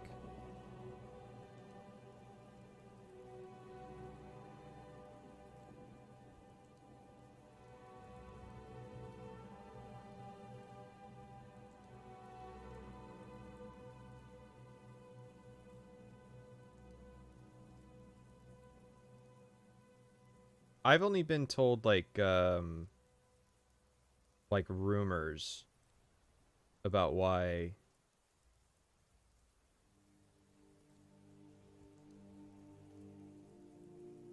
he deleted stuff the first time, and I'm sure it's only going to be rumors on like why he's done it this time as well. But it's such a weird thing. So like he came back after the first time we streamed this video, and then after we streamed his short Skyrim one on why he doesn't have a long form Skyrim video out yet, he like just disappeared. It has silent spots where it sounds like there's no music. That's the thing I'm listening to then. Like it transitions music by like going to quiet parts.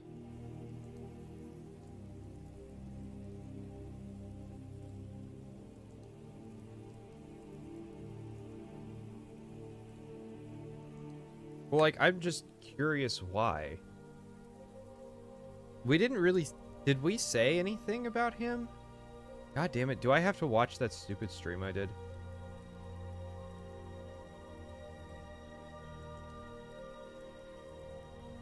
What was it?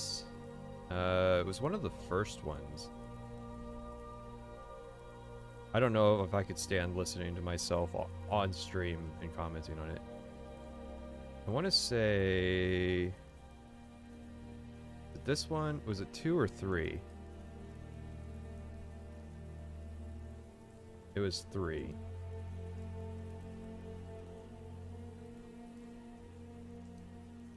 Operate from the perspective that you need the context, because you can't analyze something with others.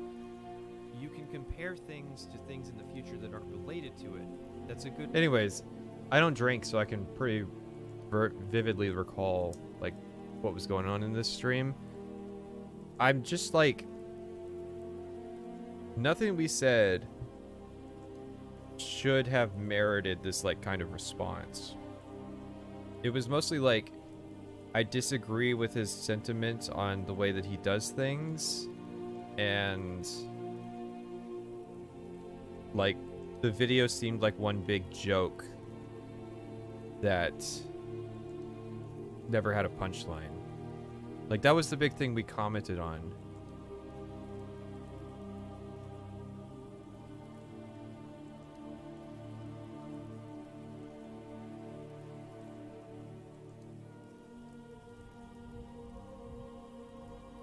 All right. I guess let's finish this.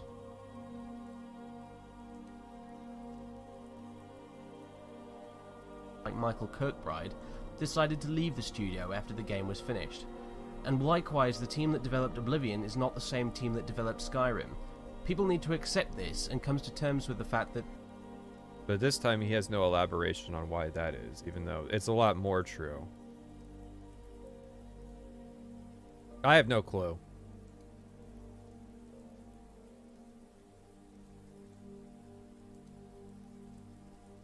different games designers have different philosophies when it comes to developing video games. Acting as if all along it's been the same group of guys at Bethesda that have somehow become poisoned by commercial success and have consciously decided to abandon their fans in favour of making more megabucks is completely ridiculous. It's as simple as reading the credits. You can find this stuff out. One thing, Todd Howard's team doesn't even have to worry about sales. Elder Scrolls... So they want to make money. Well, oh, they just... Yeah, everybody who makes over $1 million, they don't have to worry about money anymore, so, you know, they can just do whatever they want. Nobody's ever done anything in the interest of greed past after they make their first $1 million. It's only poor people that are greedy.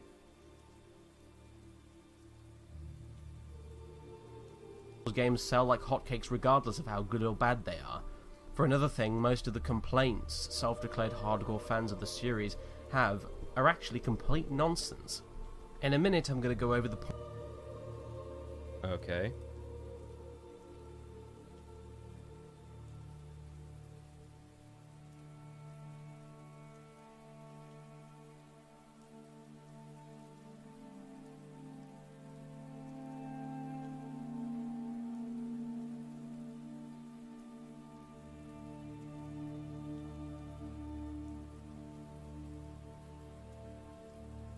points I disagreed with in Samyoline's video, but what I'm also going to do is try and address them in a broader sense, since these are actually complaints a lot of people make in general, and deserve a more general answer rather than me picking apart the content of one specific video. So without further ado...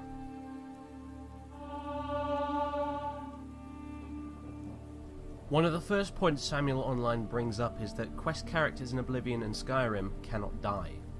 Oh great, now he's going to do the thing where he lists all of the characters that can die. Epic own style. Oh god. I'm cynical. I'm black-pilled. I can't do it. This is rough. This is entirely true, and it's also true that it has an effect on the player's sense of immersion. That kind of hand-holding is unwelcome, naturally. But as I'm about to explain, Bethesda... He proved me wrong. I thought he was gonna epic own style by bringing in up Boris or somebody.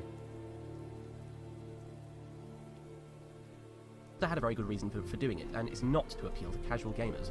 As many of you undoubtedly know, Oblivion introduced a fairly groundbreaking concept to the Elder Scrolls series, so-called Radiant AI, where previously NPCs would stand or wander around in a single spot and time to hear all the arguments that have been repeated back at me in my comments section. Day, never eating, never sleeping, never interacting with one another, they now suddenly gain some semblance to actual human beings. People in the game would wake up in the morning, eat their breakfast, leave the house, lock the front door, set up their shops, visit the pub, or even travel to a different city, all before heading home to sleep for the night. The world suddenly felt far more alive as people went about daily routines, and more importantly, did them even while the player was absent. However, with this... Nah, I'm not going to count that as 4, because...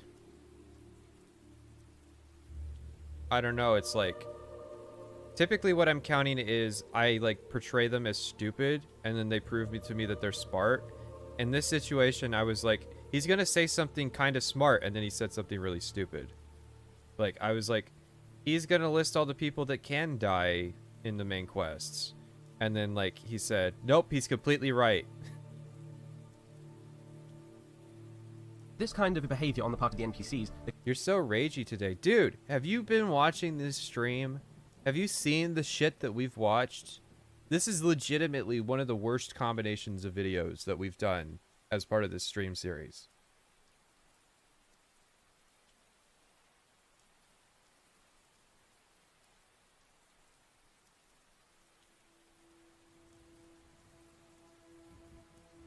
There comes new problems. NPCs could often end up getting themselves inadvertently injured or even killed in ways that were very difficult to predict. More than once when I played the game, I encountered a beggar brutally cut down by the town guards for stealing some food, or simply NPCs that had taken a big fall from a ledge, or he'd been ambushed by a bandit while travelling between towns and died. Sometimes they even got in fights amongst themselves for accidentally hitting an ally in combat. Skyrim took this to an even greater level, with far more NPCs doing far more activities, and all the time in more danger than before. The addition of random dragon encounters, even in towns and villages, meant that just about any NPC could be indiscriminately murdered at any given time, with the little the player could do to stop it. Oh god, if only there was some way to work around this system. If only there were some ideas that could be shared, like not having the dragons attack towns, or having the NPCs go inside when they attack towns, or making it so that the dragons can't kill NPCs. Oh, if only there was a... If only there was a way!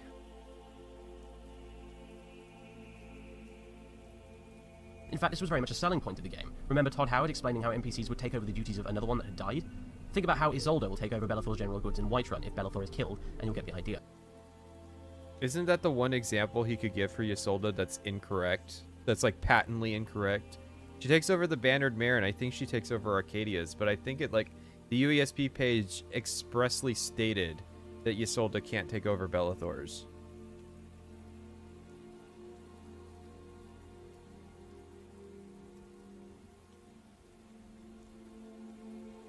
Oh, God. It's like my YouTube comments on steroids. However, all of this presents a very big problem. How do you deal with quest characters? In some cases, an NPC could be swapped in using the Radiant system, but more often than not it simply wouldn't work. Imagine if Jarl Balgruuf had a pathing error and took a tumble off the Dragon's Reach balcony in your absence. No more main quest for you. If only there was a way. Or what about if Ulfric Stormcloak got killed by a dragon attacking Windhelm? Well, Civil War was over a bit quick. Okay, so that's the issue that you have with this kind of thing. He's wrong. He's gonna spend a while being wrong, and so it's like, we just have to get over the section. We can't just keep stopping and saying that he's wrong, but it's like, he's just wrong, and now he's wrong for a long time. Quickly, wasn't it? Fun while it lasted, eh?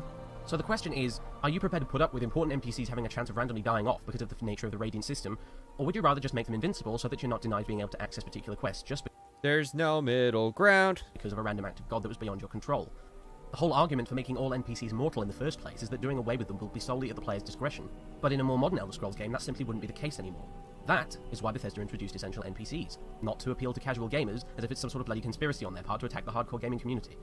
And if in spite of all this, you still want your NPCs to be killable, then fine, because the game is moddable. In fact, I used to have a mod installed that did just that, but deleted it after Delphine died halfway to Kynesgrove while I wasn't there to protect her.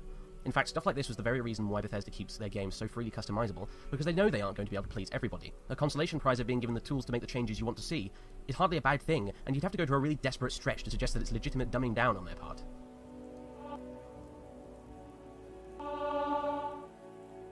Here, Samyoline begins by explaining that joining different factions in Morrowind had the effect of changing your reputation with other factions, which added depth to the game. I would argue that's actually an incorrect, or at the very least very shallow, statement, and to show you what I mean, let's have a closer look at what he's actually referring to on a more basic level. What did changing your reputation with other factions actually do? Well, essentially, it just altered the disposition bar for NPCs of a given faction. That is quite literally it. This, according to him, is one of the things that gave Morrowind its depth, and made it feel like a... Yes.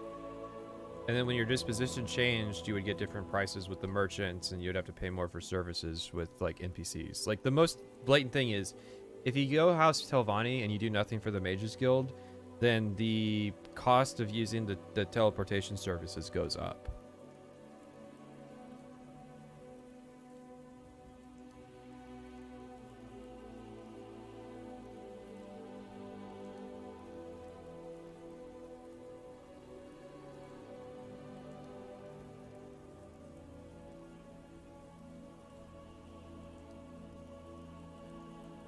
a living, breathing world. However, factions themselves didn't actively react to you in any meaningful way.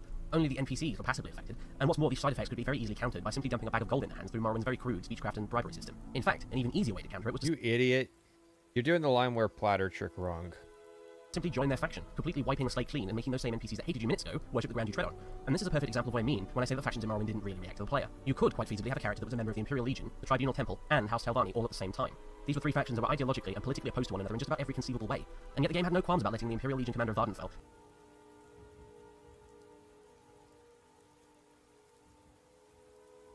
Sure, but it had a system so that your disposition would go down and you would lose, you would have to spend more money. And I mean, it's also true in Oblivion and Skyrim. So it's like, sure, fuck it. Yeah, I've had this problem, but it's like, you define what factions your characters join. If you can reconcile your character being in contradictory factions, I think that's up to the player. sign up with the Temple, a fiercely religious organization associated closely with the most xenophobic organizations in Morrowind, like the Redoran and Indoril. This same character might then head on over to Great House Telvanni, a group so proud and arrogant that it doesn't even recognize the rule of Imperial law, and is characterized by its equal hatred of not only the Empire, but the Tribunal Temple. So imagine that these two It's not an issue. House Telvanni is like one of the most tabula rasa factions that you can have. I'm surprised there wasn't a Telvanni character that was like super religious and like that was just their thing.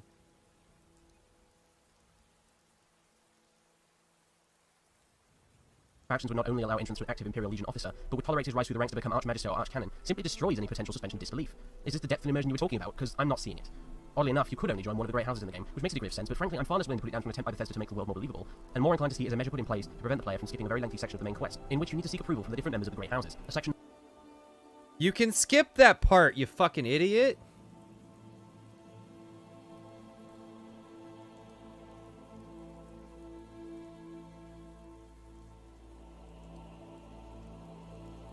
Also, I like this logic. Okay.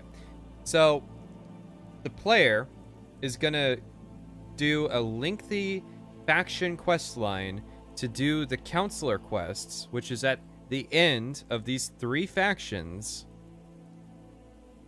so that they can save time when the main quest lets you just do that counselor quest.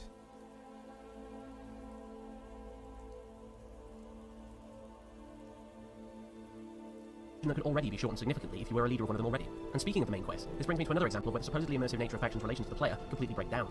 In that same section where the player must seek to have himself named Hortitor, which for those unfamiliar with Morrowind's storyline is a kind of impartial war leader whose task is to unite the Dark Elves against a common enemy.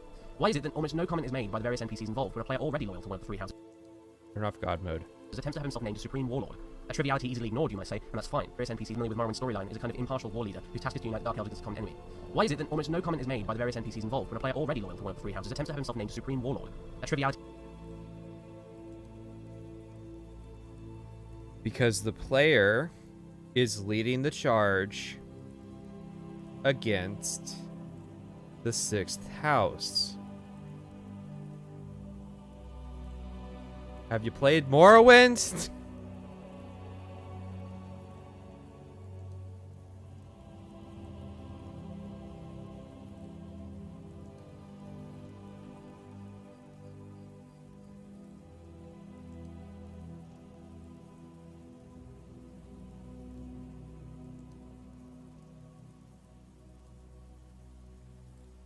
Well, I mean, that guy's like rallying forces against the forces of hell, but he's a dirty halalu, so we're not gonna let him be the Hortitor.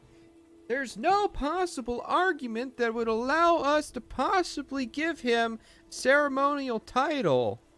Really?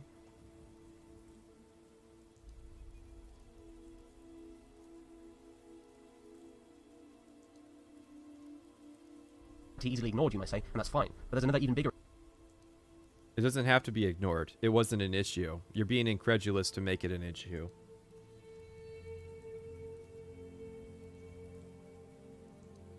Does he ask why the player's allowed or why no one comments on it? I mean... It's a really weak thing if all he's saying is, why does nobody comment on it? example of both game and factions within it ignoring the player's accomplishments and affiliations. There comes a point in the main quest where the player must publicly declare himself the Nerevarine. In other words, the reincarnation of the ancient leader of the early Dark Elves. The act of doing so is considered a grave heresy by the ruling Tribunal Temple, whose guards will attempt to attack you on sight after this point of the quest has passed. However, the game doesn't alter the situation depending on the relations of the player to other in-game factions. For instance, you would imagine that if the player was Archcanon of the entire temple and then declared himself to be Nerevarine, it would create a very different response to, say, a Telvanni Archmagister, a Hlalu Noble, or even some random adventurer claiming the same. You don't take over the Tribunal Temple, though. You become Patriarch of the Temple, but you don't actually become the Archcanon. And the second that you were declaring yourself to be heretical, you would null and void any claim. Hell, I'm pretty sure the temple, like...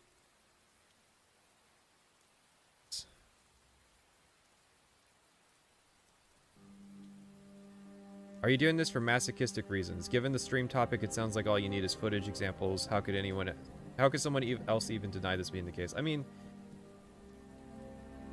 here's the thing.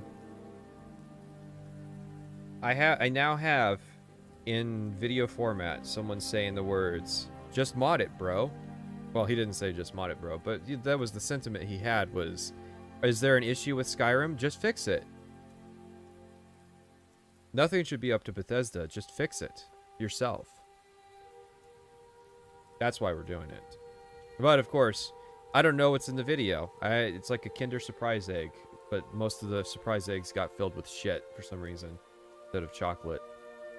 Or whatever it is actually in a Kinder Surprise egg. However, the game doesn't recognize that. In fact, you aren't even expelled from the temple. Nobody apparently cares, and in a farcical episode that follows, you are made to meet with the former Archcanon, who by this point is retired, but NPCs don't refer to him as being so.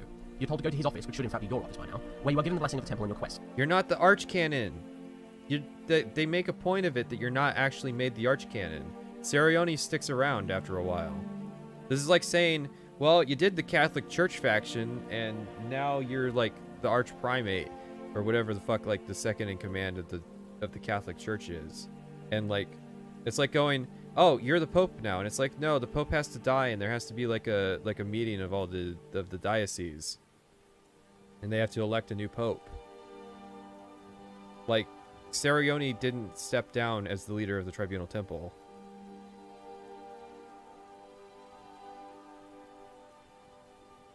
Yes, that's right. You, head of the entire temple, must be given the temple's blessing by your retired predecessor.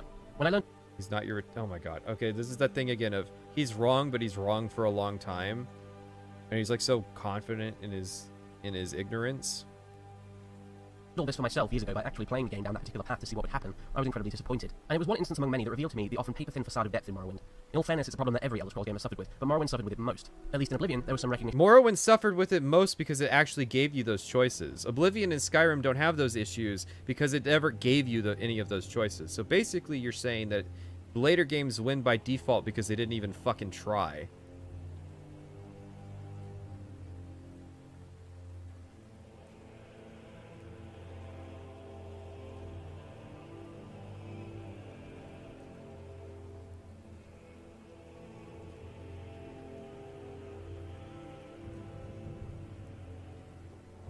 Of your role in the goings-on in Cyrodiil. Remember the Mad Priest and Anvil that begins the Knights of the Nine DLC? If you'd saved the city of Kvatch from the Daedra, when asked if you were worthy of his quest, you could tell the priest that you were the hero of Kvatch. Alternatively, if you completed the main quest, you could tell him... This is literally the shallowest example that you could possibly give, but you're presenting it like, oh, it's just that the game is compensating for all your actions. Literally, there's one correct answer to this guy. I guess there's people who will say if you do the Dark Brotherhood one, he'll tell you, but it's like, this isn't really this is like the game paying lip service to your choices. It's not this complicated thing like Morrowind. Like, well, what Morrowind could have potentially been if they had more time, but it's like, ugh, God.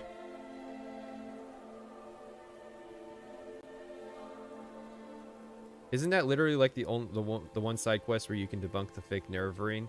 Yeah, like it comes up, and there's an alternative way of doing it if you have Moon and Star. Is it okay that I've completely halted any attention towards this? The logical stutter this caused actually did regress whatever's left of my intelligence. I would hate to condone dipping out because it's rough. But yeah, it's sort of like you're gay and you marry a woman to like keep up appearances. This is sort of like, you know, you just gotta fuck her, okay? It's tough, but you gotta do it. He's bitching about the lack of reactivity in one Elder Scrolls game to defend the other two. Well, yeah, that's kind of my point is Oblivion and Skyrim are better for this guy because they didn't bother trying. That you were the champion of Cyrodiil, and he even replied with a suitably sarcastic rebuke for both arrogant dialogue options. In Skyrim, things change again. Individual faction members rarely treat you any differently, regardless of what other organizations you're signed up with. But if we think about it, doesn't that make sense? How exactly are they supposed to know what factions you even belong to? Real people don't all share an omniscient knowledge of a single individual unless they're exceptionally famous. I wonder if the player is exceptionally famous. Also, there's not really any contradicting factions in Skyrim except for the Stormcloaks and Imperials. So it's like, yeah, you're literally validating your point, which is the later games are better because they didn't bother fucking trying.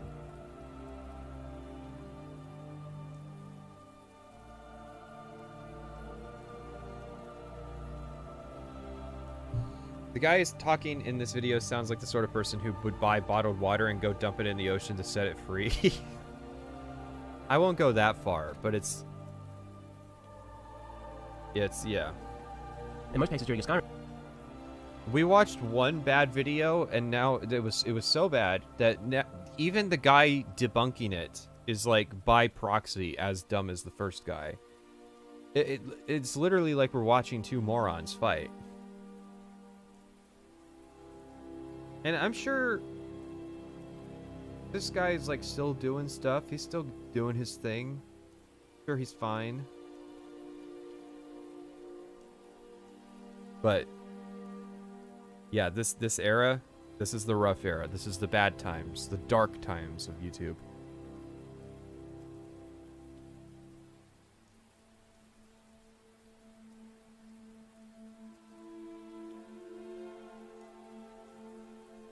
How does the leader of the Thieves Guild supposed to know that you're the leader of the Dark Brotherhood? Yeah, they literally like work together on stuff sometimes.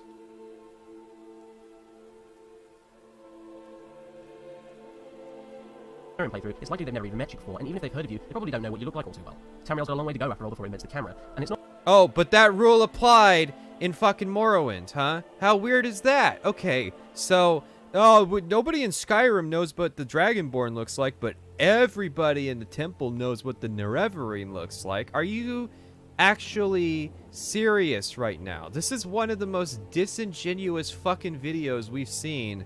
Literally lying. Fucking lying to make its points.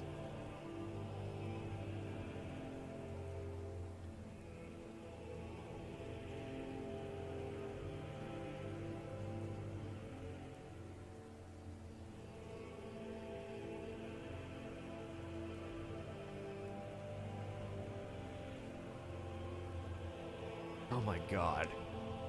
How is it worse? How is it worse? I don't know which one's worse. I'm giving them both ones, okay? You're both ones. CBS Interactive. 1! 1 out of 10! Shame on both of you. Jesus Christ.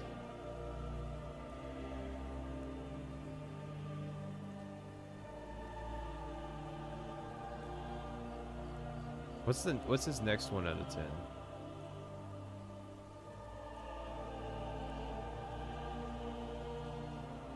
This game, and for having the gall to charge $50 for it. Go to hell! What? A 1 out of 10! A total epic fail!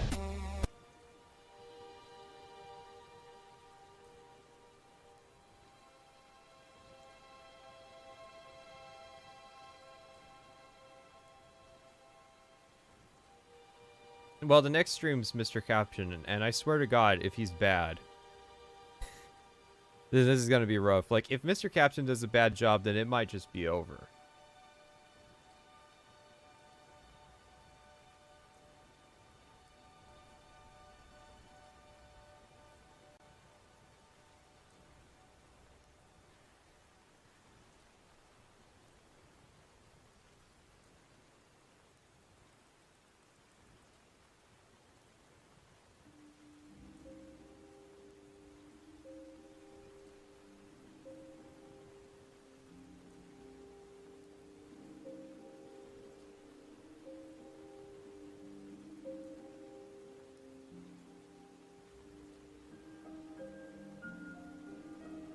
If Mr. Caption is bad, will you consider any hope of anybody making a good Skyrim video? No, and thus give up on making one yourself? Probably not. But I definitely, like, I'll probably be buying, like, a shit ton of bottled water or maybe, like, a water purifier or something. Because there's something going on here. There's some kind of phenomenon. There's no way. There's no fucking way that G-Man Lives still has the best fucking Skyrim video. That's not possible. There's no way. Someone send him a crown. Like, what the fuck?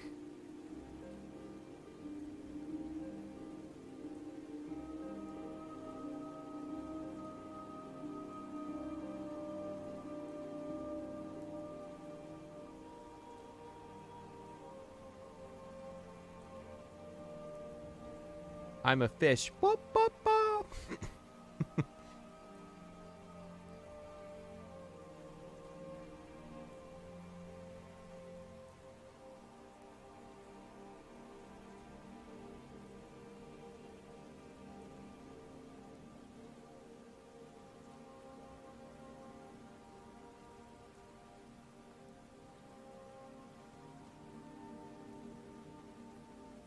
It's because Skyrim is popular. Okay, but does that mean you have to bash your head against the wall a couple times before you write your script?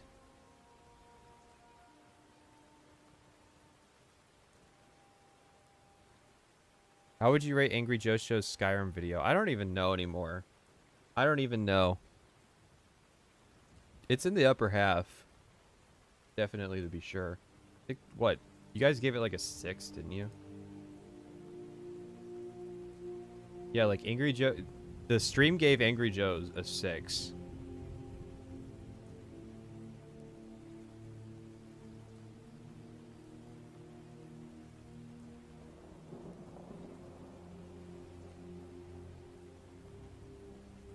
Go to hell! What?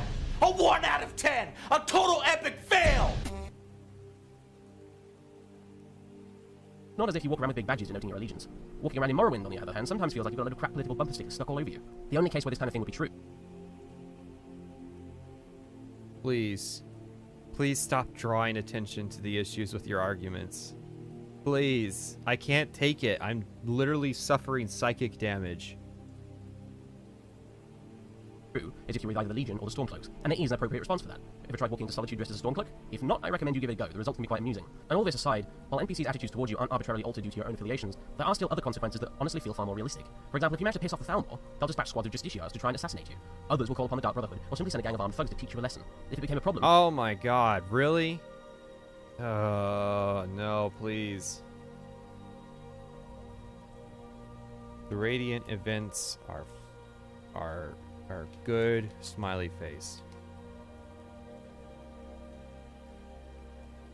He's actually citing the hired thugs and the Dark Brotherhood attacks as a positive.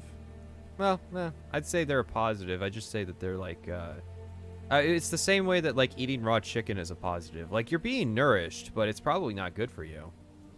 This can't be good for me, but it feels great. You could simply try and eliminate the person responsible, or in the Dark Brotherhood's case, plot and successfully destroy the entire faction. Now, this all boils down to the main point of Samyoline's argument. Oh yeah, relations have been taken... the Dark Brotherhood were given 2 choices. How amazing. A way to appeal to casual gamers, and I simply don't believe that's the case. In many demonstrable ways, the consequences of the players' interactions with different guilds, groups, and organizations of Tamriel have actually become more believable and realistic as the games have progressed, and that's not something I'd even remotely consider to be dumbing down. Quite the opposite, in fact. Your epic style proves your points. Are you a Moro boomer? No. I'm now a Skyrim fan. Skyrim is a good game. Skyrim is masterful design. Todd Howard Daddy is good. This is an awkward one, mainly because in many ways I agree that the current journal and quest setups are far from ideal. However, what I will say is that the dreaded quest marker sooner or later was going to become a necessity. Why? Well, have you even played Morrowind? For example, do you remember this fine lady? I'd wager some of you do. You might not know her name. Oh no. Oh no, I've heard about this part. Oh no. Oh yeah, quest markers are just an inevitability, guys. I mean, have you played Morrowind?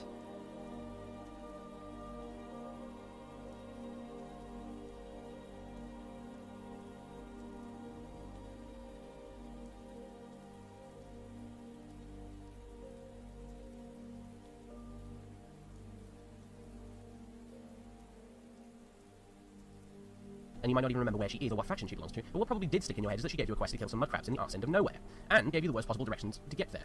The first time I did that quest, I spent literally hours trying to follow her list of directions to no avail, mainly because they were actually wrong and didn't take into account whole parts of the landscape that could easily cause confusion. In fact, the easiest way to do this quest was to just head west out of town and blindly wander around for a while until you found what you were looking for. For every person that says they prefer the immersion of getting in-game directions instead of a quest marker, I point to this woman. An NPC remembered by many not because of how she looked, how she spoke, or because she had an interesting personality, but because she gave such horribly broken quest directions. When that's something that players remember your NPCs for above all else. Hey, why don't you show that instead of whatever the fuck it is you're doing now? Failed as a game designer, but that's a topic I'll go into a bit later. We look back at the frustration this kind of thing caused as quaintly charming years later, but that kind of archaic nonsense has no place in a modern game. You must understand that this isn't about some kind of pathetic appeal to casual gamers. It's simply making the life of all players a bit easier. Oh. You're not gonna tell us what the directions were, or what it was that tripped you up? Okay, I'll do your job for you. Don't worry, mommy's here. I'll do your job for you. Morrowind UESP.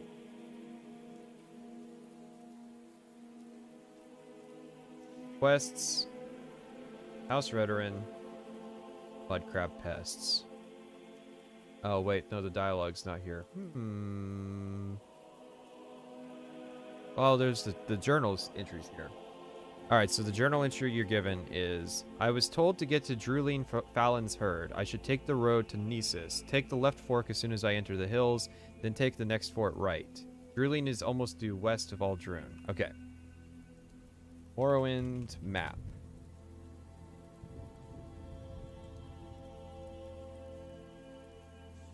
Okay.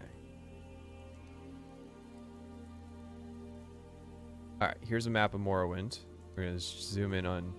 Alright, so it kind of spoils it that Druline's hut's there, but sure. But we'll assume that you're walking out of the front gate area of Aldrune. Okay, so what was the directions? Take the road to Nisus, and then take the left fork as soon as you enter the hills. Okay. So the road to Nisus is... Follow this... And then... I can't tell which one's the road and which one's like divots in the landscape. This doesn't go anywhere.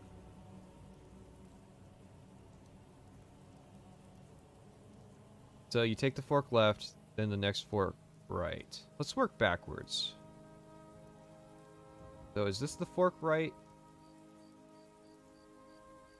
I mean, I can agree. It's definitely confusing because when you see it from the top down, you see like all the like runoffs that go to different places and stuff. But the main part I want to emphasize is Druline is almost due west of Aldrune. Okay. Now that's a really important sentence. Here's the front gate. Here's the front gate. Here's her house. Oh, wait. It's kind of hard to see. You guys don't see exactly the same thing I see. Here, front gate, her house. West. Take a left. I think it's this fork. Take a right. Her house. Now, here's the thing.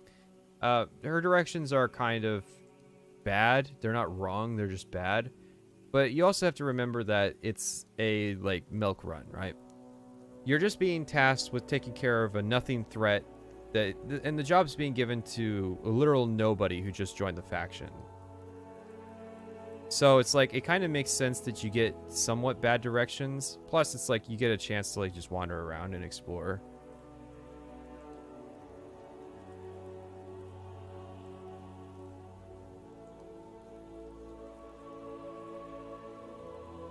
This is funny because in Dave's Morrowind video today, he complained about being told to go due east. No way. No way.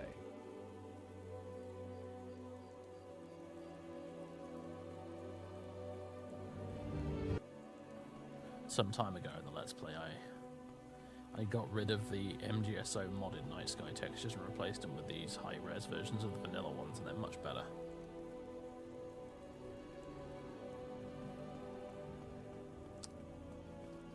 Which one of these is the market? This doesn't seem to be it. No, market's down this way, isn't it? Yeah, this doesn't seem to be it. You'll have to tell me which one it is, because I'd like to see that.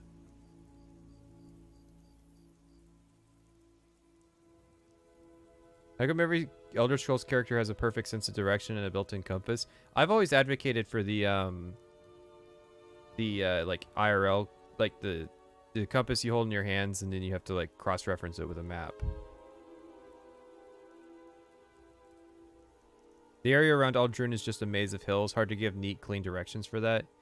Yeah. Sometimes your emotion really does just have to take a hit for the sake of gameplay. After all... Does it? You know, there's an alternative. There's like, okay. Quest directions are bad. Let's take it at face value. You're absolutely right. All the quest directions in Morrowind are just terrible. They get you lost, what have you, right? Okay. Quest directions are bad. One potential solution, sure, is we could use quest markers. Another potential solution is that they just work on giving, you know, better directions. Whoa, weird, right? Weird. Oh yeah, totally inevitable.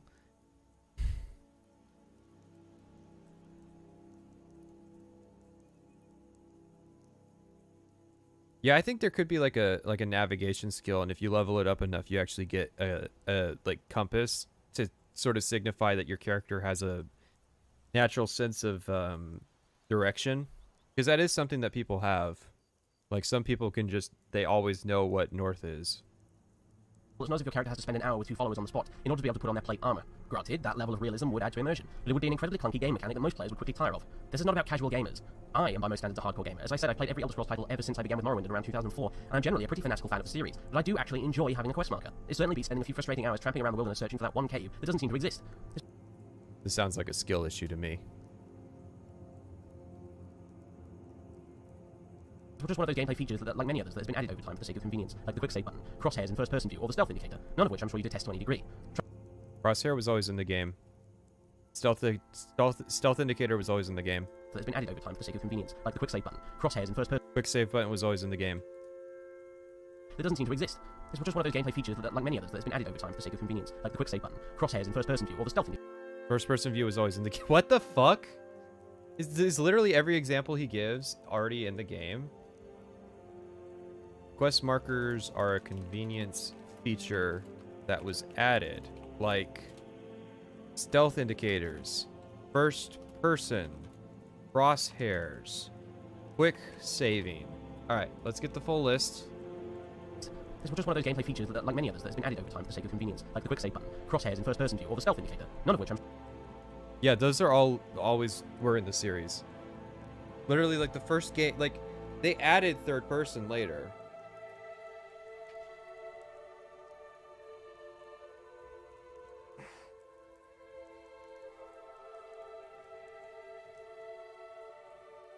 I liked clairvoyance, but it serves no purpose because for the clairvoyance as a spell to work, you have to have a quest marker. That's literally the dumbest thing. So the only use for clairvoyance is to know which way is to the end of the dungeon and which way is like the optional room, and there's not a lot of places where that's necessary. He said crosshairs in first person, not that it added first person.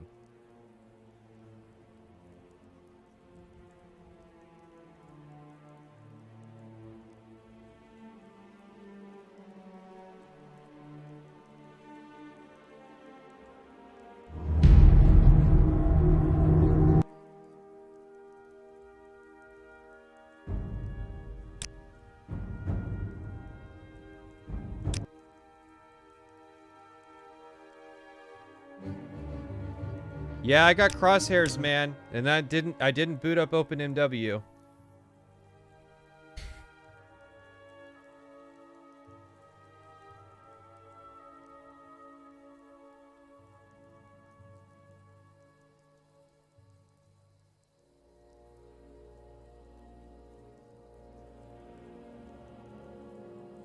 I'm sure you detest to any degree. Trying to put it down to the casual gamer conspiracy is actually pretty short-sighted, especially since features like this in games are hardly a new thing. After all, there's nothing dumb about doing away with a feature of the game that's quite simply broken.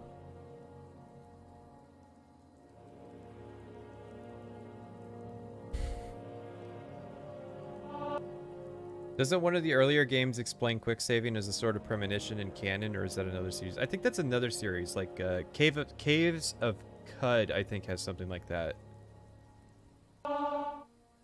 Of all the points Samyoline raised in his video, this was the one that stuck out the most, and actually was the one that made me think about doing this entire response in the first place. He argues that Morrowind's... Alright, so this is going to be his strongest point. Got it? This is the whole reason we're watching... The whole reason that he made this video is right here. So he's gonna own him epic style.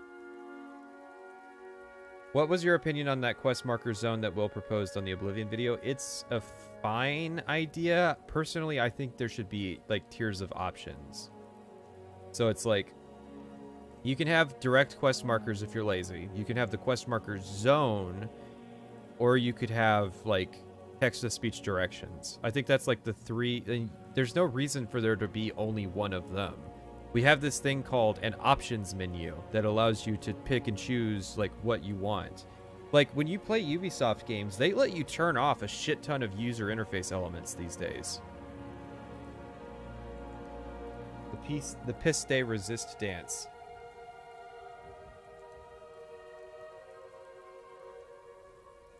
Red Dead Redemption 2 has those options. Yeah, but the issue with that is they don't have a good system of getting the player accurate directions. So it's like a lot of missions in Red Dead 2 are like hide the wagon, and then you have to hide it at a very, very specific place.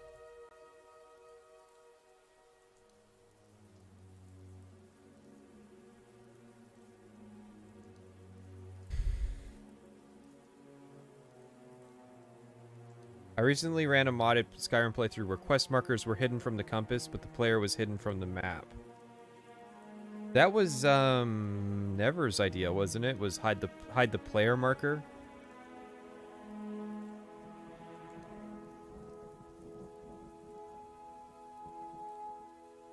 Yeah, but my point is, you know, there are games that have options that let you turn on and off stuff to your suitability. So like there's people who want quest markers. I understand that. I don't want to take their game away. I just want to have an option where it's like I will put up with text-to-speech voice if they just give me directions so I don't have to play with a quest marker. Sported extensive, enthralling dialogue, and that there was a definite point in engaging in conversation with random townsfolk to learn what unique insight you could from the different characters. I don't see how you could be more wrong. He's writing that Morrowind's dialogue was extensive, very extensive in fact. There were dozens of topics available for discussion, which is in truth some... How long until he says the word encyclopedia? Of a contrast with Skyrim and even Oblivion. It will probably come as no surprise, however, when I say that I disagree this is because of casual gamers, or even that it's necessarily a bad thing in the first place. Morrowind had a lot of NPCs, all of which you could talk to and ask them about pretty much whatever subject took your fancy. Great, some might say, that's so much better than Skyrim's NPCs. But take a closer look. Almost every NPC in Morrowind gives you the same answer to every question. Exactly the same. Copy-pasted, in fact. Regardless of who it is or where they are, with a few exceptions, they'll... I don't like when people use the term copy-pasted. That's not exactly how it works, because it implies that the same dialogue option, the same like response, is just copied over and over for each NPC when it's not actually true. So the way Morrowind NPCs work is the dialogue that they will give you is contingent, typically on the area that they're in. So there's a subset of rumors that apply to Balmora, there's a subset of rumors that apply to Aldrune, etc., etc. You don't have to give the NPC those rumors, you just have to give them the rumors option, and they will pick up those rumors. It's sort of like the Radiant system. So the when the NPCs have a generic line about like the history of Balmora, that's just pulled from like a general database. It's not, again, not copied and pasted. And you might say, well, that's minutia, that doesn't matter. It's a minor thing that bothers me, and I'm allowed to bring it up because not everything I say is the epic mic dropping moment. We already had several mic drop moments, though. It's not hard with this guy. Tell you the same thing about almost any given subject, word for word. This is horribly immersion breaking, especially for... I guess. You know what else is immersion breaking? Quest mark. Oh, weird, huh? It's almost like different players have different levels of fucking preference. No quest markers would be hard with Radiant quests, though. Well, yeah, that's why I specified that you would basically have to use text-to-speech. Like, as long as they are resisting using text-to-speech, it's basically an impossible situation. Someone going into Morrowind after playing the newer type. No, it's not that he's... Okay, here's what he's doing. He's throwing the mic at the wall, but it's a corded mic, so, like, it goes out as far as the cable can go, and then, like, springs back and slaps him in the face. Think about it, there's less dialogue overall, but far more importantly in Skyrim, there's much more characterization. Let's take a look at Whiterun, for instance. In terms of NPCs, we've got a disgruntled widow that hates men, a grieving old woman that lost her son to the war, a single mother constantly harassed by the menfolk of the city, a sleazy beggar that spends all of his money on drink. Oh my god, we talked about this with the Never Knows thing. You can do this with anything. You could literally do this with Oblivion. You can do this with Morrowind.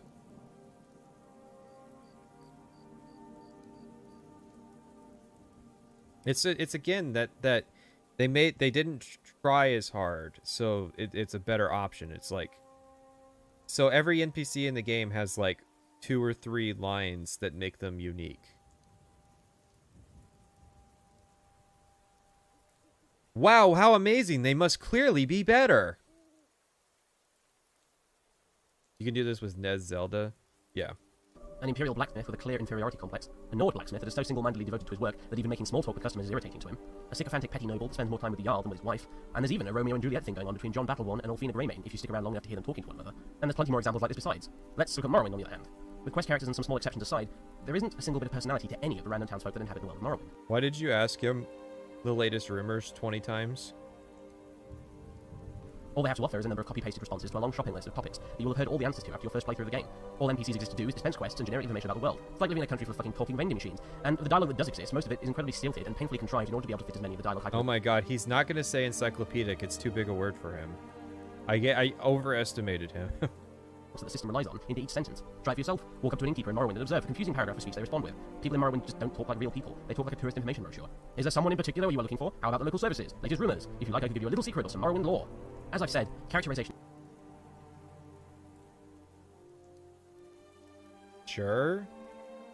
I always kind of imagine it like the players just like on the spectrum. So it's like, oh, let's look at this guy's dialogue. I gotta make it bigger. So this is Balan Sadrethi, and he says, with such a high price on your head, everyone assumes you're a murderer. I don't know the details and don't want to know, but Great House Halalu will not be pleased. We're judged by your actions, and we don't need thugs like you getting us a reputation as murderers. Hey, that sounds like a normal thing that people would say. And then you're like, what's the latest rumors? And he'll give you like, all right. The key here. It's what makes...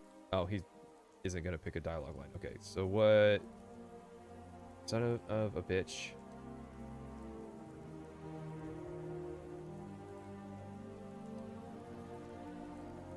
What were you talking to this guy about? Yeah, it's like you ask him for the latest rumors, and he's like, I heard there's been some trouble up at Fort Frostmoth. Never heard of it? It's an island... It's on an island called Solstheim, north of Vardenfell. Like, it's not that encyclopedic. It's reused, but... I don't know. It's like picking and choosing what bothers you. Sounds like a skill issue to me. Is that a weird thing? I like to ask them about their trade and whatnot. They say weird stuff from time to time. Well, yeah, it's like... You do get a lot more options. You can talk to people about their trade, and they might give you a blacksmith in Balmora might give you the same response about what it's like to be a smith as the blacksmith in Aldrune. But I still view that as preferable to every NPC only having like 3 or 4 lines of dialogue. And then that's it for them. Because when they only have 3 lines of dialogue, that means that the majority of the time that was spent making their character was playing with the sliders that designed their face, not actually writing their character. And the dialogue that does exist, most of it is incredibly stilted and painfully contrived in order to be able to fit as many of the dialogue hyperlinks that the system relies on into each sentence. Try it for yourself. Walk up to an innkeeper in Morrowind and observe the confusing paragraph of speech they respond with. People in Morrowind just don't talk like... Why don't you show it? Real people. They talk like a tourist information brochure. Like, you literally started to show it and then immediately cut off to this. Is there someone in particular you are looking for? How about the local services? Latest rumors? If you like, I could give you a little secret or some Morrowind lore. As I've said, characterization is the key here. It's what makes NPCs memorable and likable. Think of characters from games like Planescape Torment, Baldur's Gate, Mass Effect, Dragon Age, or even Obsidian's Fallout New Vegas. Buddy, do you really want to use Planescape Torment as an example? Is that not literally the textbook, like, the textbook example that's given of novels, the game? Like, is that literally not the game that people tell me is fun to read?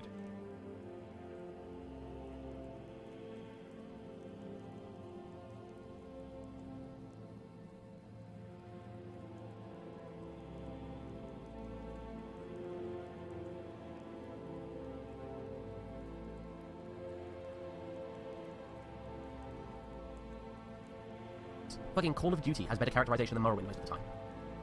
Okay. Let me just mark that down.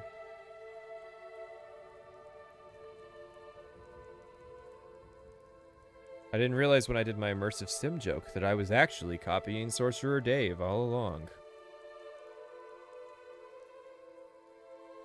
Hell, I bet some of you recall people from Morrowind like the outrageously perverted Crassius Curio, or Jaeger and Bagan. Why? Because these people actually had interesting things to say, because they had some semblance of personality. The fact Oh wow, a bunch of generic peasants don't have anything to say. What? More at 11.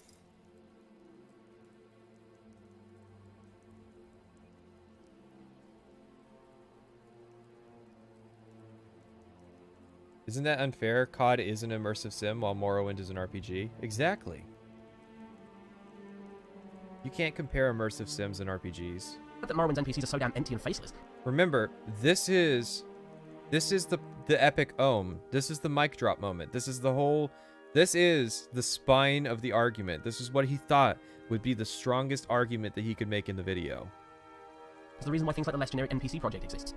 Bethesda moving away from the old Morrowind. I mean, that's all well and good, but you know, it's pretty easy to just like do this because it's. I know this might be controversial, but it's pretty easy to do this because it's textual. Morrowind method is far from an appeal to casual gamers, or even something that could be considered dumbing down. It's quite the opposite, in fact. While I will say that Bethesda still have a long way to go when it comes to writing. How is it the opposite of dumbing down? Because oh my god, dumbing down is not the same as getting worse. Okay, that seems to be his big hang-up, is he thinks that the original guy was saying that it's worse when he just said it was getting, like, he was dumbing down. It was becoming more simple. Genuinely intriguing characters with some degree of depth. Their move in this direction is to be applauded, and rather than dumbing down, it's actually a far more mature approach to world design and writing. It's a far more mature approach to world design and writing.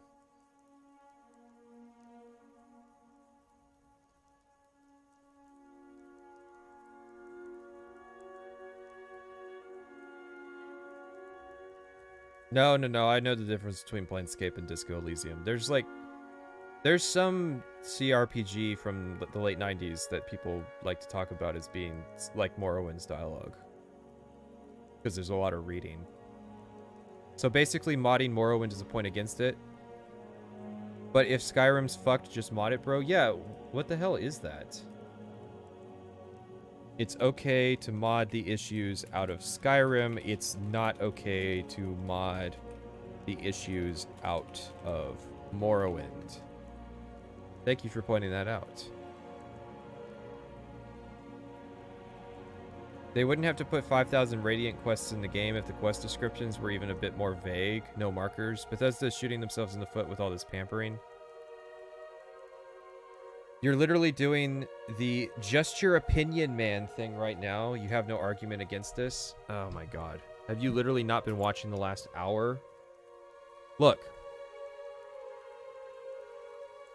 First of all, he's been doing the it's just your opinion thing this entire video. The second, I explained quest directions. I explained why the dialogue system is the way it is. I explained... Hell, I said it could be better. But, I mean... He's literally not taking into consideration the development issues that Morrowind had that caused it to be the way it is.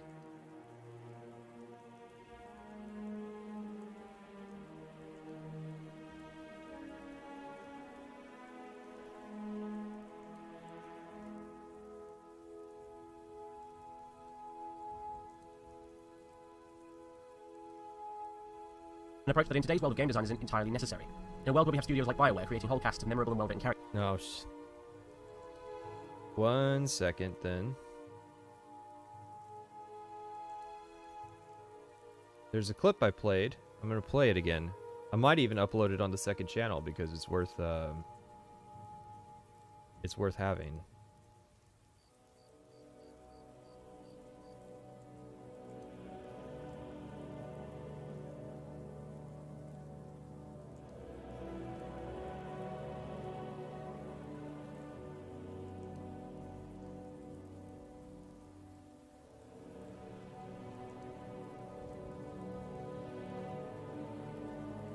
I gotta make sure this time to copy it and put it on the desktop so that I can easily access it. It's got a distinctive thumbnail, so it's not too hard to find, but it takes me a second.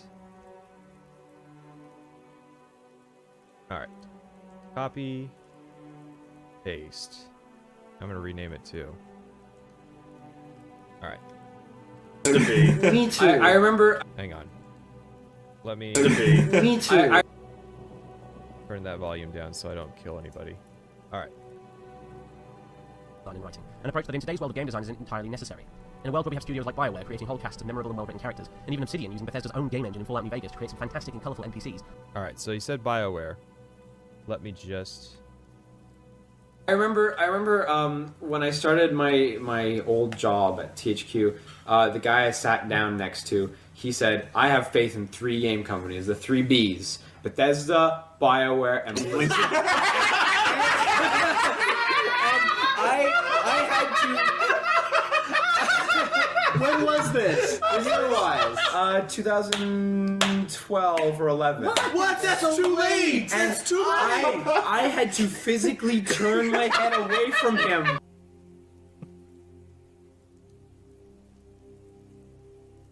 I don't know what episode it is. I just have that clip.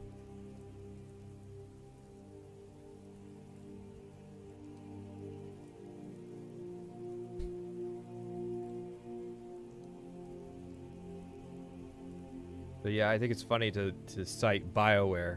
I mean, in fairness, he couldn't have known about, like, Andromeda, but let's see. Mass Effect 3.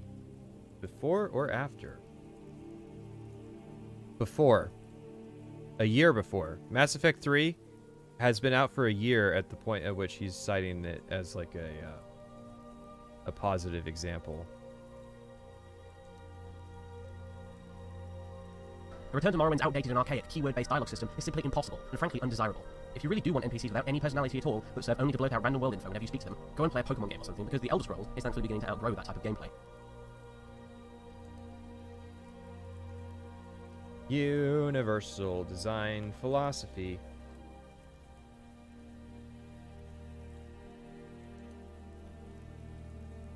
Now let this be a lesson to all of you about not requesting videos. And literally, the chat cannot win. Well, that's about all I have to say on the subject of Samyoline video. What I would like to say in a more general sense, though, is that people really need to take off the rose-tinted glasses from time to time. That is, after all, where many of the complaints... Yeah, it was only nostalgia. ...has come from, and frankly, I'm sick of hearing them. Well, that's all from me today. I hope you enjoyed this video, and I hope it convinced 1 or 2 people to put their nostalgia goggles aside, and more closely examine their treasured titles like... I'm sorry, but I'm gonna have to say fuck you for your Pokemon opinion. I don't play Pokemon these days, but I know full well that, like, from when I did play Pokemon, which was, like, Emerald, that, that's what people want. They don't, like... There's no universal design philosophy. Pokemon wouldn't be made better with a robust conversation system and dating and fucking system. Like Morrowind with a more mature and critical eye. And if not, well, I hope you were at least entertained. It's maturity. If you want to see more, you can have a look at my channel. I make Let's Plays and people generally seem to enjoy them, so they might be worth your time. You might even do some more opinion pieces like this depending on how well this video performs. After all, there's plenty more topics like this I'd love to discuss. Anyway, my name has been Jingles, and thank you very much for watching. I've got bad news for you guys. Hello and welcome. It didn't stop.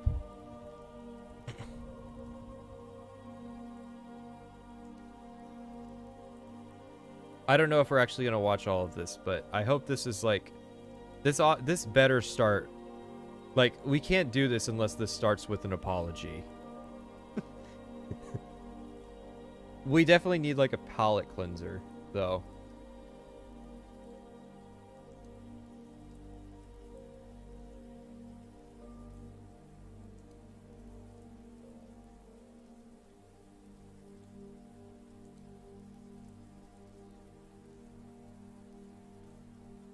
Oh, yeah, we can do this. We can do this. I got you guys a palate cleanser, don't worry. I really like this channel. I like a lot of what this guy is doing, and he actually uploaded like 22 hours ago, which is cool. So, I've always liked this guy. I've been following this guy since he made this video 8 years ago. I'm always sad when he kind of like disappears for a while, but he's got some pretty cool ideas. This is Ether Dynamics, here to talk today about artificial intelligence, specifically in Skyrim, the Elder Scrolls V. Throughout this presentation, we're going to jump back and forth between Skyrim and several other games, and talk about the general landscape of artificial intelligence. Now, before we get into the meat of this presentation, I want to give a big shout out to the other contributors to this video. These are folks who have shared some of their incredible clips from other video games, including some of the most brutal and punishing titles out there. You can find links to their channels below to see more of their amazing work. And now, on with the show. For those of you familiar with the Creation Kit, you know that it's a great tool to allow you to set up new scenarios, test out combat, and otherwise have fun with a fantastic engine. This is a preview render of an incredibly simple dungeon, and it's just a little combat scenario tester, so it's only meant to give players the most rudimentary challenge against a set of opponents. There's a basic cover for both players and for NPCs, and we can see there's a collection of 5 in here. The 3 green are leveled actors, but they're easy. They're all wizards. And the 2 yellow actors in there are Forsworn ranged fighters. They're counterbalanced to the weakness of the wizards. They have a little more hit points, but the overall goal of the map is to give the player a challenge to hunt down ranged fighters that can seek cover at a variety of locations. So let's see how this plays out.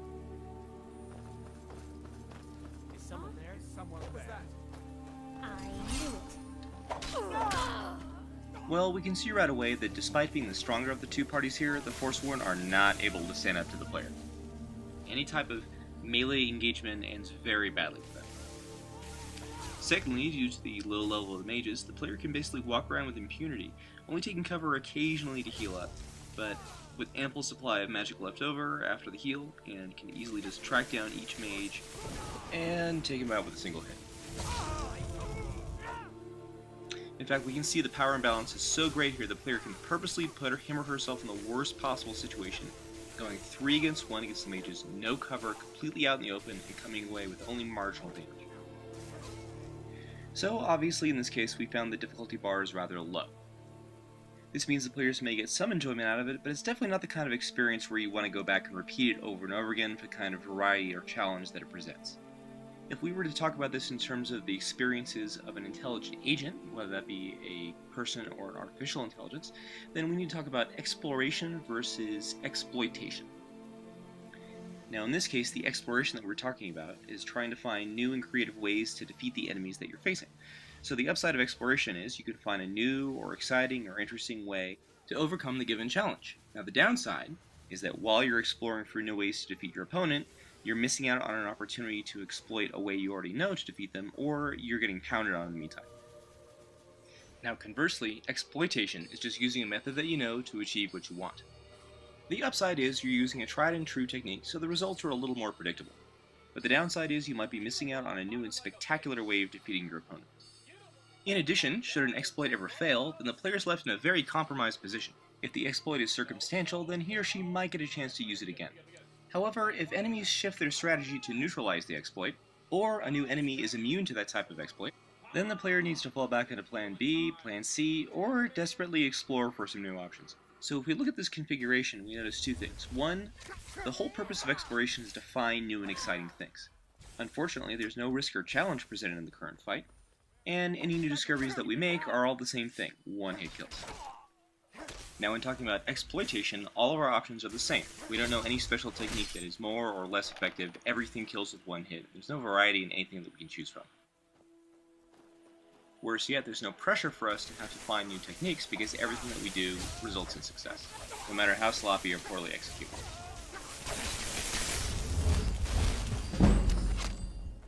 Well, since those last settings were so easy, we're going to switch things up and raise everyone to just medium. Again, this is a single incremental change in the difficulty of the setting of the wizards only. The Forsworn are going to remain on medium.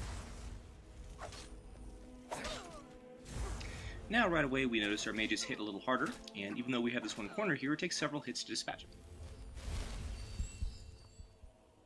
We can see the other 2 are waiting in the wings, but this Forsworn person comes up to fight, and then, suddenly, the penalty for going out in the open has gone from minor to instant death. This change is so abrupt that even after a closely fought melee kill, there's not enough time to open up the potion menu before we get nailed from above, and that's it. So the result of making the smallest incremental change possible to difficulty, from going from easy to medium for the wizards, has changed our landscape completely. Now, even peeking around a corner to see what's going on can result in death. Now, it's nice for the game to present us with a new challenge that forces us to change our behavior, but the way that it's enforced is so stark and so harsh, it can be immediately frustrating to the player. So let's start exploring some new options for tackling this problem. One obvious option is using the cover that we're given, and we can see here in combination with a greater reward, it actually works very well.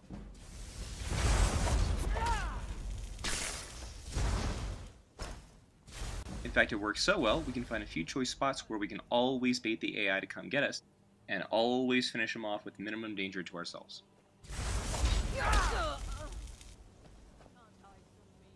These cover spots are so effective, they become new exploits for us to use against the AI. And given the extremely narrow set of responses that are available to the artificial intelligence, we can see the outcome is the same every time. In addition, the player can learn where the AI tends to go to hide for cover, and anticipate their reactions with predictable results. Once one or two mages have been eliminated, the player doesn't have to show any kind of self-restraint, and knowing where the AI is going to hide, the player can... I just want to say for the record, it's a good video if I literally don't stop to say anything because I'm paying attention. That's usually a pretty good sign. Just hunt them down like a dog.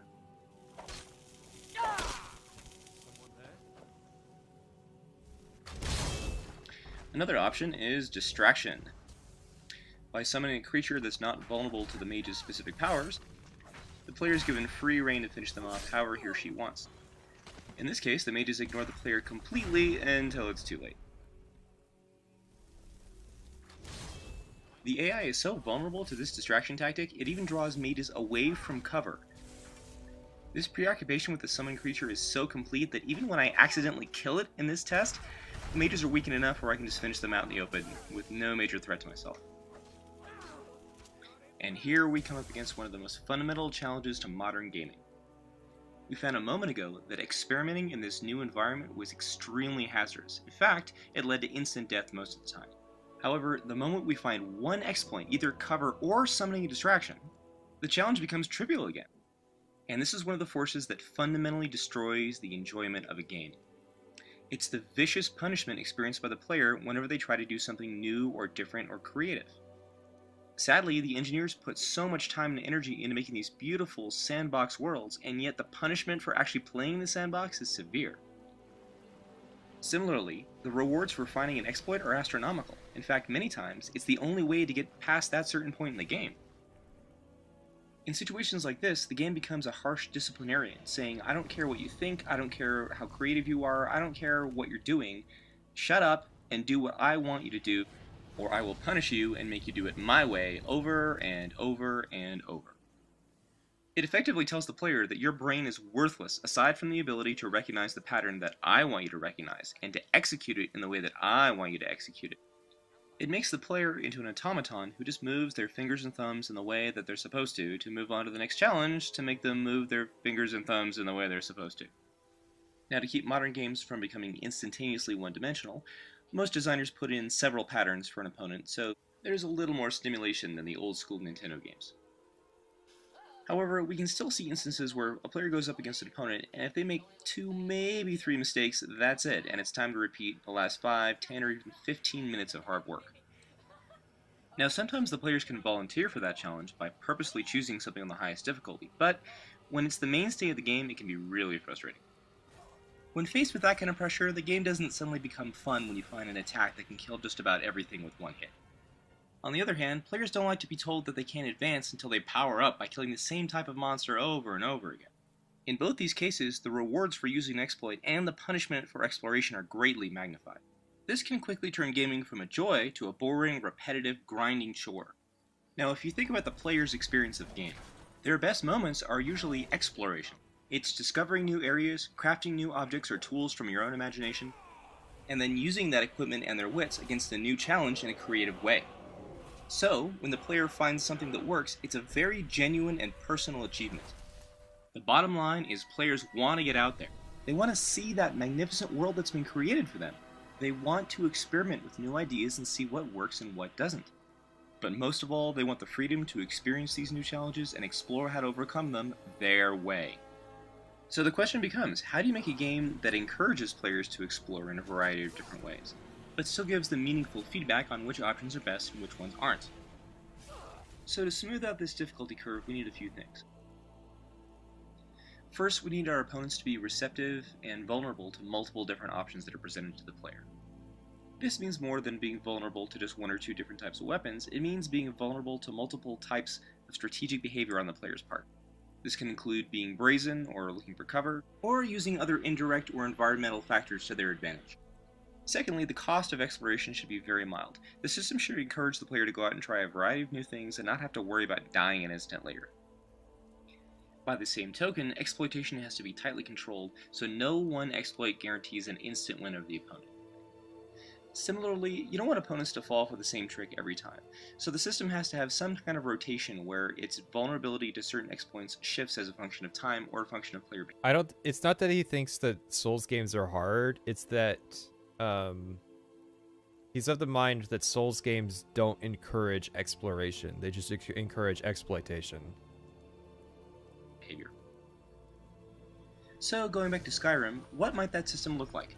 Here we are back at our trusty map, in a favorite location for me to ambush the AI, but you'll notice now that they summon minions to chase me out or weaken me before they consider making a charge. In fact, the AI in this area has been specifically taught that there are areas that have led to their death in the past, and they know to avoid those specific situations based on my location versus their location. That means the AI will gladly use that corner so long as I'm not up there. But, knowing that it was a favorite kill spot for me in the past, they're going to use minions to apply pressure before they consider risking their own skins. Secondly, you'll notice that the AI is continually building a greater and greater set of lightning walls in the staircase. This is because they've taken up a defensive position below.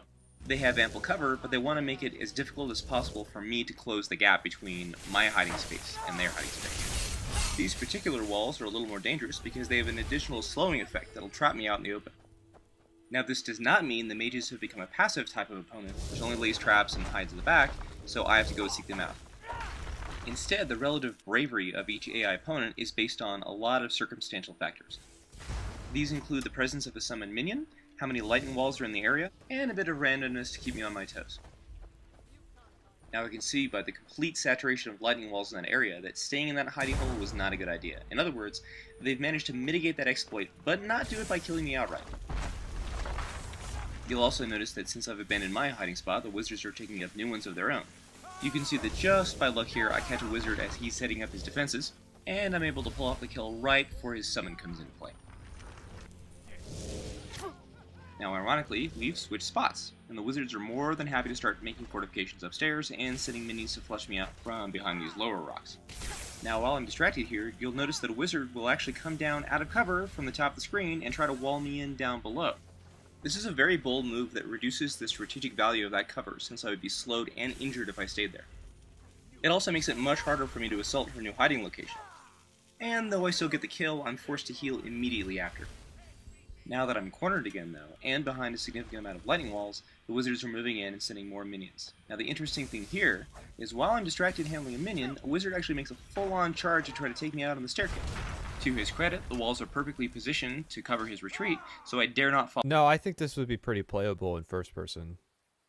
I just think he prefers third person because he seems to come from a background of like third person melee games like Dante's or Devil May Cry and Dark Souls.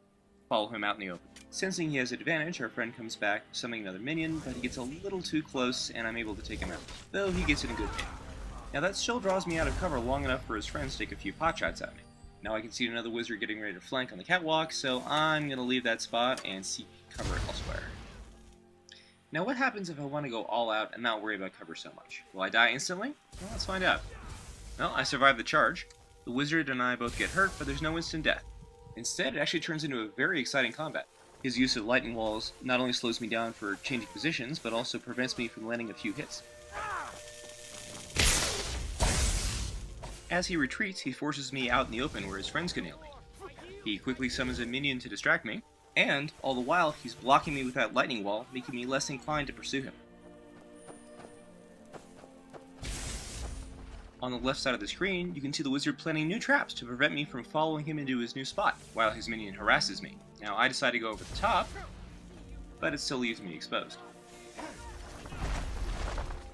Now despite an overwhelming display of stubbornness on my part, I successfully run the gauntlet and kill off my nemesis. Notice though it was an engaging encounter on both sides, and neither one of us faced instant death for making a mistake, though the unmodified Forsworn aren't so lucky. Now that we've fully explored cover, let's see what happens when we summon something. You can see that I already have a Storm Atronach on the left that's irritating this wizard, but unlike before, she doesn't give up her strategic position. Instead, I just happen to catch her as she's setting up her lightning walls.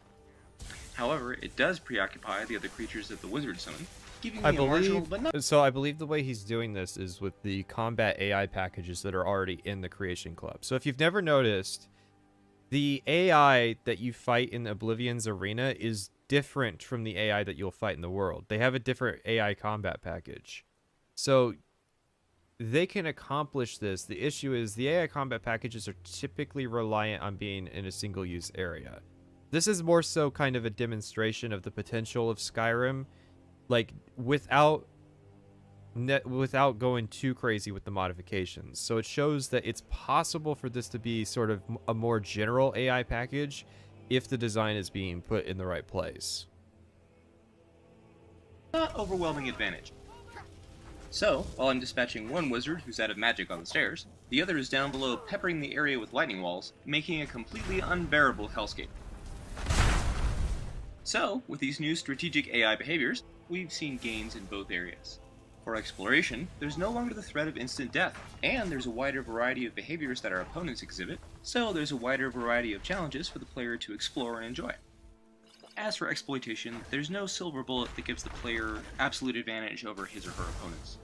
In a similar vein, the semi-randomized actions of the AI prevent the player from finding one solution that he or she can repeat over and over. No, I'm going to disagree with that take because I really don't want the AI to have Paralysis Rune. So they added Paralysis Rune, which was apparently one of the fucking mods that was baited in the Bethesda Game Jam. And it is overpowered because it's an adept level alteration spell that paralyzes for such a long time. And its area of effect. It's not, you don't paralyze one person, you paralyze everybody that's hit by the rune. Naturally, I've been having a lot of fun with it, but it's super overpowered.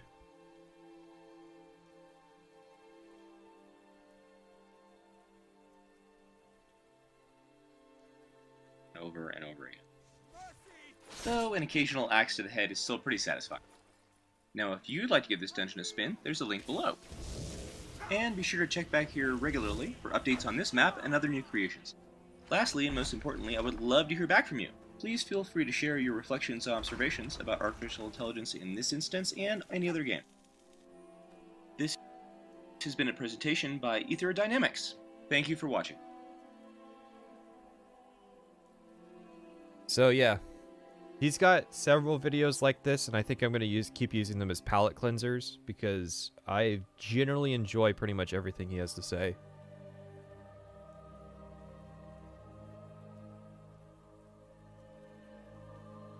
The problem is paralysis is kind of busted in Skyrim compared to the other games.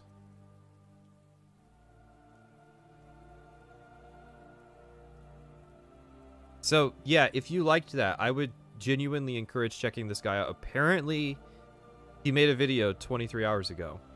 So I'm glad, like, and mind you, the last video before that was a year ago. So, I haven't seen this video, but I would consider checking it out after the stream. So, that said, welcome back. Now there might be an executive veto on this one if this is anything like the last one.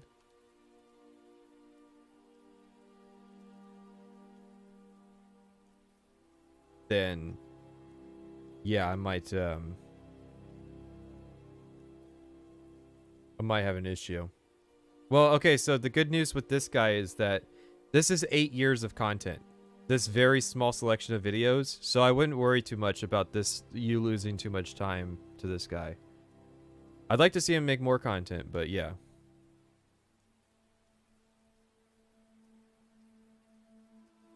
Welcome everybody, my name is Jingles, and today I'd like to talk about, well actually, I'd like to talk about the same thing I talked about yesterday. Oh no, please don't tell me it was only one day. Hello. I mean, the uploads is a week, but that's not enough time. That's not enough time. You need, You really needed to reflect on what you said before you oh no. Hello and welcome everybody, my name is Jingles, and today I'd like to talk about, well actually, I'd like to talk about the same thing I talked about yesterday, as a sort of continuation of that previous video, if you like. First of all, I'd like to say thanks to everyone who watched it. I didn't honestly expect it to become so popular. The entire video was pretty much created with just my kind of small set of subscribers, and to a larger extent, the kind of community that I reside within as a Let's Player in mind, and I did not expect it to kind of blow up. Do you think Dave has changed his opinion since those videos? Well, he made this why you should still play Morrowind to this day video. Quest of the game many times, and each time I've done so, this was like 18 months after this, so I think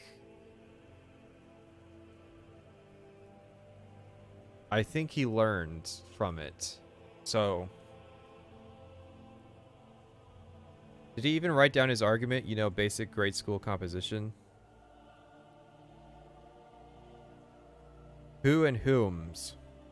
I assume you're talking about me, but I'm not sure. If you're talking about me, yes, I wrote some stuff down. Popularity the way it has done. Like, as of recording this right now, it's got just over 11,000 views, and that is completely and utterly ridiculous since most of my videos probably average about 500. So, thank you, everyone who came along and watched that. The main thing here is that I made that video actually quite a while ago. I just didn't upload it, mainly because, well, first of all, I had problems trying to get the damn thing rendered because, you know, I'm using Sony Vegas, and I'm a noob with Sony Vegas. I'd like to think the program sucks, but honestly, it's probably just my skill with the program that's in error here. And also, I just kind of chickened out from uploading it for a while. I really did. I didn't know what the response to it would be. I was a bit nervous about putting my honest opinion out there. Get on with it! I did finally decide to do it, but yeah, the video itself was actually recorded quite some time ago, and in hindsight, I think I could explain some things better. Okay, so there is some reflection going on here. This is... I mean, honestly, this is probably as much of an apology as he can give me. I'd like to expand upon, and I'd like to address the topic perhaps in a more general sense. What I am glad, though, is that it created a sort of discussion. You know, I think that's good. What I don't like is when people kind of watch one video about a subject and they like it, but they therefore take everything that's in it as read, you know, and don't question it. And hopefully, my video, as a kind of response to Samyoline's video about the dumbing down of the Elder Scrolls and so on and so forth, created a kind of discussion between people. You know, hopefully some of my counterpoints opened some people's eyes and made them start to hopefully think for themselves. I think that's the most important thing here. Nothing annoys me more than people who just parrot what they've seen elsewhere on the internet. You know, you have all these big kind of... Which is ironic, because a lot of what you said has been parroted at me. Gaming pundits, for example, and I'm going a bit off topic here, I know, but whatever. I'm working without the script today, so you have these big gaming pundits, you know, like, well, like people like Yahtzee Croshaw, or, you know, Jim Sterling, or Total Biscuit, or whoever. Called out, also dead named.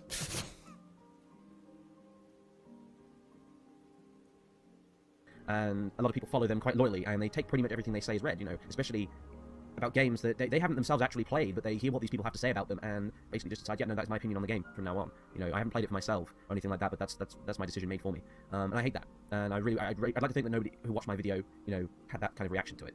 And judging by the incredible influx of comments that I did get on that video, I don't think that's been the case, thankfully. So, yeah. So there's a few points I want to address, you know, mainly things people have brought up in response to my video, but I want to address, and there's also a few more general things I want to talk about as well, which kind of lead on from those points. So, without further ado...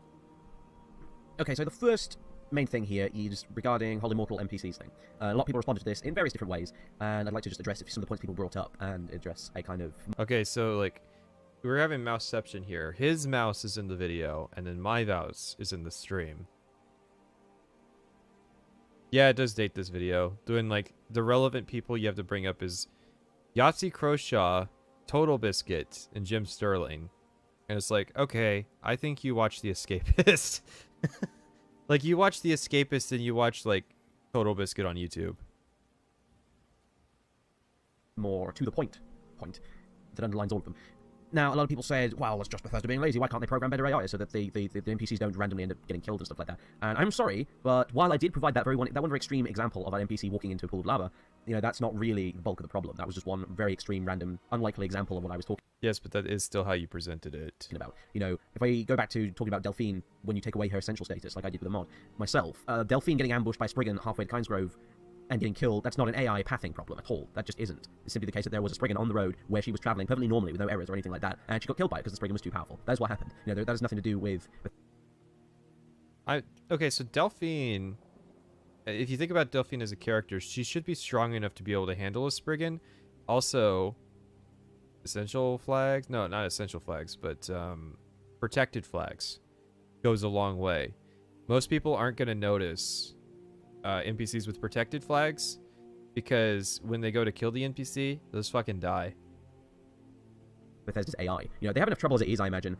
You know, coding AI for hundreds and hundreds of NPCs across an entire freaking province, and you know, making them all behave properly. Because remember, since the Radiant engine or whatever you want to call it has kind of come out, oh my god, they're now rendering please don't do that. You know, AI behavior that's happening off screen. You know, people are moving around and going from place to place while the player isn't there. They were always doing the off-screen stuff. You just didn't notice it because there was no Radiant AI system.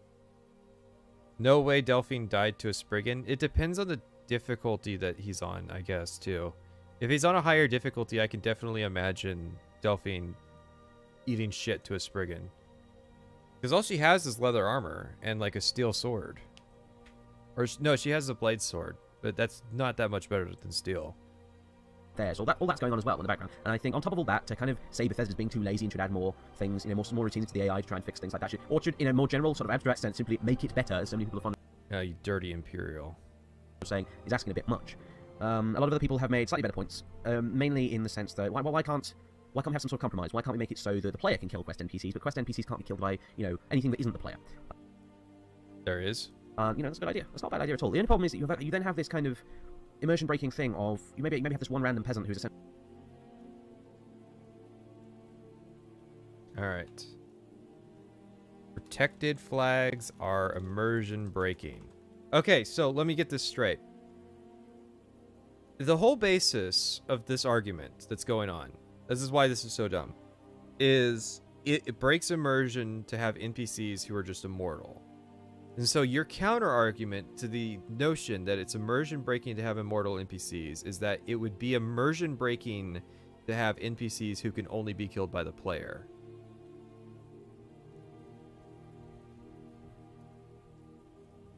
And it's like, well, I mean, okay, there is a fuck. It's like, okay, if he was approaching it from the position of you claim that this is immersion breaking, but your alternative is immersion breaking anyways, then I guess that would be fine.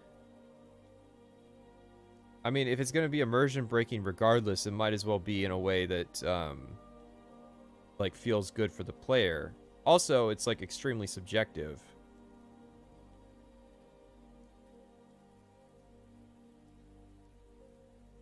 Did Yagrim Bagarn have hair? Essential to a quest and therefore is marked as essential. Who is completely and utterly impervious to dragonfire, but can still be killed by the player character armed with a rusty iron dagger. You know, that's another immersion hit. You know, and I think it's really up to you to decide whether you think that's worse. Doesn't it break your immersion to have two chests colliding with each other? It's just like, it's a really lame argument, right? It's immersion breaking to give the player the option to be able to kill whoever they want.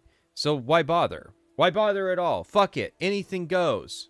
You're fucked anyways. And it's like, well, no, I think, you know, it comes in shades. Like, yes, it would stand out as incongruent to you that an NPC who survived a dragon would be able to be killed by the player, but in my view, it's more incongruent to just have as immortal NPCs.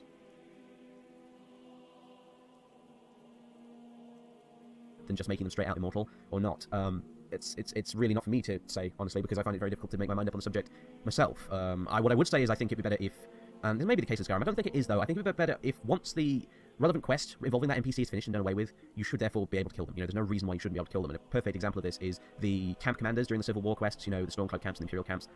You have that one sort of Centurion commander guy in charge of the whole camp who is marked as essential, and even after the Civil War is finished, you can't kill them. You know, they just go unconscious and then they get back up again, and there's no reason for that. In Oblivion... I haven't tested it, so I'm going to ask chat on this one. After you finish the Civil War, Holius told me, like, hey, if you see any camps, can you wipe them out? Can you kill the guys after the Civil War? Yes, that was an alchemy table in the workbench. I wasn't going to draw attention to it. Exactly, and that's why the first mod I install is Killable Children. Exactly. Okay. That's good to know. Because I hadn't actually tried it yet. I was going to do it on this current character I'm doing, but I haven't done the Civil War on them yet. So... Can't kill camp commanders despite being asked to wipe out the camps.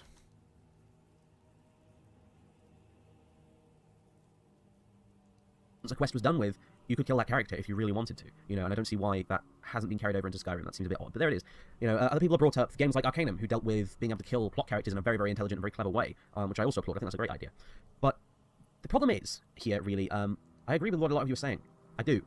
And a lot of you, unfortunately, seem to be kind of missing the point I was trying to make in the video itself. And this kind of applies to a lot of the other things I'm going to discuss as well. You kind of...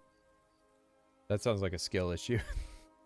replied to it as if I was saying that making all the NPCs immortal was a good thing and a perfect solution and there was no room for improvement and shouldn't be changed. You know, I wasn't saying that at all. I was...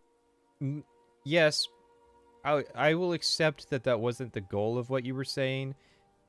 But we have a whole stream chat of people here who would probably agree that that is the general gist of what you actually said.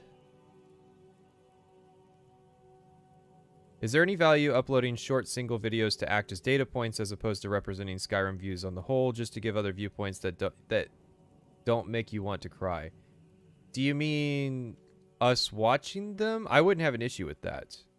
But it has to be to the point. I'm about to spend 10 minutes focused on this one aspect of Skyrim. I think that would be valuable. I have a video in my spreadsheet that is 5 minutes and 46 seconds of just analysis on the Skyrim theme. So I will accept stuff like that. I wasn't even saying whether or not it was necessarily a good thing to begin with. I was simply saying that the reason Bethesda did it in the first place was to respond to a very specific game mechanic that had kind of evolved out of their Radiant AI thing that they kind of cooked up. They didn't implement this immortal NPC thing because they wanted to dumb down the game. That's the important thing here. They didn't do it because they wanted to dumb down the game. They did it because of the game mechanics. Now, this is important because that was... You're winning in shades, but... you're right in the sense of that, Essential NPCs was a response to Radiant AI, but you can say that them not taking that into consideration when it came to Skyrim seems to be an indication that this is just the way that they want things to be.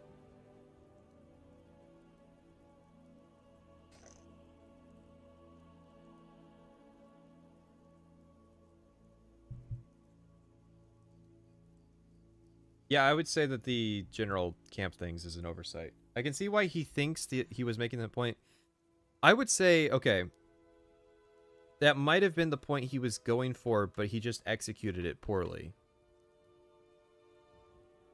Did you do similar analysis of other analysis videos for Oblivion and Morrowind? Oblivion, yes. Morrowind, no.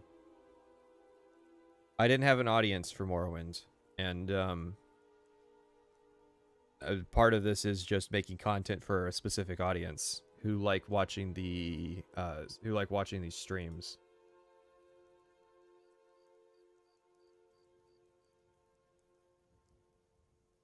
That was the whole point I was trying to make.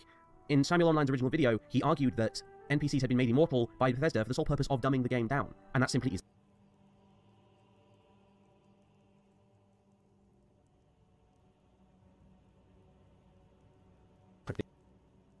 In the game. I think increasingly it's marketed. Start.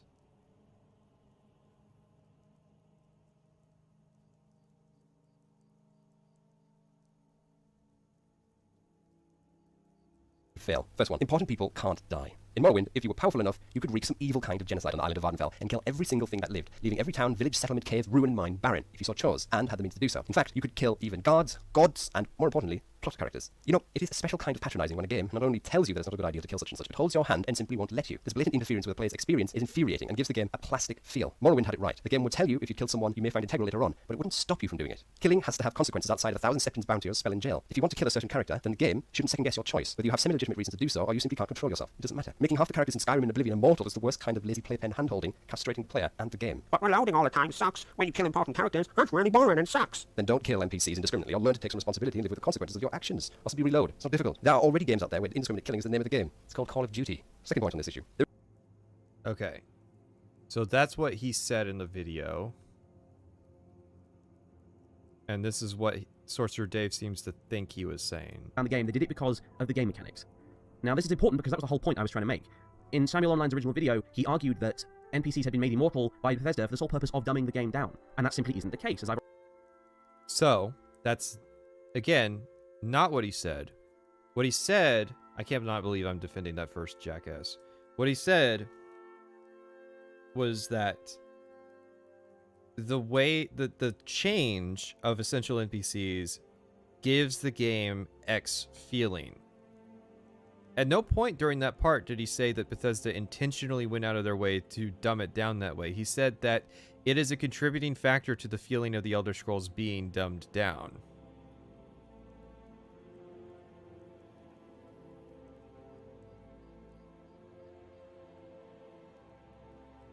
already demonstrated. Or as far as I think I've demonstrated to you clearly enough. And unfortunately, people seem to miss that point. So I feel it necessary. Yeah, people miss that point, and you're like you blatantly missed a lot of the points of the original video. This is such a, oh my god, this is such a weird thing. Necessary, you know, to make that a little bit more explicit here, because it wasn't just a few people who were commenting on that. It was a hell of a lot of people. My inbox was full of this stuff. So there it is. Anyway, I'm glad I've had a chance to clear that up. Hopefully some of the people who did complain about that have actually watched this. But anyway. Okay, so the second thing is that a lot of people kind of accuse me of saying that people only like Morrowind because of nostalgia. 1 second.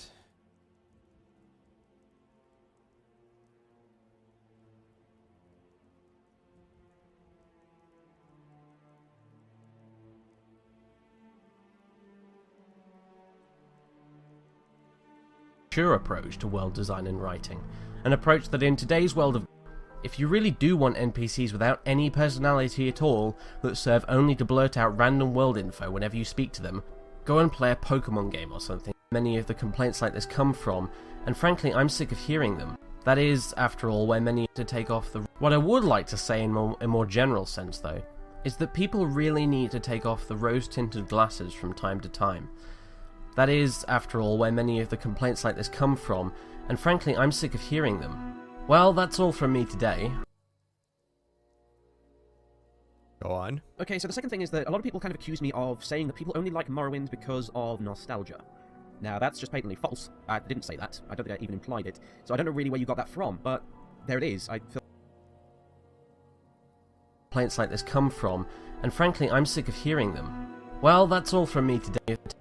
What I would like to say in a more general sense though, is that people really need to take off the rose-tinted glasses from time to time. That is, after all, where many of the complaints like this come from, and frankly I'm sick of hearing them. Just gonna keep that on the side there. Like, talking about it because, you know, as with the previous point, a lot of people did bring this up, and here's the thing, that's not what I said. Morrowind is... Okay. Is that people really need to take off the rose-tinted glasses from time to time. My favourite game of the Elder Scrolls series. Like, he's deflecting here, okay. Yes, he didn't say that people only like Morrowind because of nostalgia. He did kind of imply it. The way he said it has connotations. And, I mean, his whole basis was, well, you're only remembering that Morrowind was good. If you actually play it, then you'll see that it's obvious. Hands down, cards on the table. That's my final opinion on the matter. Morrowind is the best game in the Elder Scrolls series. It's the best one that Bethesda ever produced. There's a whole bunch of reasons for that. You know, that's a topic for a whole other video, which is probably going to happen. You know, that's going to be a thing. I'm probably going to do a video where I explain why I think Morrowind still is the best game in the Elder Scrolls series, in spite of everything that I'm discussing here. You know, but let's not kid ourselves here. Nostalgia is a big issue when it comes to people discussing old games in relation to new games. You know, if you look in the dictionary, you know, nostalgia itself is defined by being a sentimental longing, and I quote here, a sentimental longing for the past, typically for a period or place with happy personal associations. That doesn't mean everybody has nostalgia. Hang on, 1 second.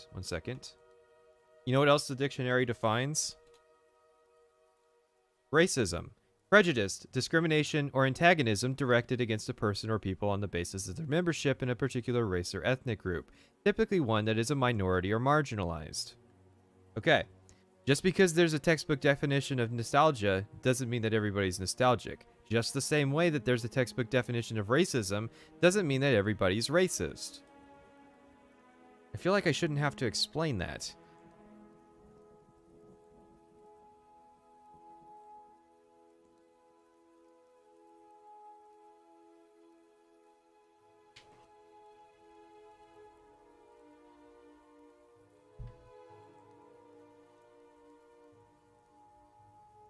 a sentimental longing, and I quote here, a sentimental longing for the past, typically for a period or place with happy personal associations.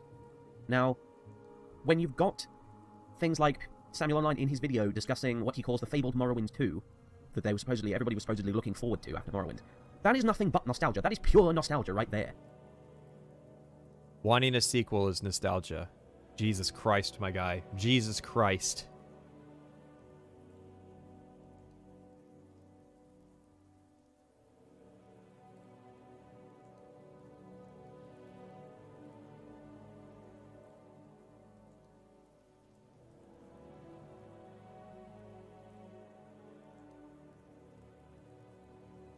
You know, he's literally saying, oh, I look back at Morrowind and I think it was the best game for a whole bunch of different reasons, and I really wish they'd made more games that were just like that, because that was the one I liked the most. That is nostalgia right there. That's the very definition of it. Oh my god. Wanting a sequel is not nostalgia. It's like saying, oh, well, your arguments about Skyrim are invalid. Just because you want Elder Scrolls 6 to be X, Y, and Z, you're just being nostalgic.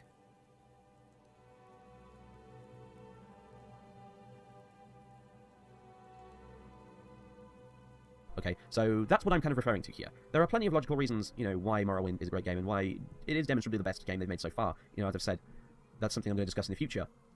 But when I talk about gaming nostalgia, the nostalgia goggles, the rose-tinted spectacles, stuff like what I just mentioned with the whole Morrowind 2 thing, you know, and people just generally speaking, comparing every Elder Scrolls game they played since Morrowind to Morrowind. The first thing they do, you know, when they get into one of these games, like when Skyrim came out, when Oblivion came out, is how does it measure up to Morrowind? You know, they're making instantly in their head constant companion. They also do that with Daggerfall. Hell, they did it with Skyrim and Oblivion. What's your point? When people are extrapolating their experiences to something, they relate it to other things. That's not nostalgia. That's called comparison and contrast.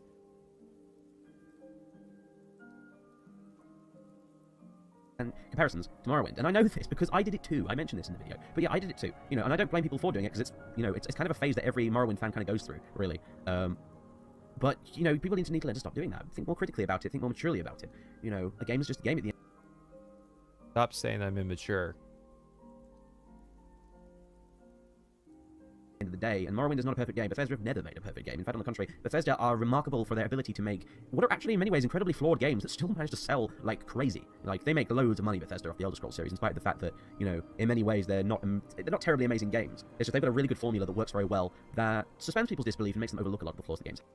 Would you say that the Elder Scrolls games are not terribly amazing? I think they're really good. I have my issues with them, but I don't think they're bad because they have issues.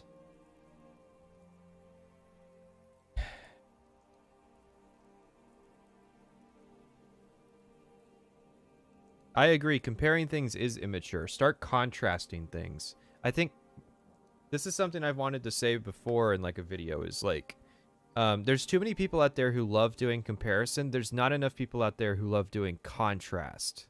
Because seeing how things are different is just as important as seeing how things are similar. So are you into TES for the cosmology or more just Beth-style RPGs? By cosmology, I mean the Michael Kirkbride cracked out... No, I'm definitely not into it for the Kirkbride stuff.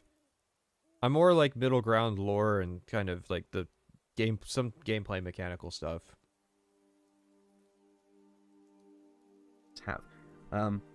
You know... Who knew the dumbing down was the friends we made along the way? So, nostalgia is a problem. Can you please give an example between Oblivion versus Morrowind? I mean, when Oblivion came out, people would be comparing it to stuff like the sort of, like, you know, the combat, the magic system, the quests, the world design.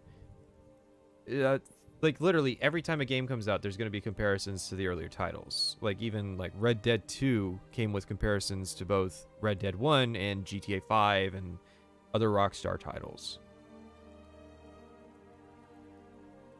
In this specific case anyway, you know, nostalgia's not necessarily a bad thing at all. You know, everyone has it for something. But, especially in the wake of Samyoline's video, I saw a lot of people... Nostalgia's not a bad thing at all. Say on the subject of Samyoline's video. What I would like to say in a more general sense, though, is that people really need to take off the rose-tinted glasses from time to time. That is, after all, where many of the complaints like this come from, and frankly, I'm sick of hearing them. Well, that's all from me today. Take off the rose-tinted glasses. I'm sick of hearing about it. But it's okay to be nostalgic. Did anyone compare Red Dead Redemption to Red Dead Revolver? Oh yeah. Yeah, there were some people there's Red Dead Revolver fans out there who are salty to this day about some stuff. People, Let's Players especially, including himself, that were doing like Skyrim Let's Plays at the time. And they actually decided, then and there, that nope, okay, no, I've had enough of this. Skyrim is a dumbed down game. I watched this video and I've now decided, yes, Skyrim is a dumbed down game and I'm not going to do my Skyrim Let's Play anymore. I kid you not, people actually, said this. You can even look it up in the video responses on Samyoline. Why don't you show it? I'm not taking your word for it, dude. It's been like over 8 years. I doubt it would even be possible for me to find examples of people giving up on their fucking Skyrim Let's Plays because of a YouTube video. Online's video. I think there was at least one posted in there where it was a guy basically saying that, he abandoned a Let's Play which, his subscribers were watching and enjoying because he decided, nope, Skyrim is a dumbed down casual game and I want nothing to do with it anymore. Is that not a legitimate perspective that people can have? People should be forced to continue playing Skyrim even after taking into consideration that they're really not enjoying their experience. Because here's the other way you can interpret that, okay? That guy was forcing himself to continue playing Skyrim, and then he saw a YouTube video that said everything that he was thinking about Skyrim, and he decided, I don't want to do it anymore. I want to do a different game. He's not allowed, he shouldn't do that because it would disappoint his subscribers. I'm sorry, but the subscribers, it's ride or die, motherfuckers. You better be ready to go with me wherever I go. I'm sorry if I disappoint you and I stop making the content that you want, but I have to do what I want to do.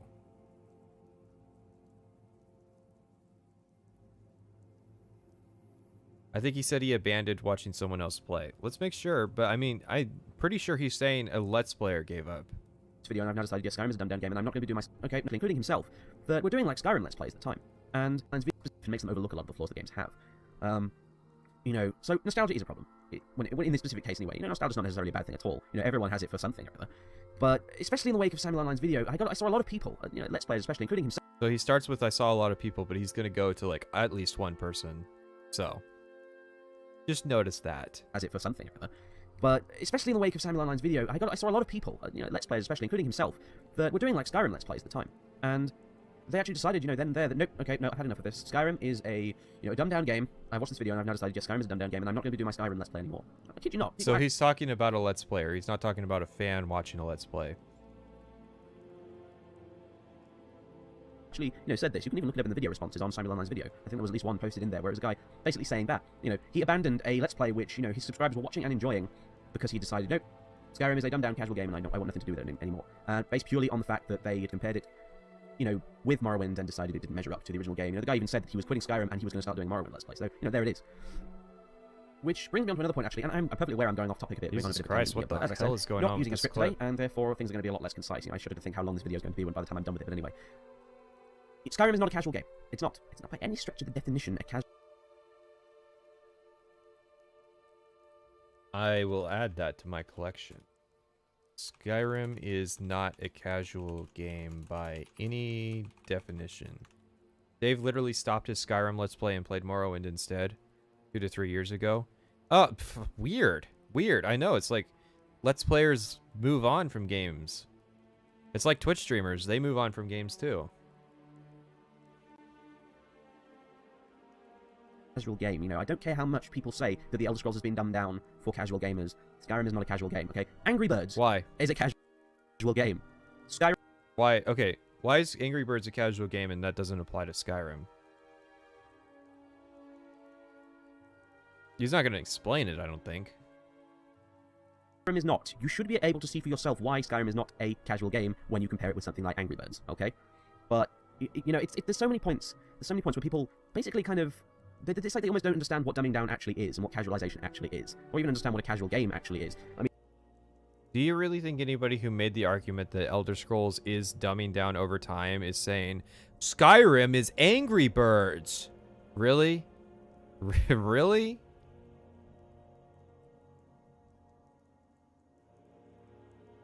Alright, let's say there's a movie franchise and it's originally built for kids, but it's like...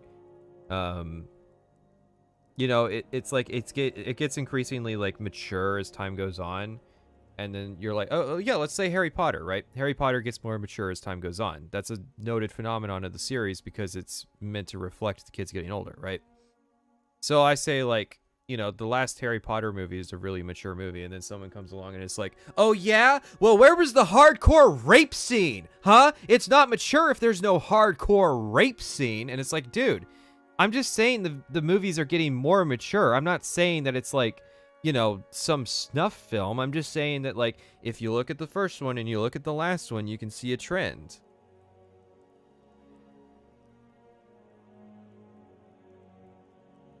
I mean, there are so many points, if you even think back right now in Samyoline's video, where he talked about things like the value of artifacts in the game. He basically, you know, as you probably all of you may know, you know, the various magical artifacts in the game, the unique ones, like the Daedric artifacts, in Morrowind they were worth a heck of a lot of money. You know, they were worth huge, huge amounts of money, like hundreds of thousands of gold. And you couldn't sell them to any merchant anywhere for their full value. And then in Oblivion, the value of these items was reduced a bit, and in Skyrim they were reduced further. So you had items that were previously worth in Morrowind about 200,000 gold, now in Skyrim were worth 2,000 gold. And Samuel Online basically said, yeah, that's dumbing down, because casual players want to be able to sell every item they get. And I'm sorry, but that is not dumbing down. That is simply a different approach to game design. That's literally all it is. If they wanted to dumb down... Yes. A dumber one. Huh, weird, right? Weird how that works. Explain to my fiance why that was yelled, please. Is she watching? Okay. Here's why that was yelled. It's called emphasis. I want to emphasize how dumb this point is, so I used as extreme an example as possible and did it pretty loudly in order to really sell the point that this is a really dumb argument that he's making.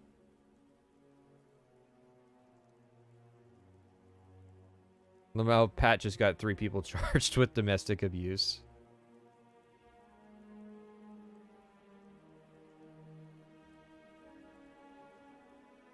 It's on par with the Eclipse from Berserk. It's not mature.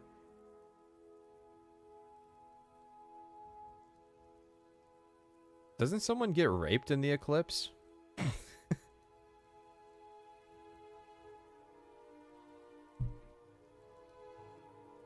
The artifacts, they wouldn't have made the artifacts worth less money. They would have made it so the merchants had unlimited gold or something. Because obviously, you know, if you're really going to appeal to that kind of casual gamer, you know, they're going to want as much gold as possible. So, you know, why change how much the artifact is worth when you could simply, you know, remove the cap on how much gold a merchant has in the first place?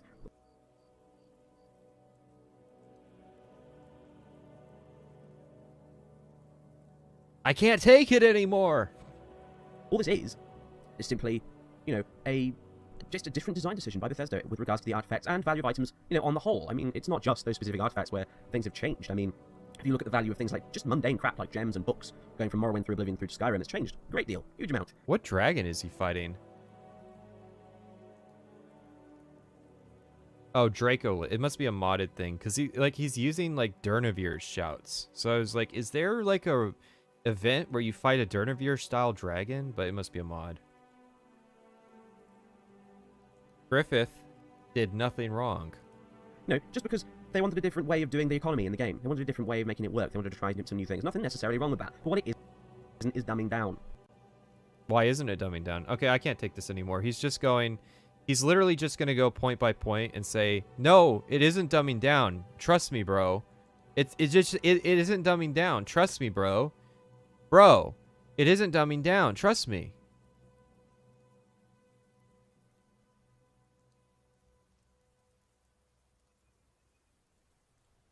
Go to hell! What? A 1 out of 10! A total epic fail! Thank you, Joe. I'm done with this shit. This dumbing down drama was one of the dumbest fucking things I've ever seen. Ones across the board, all of you.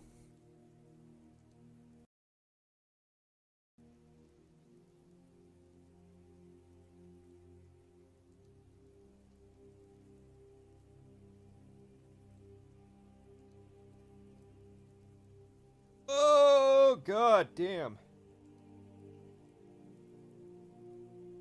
Now, apparently SorcererDave got better or something. He started taking, like, brain medicine, or he realized the error of his ways. So don't be too harsh on him. But the fact remains that this has been, like, one of the worst days for the videos we've watched, except for Ether Dynamics.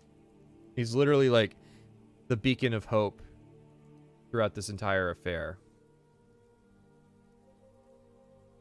This is Ether Dynamics here again to talk about artificial intelligence and game design, focused on Skyrim: The Elder Scrolls V. First and foremost, I want to thank everyone who shared their observations, suggestions, and criticisms in the first video. I greatly value the feedback from the gaming community. Before I get into any other details about the newest mod release, I want to cover items that were changed thanks to audience submissions. Thanks to your posts and messages, the following items have been implemented in the new version. Rather than having enemies spawn back independently, there's now a handy pull-down chain for bringing everyone back to life at the same time. It also gives the player a 15-second warning to get ready for the next wave. Several folks mentioned the importance of immersion, and as such, the arena is a bit darker, so light becomes an important factor.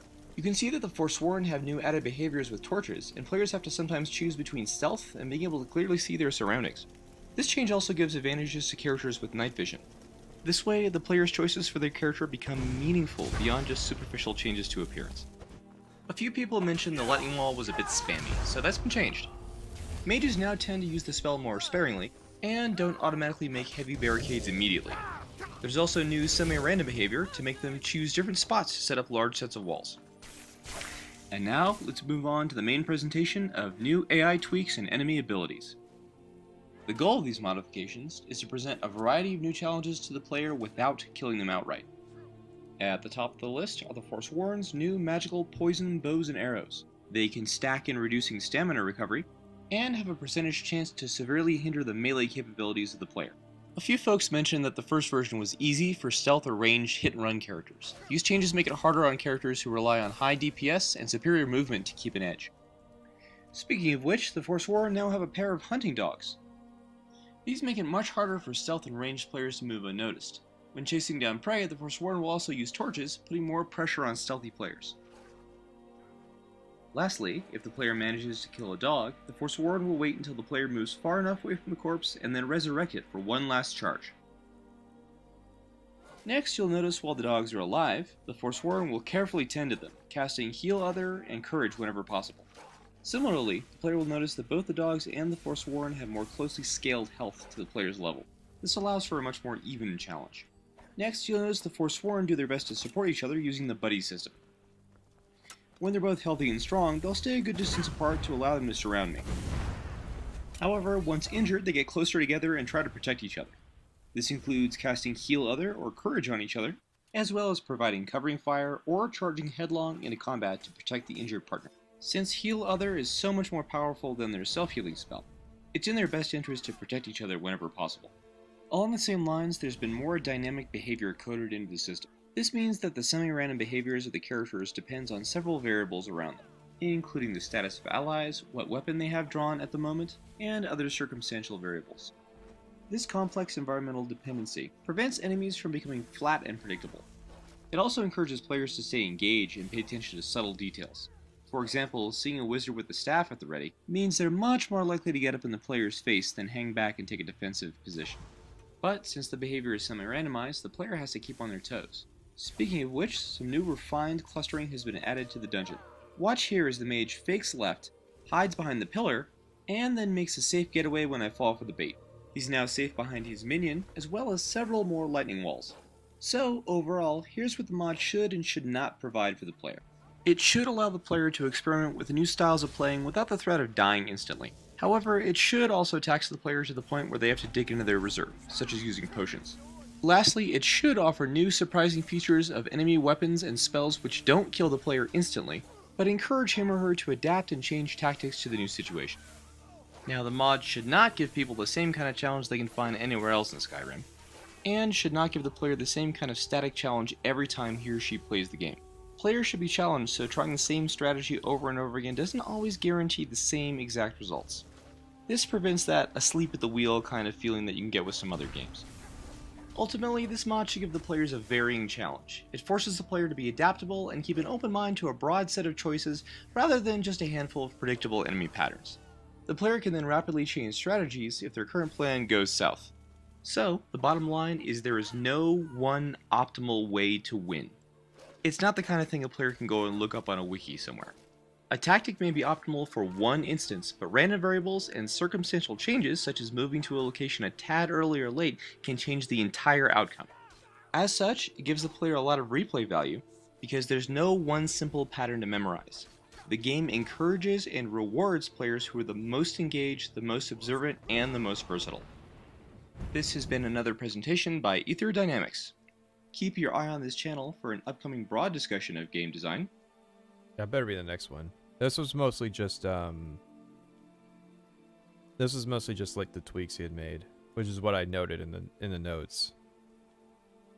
What do I find more annoying? Videos where they say nothing of substance, or videos where they have maddeningly indefensible arguments? Well, that's kind of the weird thing, is that it's like that's like two shades of like really bad videos. Is you have the people who say nothing, so it's like just wasting our time. That can be maddening because it can just be hours of us like sitting there trying to make content out of thin air.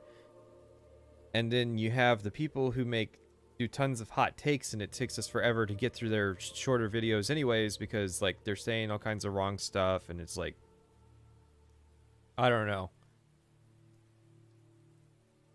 That's like asking if I prefer the noose or the bullet to the head. Like,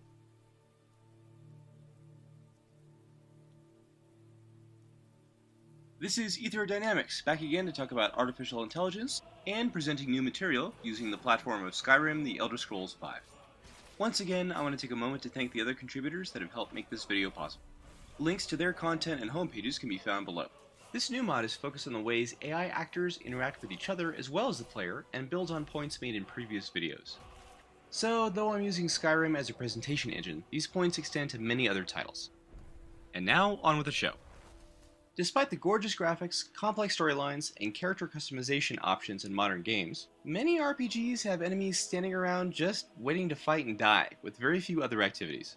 Some might call this a problem with immersion, but I think the issue runs a bit deeper, and the solution can bring about a fresh new feel to gaming environments. For example, players that are familiar with the Elder Scrolls series know there's a big difference between friendly and enemy NPCs. so between the last video and this one, ESL became a thing. The former are usually coded with sophisticated daily routines and activities. But while some foes have patrol patterns, most dungeon lurkers seem to be just hanging out. This includes various bandits, random mage covens, and other actors who should need food, water, and some kind of other activity to keep going. Enemies like the Dwarven Mecha and Undead are okay to have lying dormant, but running across them time and time again can get a little repetitive. It's also a great immersion breaker when you see players farming creatures that just magically respawn for no canonical reason.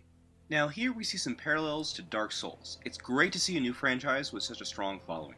While the challenges of Dark Souls opponents varies greatly, there are a few common threads and observations. Many common enemies have only a few moves and are basically high-risk fodder. Like the Elder Scrolls series, a lot of enemies seem to be waiting around just to get killed, especially bosses. While that might line up with the plot of the world being filled with mindless undead, it presents a very empty game mechanic. Even these all-powerful demon/monster things seem to do nothing but wait for someone to invade their home and eventually kill them. With emphasis on eventually. If left undisturbed, they serve no other purpose in the game universe. Now, some folks argue about the difficulty, and it's true, the franchise brags that it has a punishing learning curve. Seriously, read through the website. And that's great! I'm glad players enjoy that setup. It means they found a sweet spot of difficulty that people want. However, that's still a relative difficulty setting that some people like. Imagine instead if every time you died, the game made you start over from scratch. Now, some players might call that a true hardcore experience, but the truth is the preferences for difficulty are all relative. We can see similar dilemmas in both Devil May Cry and God of War. Like other games, both have the enemies waiting around / only summoned when the player approaches phenomenon going on. Now, I love the God of War franchise for its gorgeous visual design, fluid controls, and Twitch gameplay. However, when you have foes that have a very limited spread of attack behaviors and very obvious telegraphs and triggers, then the only variety you can expect is when designers put different combinations of them together. Otherwise, fighting that type of opponent one-on-one can actually get boring once you figure out how to defeat them. Now for both titles, boss fights are epic. But most other encounters are forgettable. No one reminisces about the 10 skeletons they killed in whatever stage, because they were just like the other hundreds of skeletons they had to kill to level up to that point, and will be like all the skeletons they kill after that point. Now if that's true, why put all that empty filler into a game? Why put in stuff that the player doesn't even want to fondly remember? Alright, I've spent enough time talking about what's missing. How about demonstrating what can be there instead? If you pop into Markarth, you'll notice a little something's going on. 2 new units have been introduced, each with differing abilities and tactics. These are meant to be more robust than other opponents, less like dominoes that have been set up for you to knock over, and more like rivals who have their own objectives and want to survive as long as possible in pursuit of those goals. Both groups share a handful of common behaviors. The first among these is the use of potions. Like a human player, each will possess a leveled stock of potions, and these will be used as each appropriate stat gets low. Secondly, each group will seek to loot the bodies of their fallen comrades. There's no sense in letting a good stockpile of potions or equipment go to waste, especially if their opponents can take advantage of them. Third, each group will seek to avoid the tactical disadvantages as demonstrated in the previous videos with the lightning mages. They are fully aware of trouble spots in both Markarth and Markarth Understone Keep. However, each group will react to that danger differently as described later. First, we'll look at the Forsworn unit. There are 2 spell swords, 1 cleric, and 1 Hagraven mage for area of effect spells. The spell swords will try to engage with melee, but they also have distance spells to harass archers. Though the Hagraven is slow on her feet, she can raise zombies, heal herself often, and cast area of effect fireballs. Now when a member of the Forsworn team is injured, they'll seek out another Forsworn member to heal them using the buddy system as shown in the last AI demo. The cleric, shown here in the foreground, is primarily focused on hasting others, as well as being the main healing battery for the group. He's also the only one that can use dual casting and impact with destruction spells. Between the two, the Forsworn are the less disciplined unit. This means they care less about unit cohesion. Each member of the group will flee or fight independently. This is influenced by several factors, including their health and the relative tactical advantage of their opponent. This has its pros and cons. On one hand, it can help to scatter guards so they can't mount an organized defense. However, Forsworn can also get isolated and picked off if they can't reach a comrade for healing or support. Because of this, they're more likely to survive individually, but not necessarily be as effective as a group. The Frostmere unit consists of 2 clerics, 1 mage, and the leader, Lord Arngrim of Frostmere. Lord Arngrim is mainly a heavy melee opponent who wields the legendary sword Cold Death. Different power attacks will autocast various spells, though the damage is reduced to prevent it from being too overpowered. He also has limited spell abilities, such as Frost Cloak, Heal Self, and Haste Self, but he has to sheathe his sword to cast them. The clerics serve 2 functions, acting as controllers to buff allies or weaken enemies, and also as heavy armor support for Arngrim. Their debuff abilities include Slow, Weaken, and an area effect spell called... Do any of the NPCs in vanilla Skyrim use things as invisibility potions? Yeah, usually it's vampires. I think some Forsworn, like, NPCs will use potions. The issue is they typically don't have access to too many of them, and they won't take them out of the environment. So, like, they won't take, like, say there's a potion of ultimate healing that fully restores health. They will ignore that potion and fight you anyways, right? So they don't make full use of potions in their environment. It has to be in their inventory when they spawn. And the other thing is they don't use potions or poisons intelligently. So they don't do anything like, you know, paralyzed potion and then follow up with like ganging up power attacks on the player or anything like that. It's just sort of random. They'll use a healing potion if they're low, but that's like very basic, very like that's the smartest thing you can do with a healing potion. In my opinion, healing potions should be over time. They shouldn't be like all at once, because that just leads to that both sides spamming potions for 10 minutes.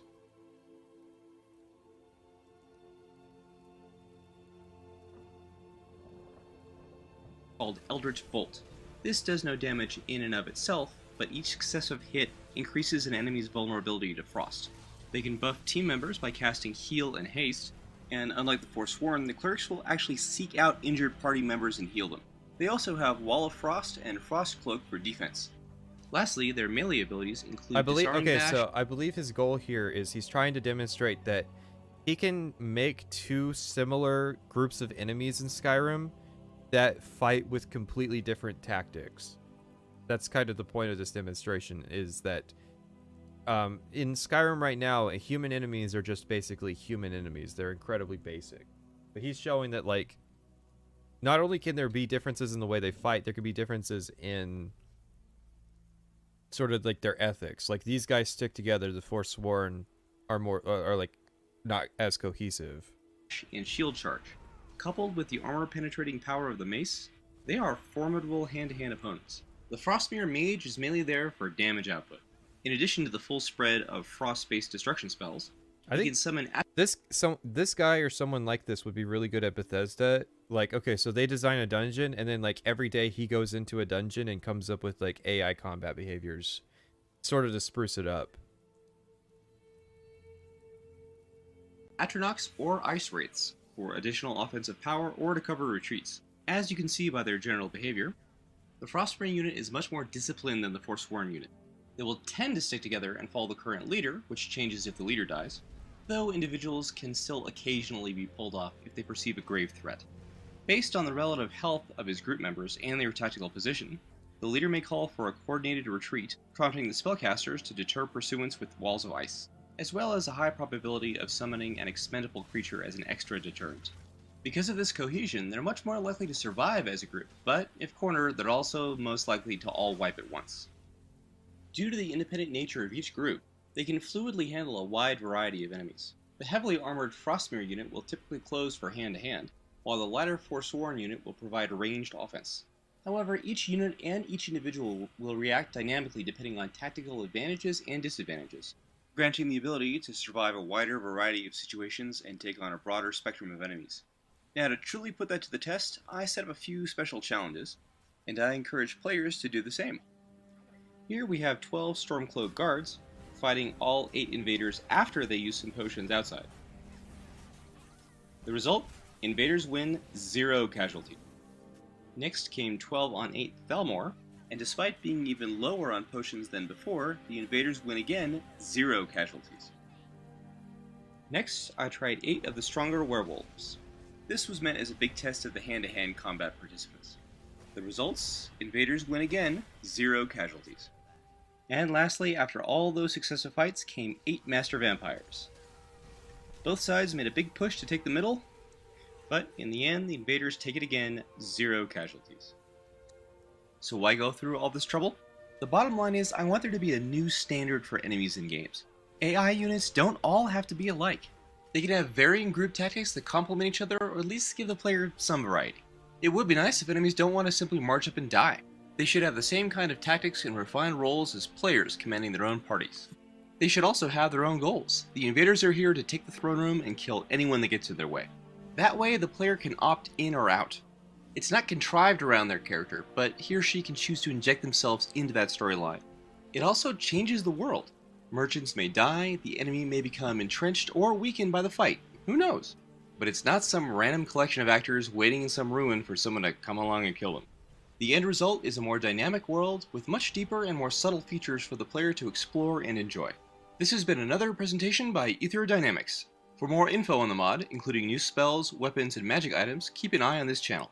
I also look forward to feedback and general discussion. Please. So, yeah. Etherodynamics, I still recommend it. Good to see that this is incremented a bit. I'm not going to show all of them tonight, but I do encourage you to check this stuff out. It's a very limited selection of videos again, but I'm a fan. Can you give us a smile and a wink? I don't know if I can wink. I can smile. Never. Oh wait. Cool. Shift. No, that's pouting. I can even go. Ah. Oh God. Something's happening. Something's happening. Yeah, I might have to keep using him as like palate cleansers. Honest to God, this has been like one of the worst days when it comes to the video selection. Like I said before.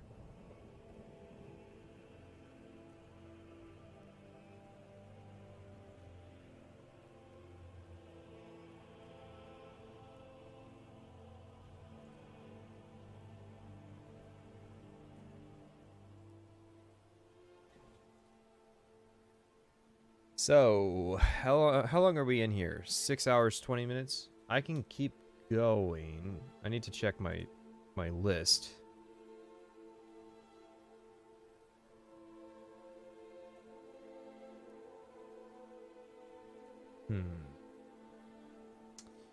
Saturday we're doing Mr. Caption.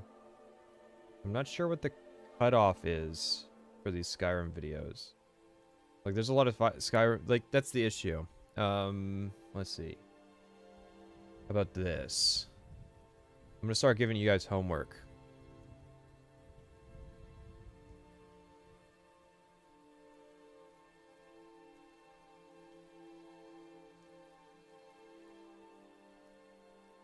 Hello, everyone.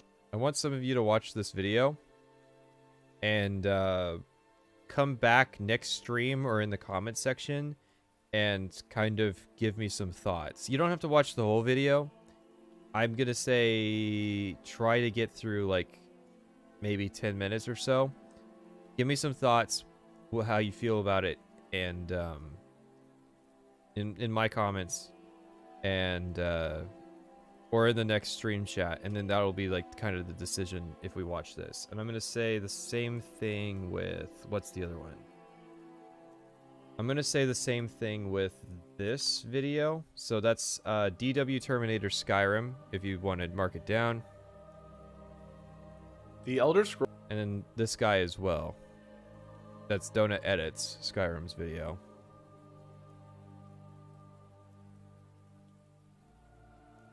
I've done like stories of old. No, we haven't yet. I'm not sure I'm gonna do that tonight.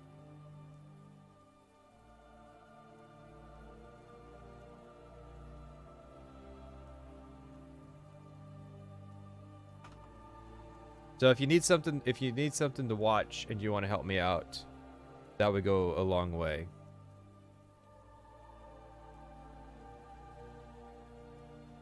Double space or single space? I am assuming you're referring to the number of spaces between sentences, in which case double space. No thanks, that's your job, not mine. Well, listen, here's why I ask, okay? You'll notice this video has 40,000 views, and the last one had like... Hello, everyone. 64,000 views, right? As we're going on, we're starting to get into the territory of like, these guys are really small YouTube. 9. I mean, they're not small YouTubers, but it's like, this guy's got 29,000 views on his Skyrim video.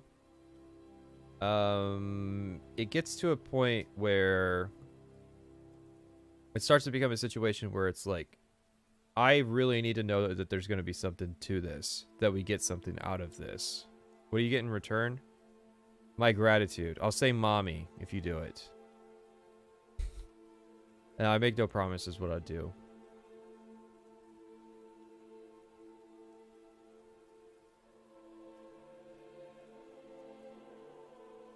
I have no requirements. Literally, you can watch 5 minutes and give me your surface level thoughts. That'll be fine.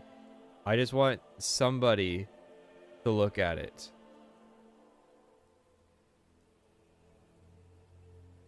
Because that's sort of the thing, like, I don't want to watch this Skyrim video and have it be like the other ones. I don't want to do that. I don't want to do that.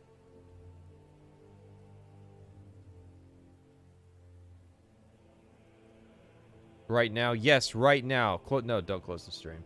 I'm gonna wind things down here though. So, this rank on the Discord server gets you a special role. I don't think it'll stay yellow.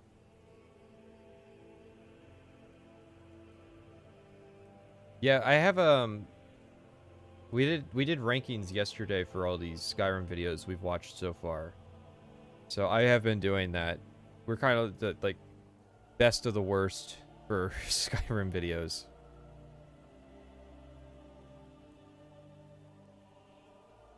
So yeah, you can grab this role on the Discord. Discord's fast way to get notifications of when the streams happen if you can't follow a schedule. Keep saying that over and over, and it keeps being true. So, listen.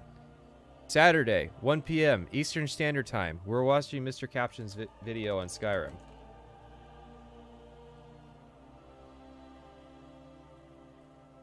Hello, one and all. Welcome. And it's kind of loud, but don't judge him for that. To my review for the Elder Scrolls V Skyrim. This is kind of a long anticipated kind of deal. It's okay.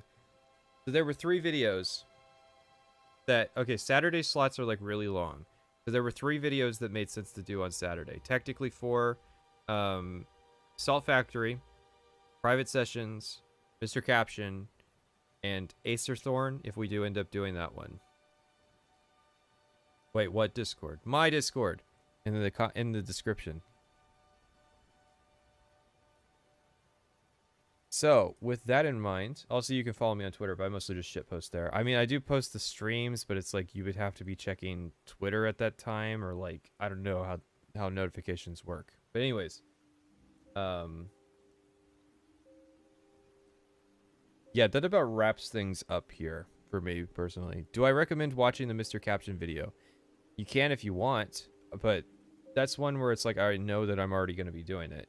The reason I'm asking you guys to check some of these videos out, I mean, besides like the fact that they're small, is that I need to know before I slam some guy with no viewership. And then we pull like a Will, and it's like, oh no, you bullied a guy off the internet.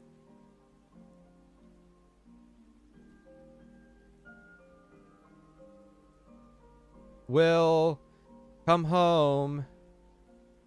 Will, come home. Is the Discord chill? Depends on your definition of chill.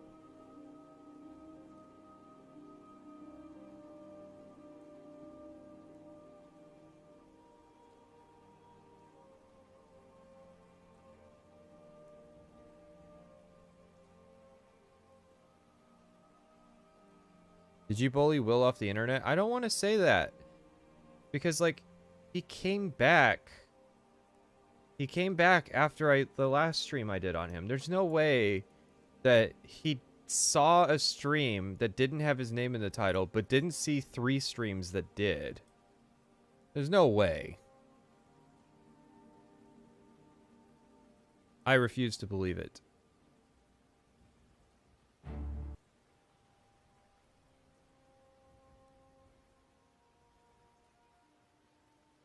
Nobody's left any comments left, like, acknowledging it, because this seems like the place to leave comments.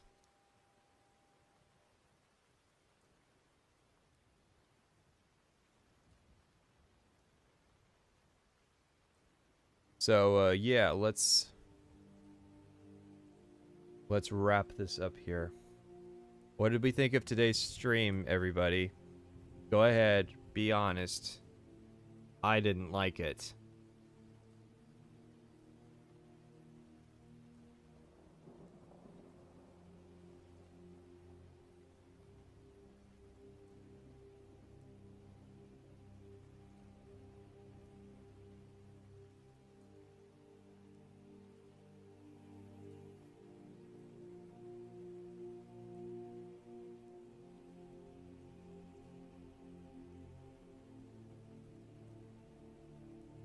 It was a stream, definitely.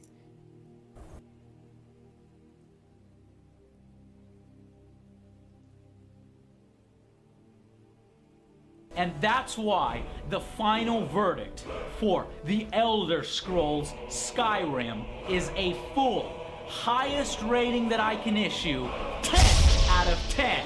And it easily earns the badass seal of approval. I cannot wait to see all the DLC and expansions coming. Now, if you'll excuse me, I gotta play through it again as evil, doing all the Thieves Guild missions, doing all the...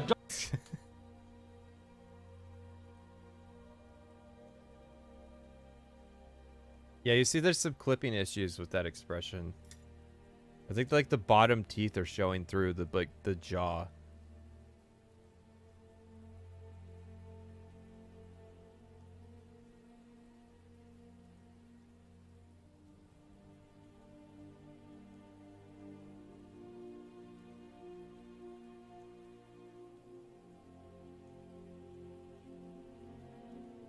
So, yeah, I'm glad everybody shares feelings about this stream. I think that, like...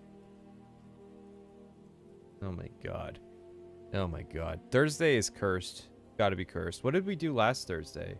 Or not last Thursday, we missed last Thursday. The Thursday before that. That was... Oh no! Guys! The first Thursday that we streamed was the day that we covered Will.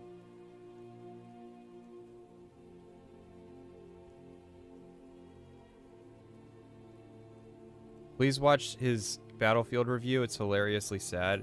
Oh no, please don't. Yeah, someone said earlier that he cried. Please don't tell me that like he actually gets that emotional about a fucking Battlefield game. It's probably just like for oh yeah, it's definitely for money. He's got 800,000 views on it. Of course he's gonna cry for the camera. It's like that guy that like feeds himself an unhealthy amount of food. He does it for the views. So yeah, you guys are all degenerates, and I expect to see you Saturday. Okay, I expect to see you Saturday. If I'm not your mom.